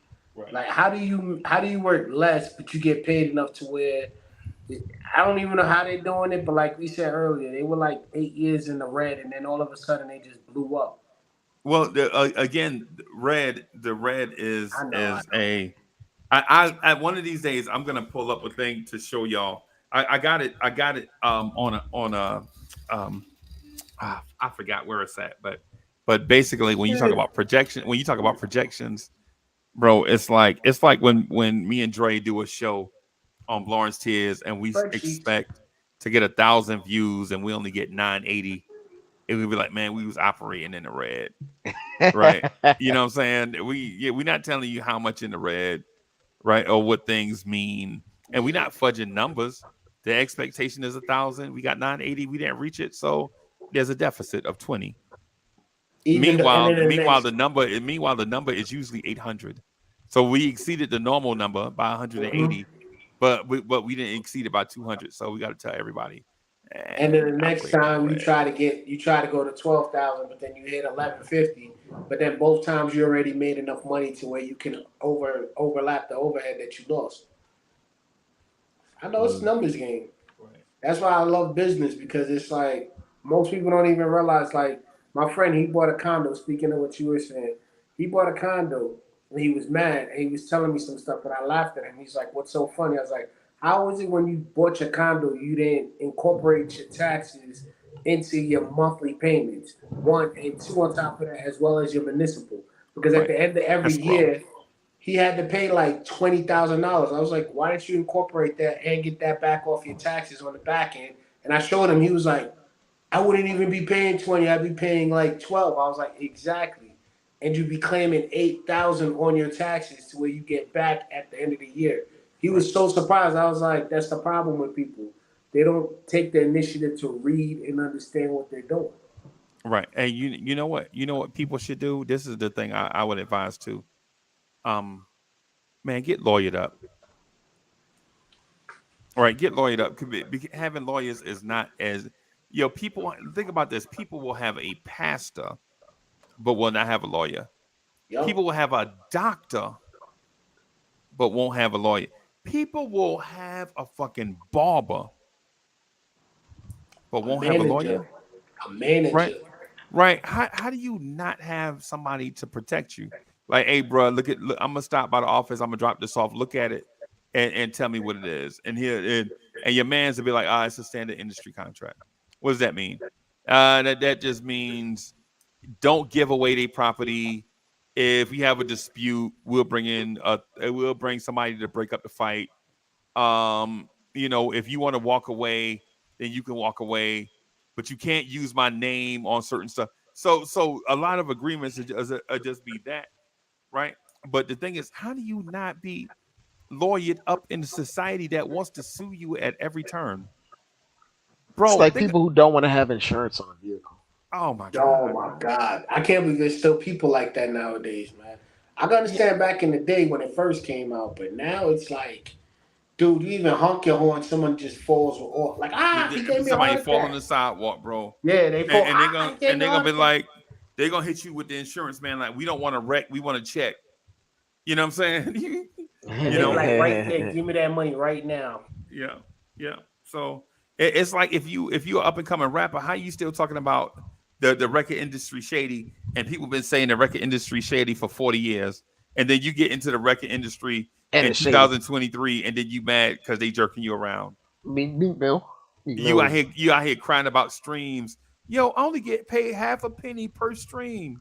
Then why did you start rapping? Then why didn't you just go independent, right? Like Dre, like how we do on Lawrence Tears, right? So what people don't know is on Lawrence Tears, it's an independent broadcasting network with basically using YouTube because it's free. But if there was another entity that could give us the same thing as YouTube gave us, we might consider going to that other platform. But YouTube is convenient, right? All you gotta do is do certain things, hit the button, go live, broadcast like we're doing right now, right? But if we had our own entity, if I had my own broadcasting streaming thing, I would be there and getting all and I'm not saying getting all the money, but you know what I mean. Like if it was like 11 of us doing a channel we just split all the proceeds down and pay the bills first, of course, and then split all the proceeds down the middle 11 different ways. Well, you can't split it down the middle 11 different ways, but y'all understand what I'm saying. An equal share. Yeah, percentage. Yeah, right. So it's one of those things, man, where it's like, if you how do you not know, right? Like say for somebody, say for somebody like BT who's got a loaded clip. BT love to talk because he got a lot of stuff to talk about, right? If BT want to get on and rock with everybody, right? Say BT want to get on and rock, right? Why would BT go to a place that would stifle him and not let him rock, or not let him contribute, right? And then charge him out the wazoo just so that he can contribute a little bit, right? That's like the thing with Meek Mill, bro. Why are you complaining about streams? What I would do if I was a rapper nowadays is create my own streaming service, and it doesn't have to be big. It just has to be accessible.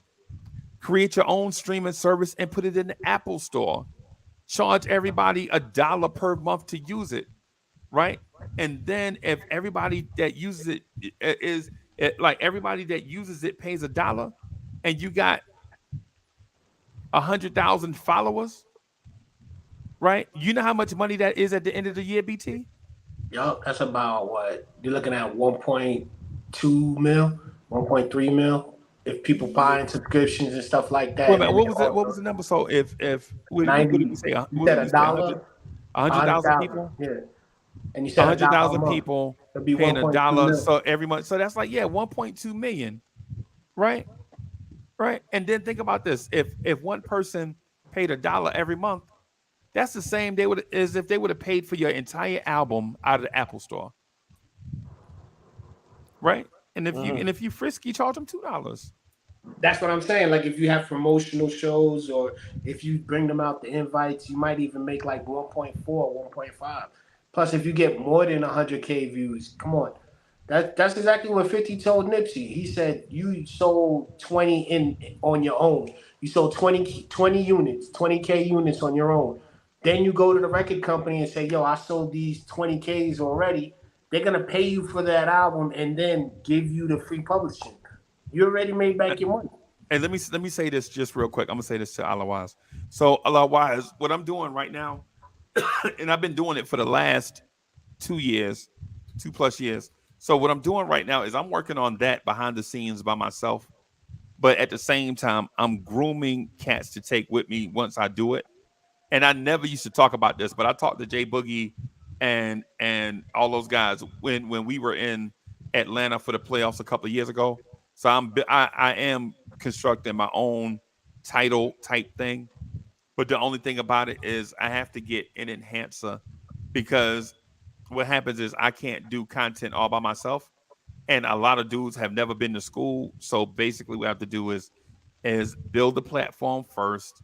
While I'm building the platform, get guys that are good, you know what I'm saying? Like groom guys along the way. You don't have to tell them that you're grooming them, because, you know what I'm saying, you just let them rock, let them do their thing.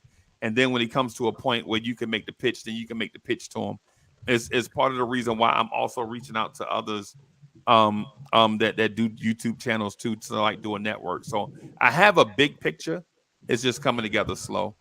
And I generally don't say that on Lawrence Tears, but people that are behind the curtain, they already understand what I'm working on, right? So it's like people think my competition is Knicks Fan TV, Knicks Film School, nothing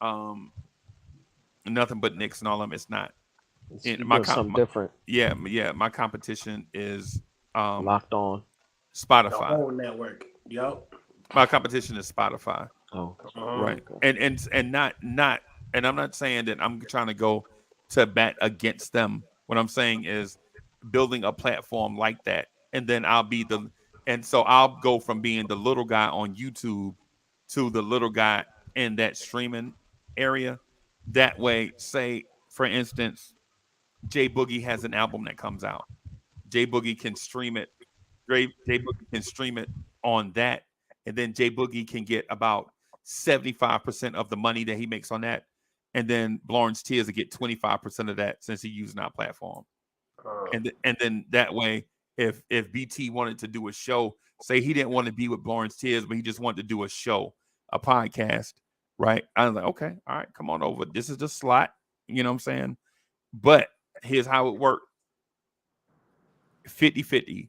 50% of the money coming to Lawrence Tears to help pay the bills and all of that stuff, enhance the platform. The other 50%, all of it is yours. So if your joint is dope and you get about 10,000 streams a day, right? 99 cents a piece. That means you get 5,099 cent streams. Oh damn! I gotta step my game up there. Right. You know what I'm saying? So it's one of those things. Like over the years, I've been trying to groom people and get people to like learn how to stay on topic, stay on point, stay in a certain thing, stay in the pockets to keep people engaged, all of that stuff. Otherwise, that's why so you probably hadn't heard me mention it, but I talked to people behind the scenes about it for a long time. So the only thing about it is at this point, the technology is not the issue. At this point, you know what I'm saying, getting people that can stay in a pocket is the issue. Because it won't make sense for me to make an investment of like $6,000 and then I'll be the only one putting content on it. Yeah. You know what I'm saying? So that's what it is. So my bad, y'all. I ain't mean to get off the topic, but y'all know so y'all know I keep it real with y'all all the time, man. I don't you don't like, fake I'm not nothing. that guy that hides stuff from y'all and be like, you know what I'm saying? You know, because I feel like I'm very smart and I'm very in tune with the times, but I also know at the same time I'm not the smartest person in the room, and that, you know, one of my superpowers is listening to other smart people and their ideas. So while I'm comfortable in myself and in my own skin, you know what I'm saying, I will, and it doesn't take a miracle for me to do it. I will listen to others if they have bright ideas and all that stuff. So otherwise, thank you for helping me let the cat out of the bag. Yeah, you wasn't supposed to do it yet, but I I've been did it. I did it in 2021. The only thing though is so many personalities on the channel have come and gone for personal reasons or whatever reason it is, that, you know what I'm saying, you know, you just got to stay at it. And we'll get there one day. The idea is so good that even if other people do it, I still feel like we can do it and still be successful. Yeah. And not compromise who you are. Yeah, because we have a secret sauce. Like the thing with Lawrence Tears is there's a family aspect and connection to it where it doesn't feel like business. Right. It feel like when y'all see Bully show up, y'all like, oh, Bully was good. Like at a barbecue.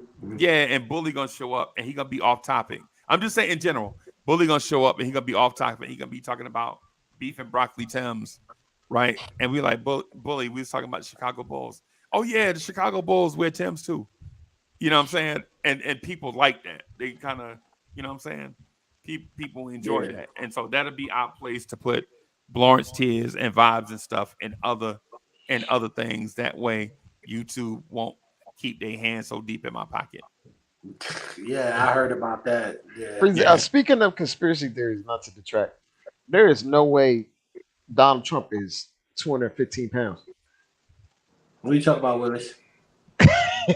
You saw the arrest thing too? Yeah, he got his mugshot today and they listed his height and weight. He is not no damn 215. What was his weight height? 6'3". At 250, that's a damn lie. No, 215. Oh, 215? He was listed like 270 something before, and he ain't changed a bit. Maybe he's wearing a girdle. You don't know. Maybe that's like the girdle for like but the girdle only just moved the fat. It don't make the fat. It don't make the fat go away. Just move it. Yeah. It just moving from the back up in his chest. You know what I'm saying? Yeah, man. Ain't no way that man 215. No, ain't no way that man ain't no damn 215. It just go to show he a liar, bro. It just go to say, don't matter. He will lie. He will, bro. You know what I'm saying? And I don't have nothing. I don't have anything overtly against Donald Trump, bro. Right? Because the thing is, when you know who a person is and you already expect showed them you to who be he was. something different. Mm-hmm. That's you. Yeah, that's a you problem, right? That the man been the same for 50 years, at least 50 years in the public eye. He been the same, and for us to expect him to be something different is a us issue. I got banned like when he first got elected, when he was running. I said that same exact thing to all my friends in Jersey. I got banned from Jersey. No more house parties. Nobody even called me, nothing. They were like, we don't talk to him no more because he said that. I was like, at least you know what he is. You can't be mad at a guy that showed you who he is and expect him because he got a new position. Got to be mad at the people that voted for him. That's exactly what I said. I was like, I'm not mad at him for being in office. I'm mad at the dumbasses that voted him in. And they were like, oh, well, I'm like, it's the truth. When do you blame the people for putting someone like him in office? I'm not saying it was a good move or not, but if you guys don't like him, don't go at him. He's just doing what anybody would do. Because I know if I'm not the best candidate to be president, but y'all gonna tell me we got your back and I become president, I'll take it. Fuck. There have been some bad president and terrible government officials though. And so like Heck was alluding to, some things are common sense. Mm-hmm. And I don't agree with Heck all the time, and peace to Heck, but I don't know if I agree with the sharing is caring thing and in the political circles, right? Because I feel like if I get up and go get it and you healthy and of sound mind, you should be going to get it too. Right. And if you're better at it than me, then I can I can concede that. Yeah. Right. But the thing is I shouldn't have to go out here and get $1,000 and then before I make it home, 500 going across town. You know what I'm saying? I don't get that. All right, Bully. Hey, Bully, we gonna holler at you later, bro. Bully about to lay it down like a do-rag and some grease. Yeah, I'm about to knock out too, Freezy. Yeah, so y'all doing the Knicks Tonight podcast? Well, I could probably hop on for a little bit, but I got. I ain't doing that, bro. You ain't doing it. Okay. Man, we've been on for 4 hours, bro. I thought he needed some. If he needed a co-pilot, I would have helped him out for a little bit. Man, I'm a chill on that. Just do fresh start in the morning. Yeah. Knicks morning drive, do my meetings, all of that. Okay. Do the Knicks Tonight podcast tomorrow night, man. See if I can see what's up with this building and all of that, man. And just, it's gonna be a crazy day tomorrow. So it's gonna be funny. He gonna be the next owner of Trump Towers. Watch. I ain't doing. I'm not putting money in that. I'm putting money in, and this is what if you have money to throw away and wait, right? Do money in pharma, big data, and technology. Right. That's what I'm doing. Big pharma, technology, and big data, big pharma, and technology. Okay. Yeah. Good luck with that. And for some reason or another, all three of them seem like they always connect. So that's what I'm trying to do. So, but anyway, we gonna get out of here, y'all. I'm gonna get here by playing Anthony D intro for Old School Knicks. Man, we fire, gonna holler by the way. Later, man. Yeah. Fire. Yeah. Look out your window. Knicks fans is on your block. Y'all know the Knicks run the city. Pull them shades back.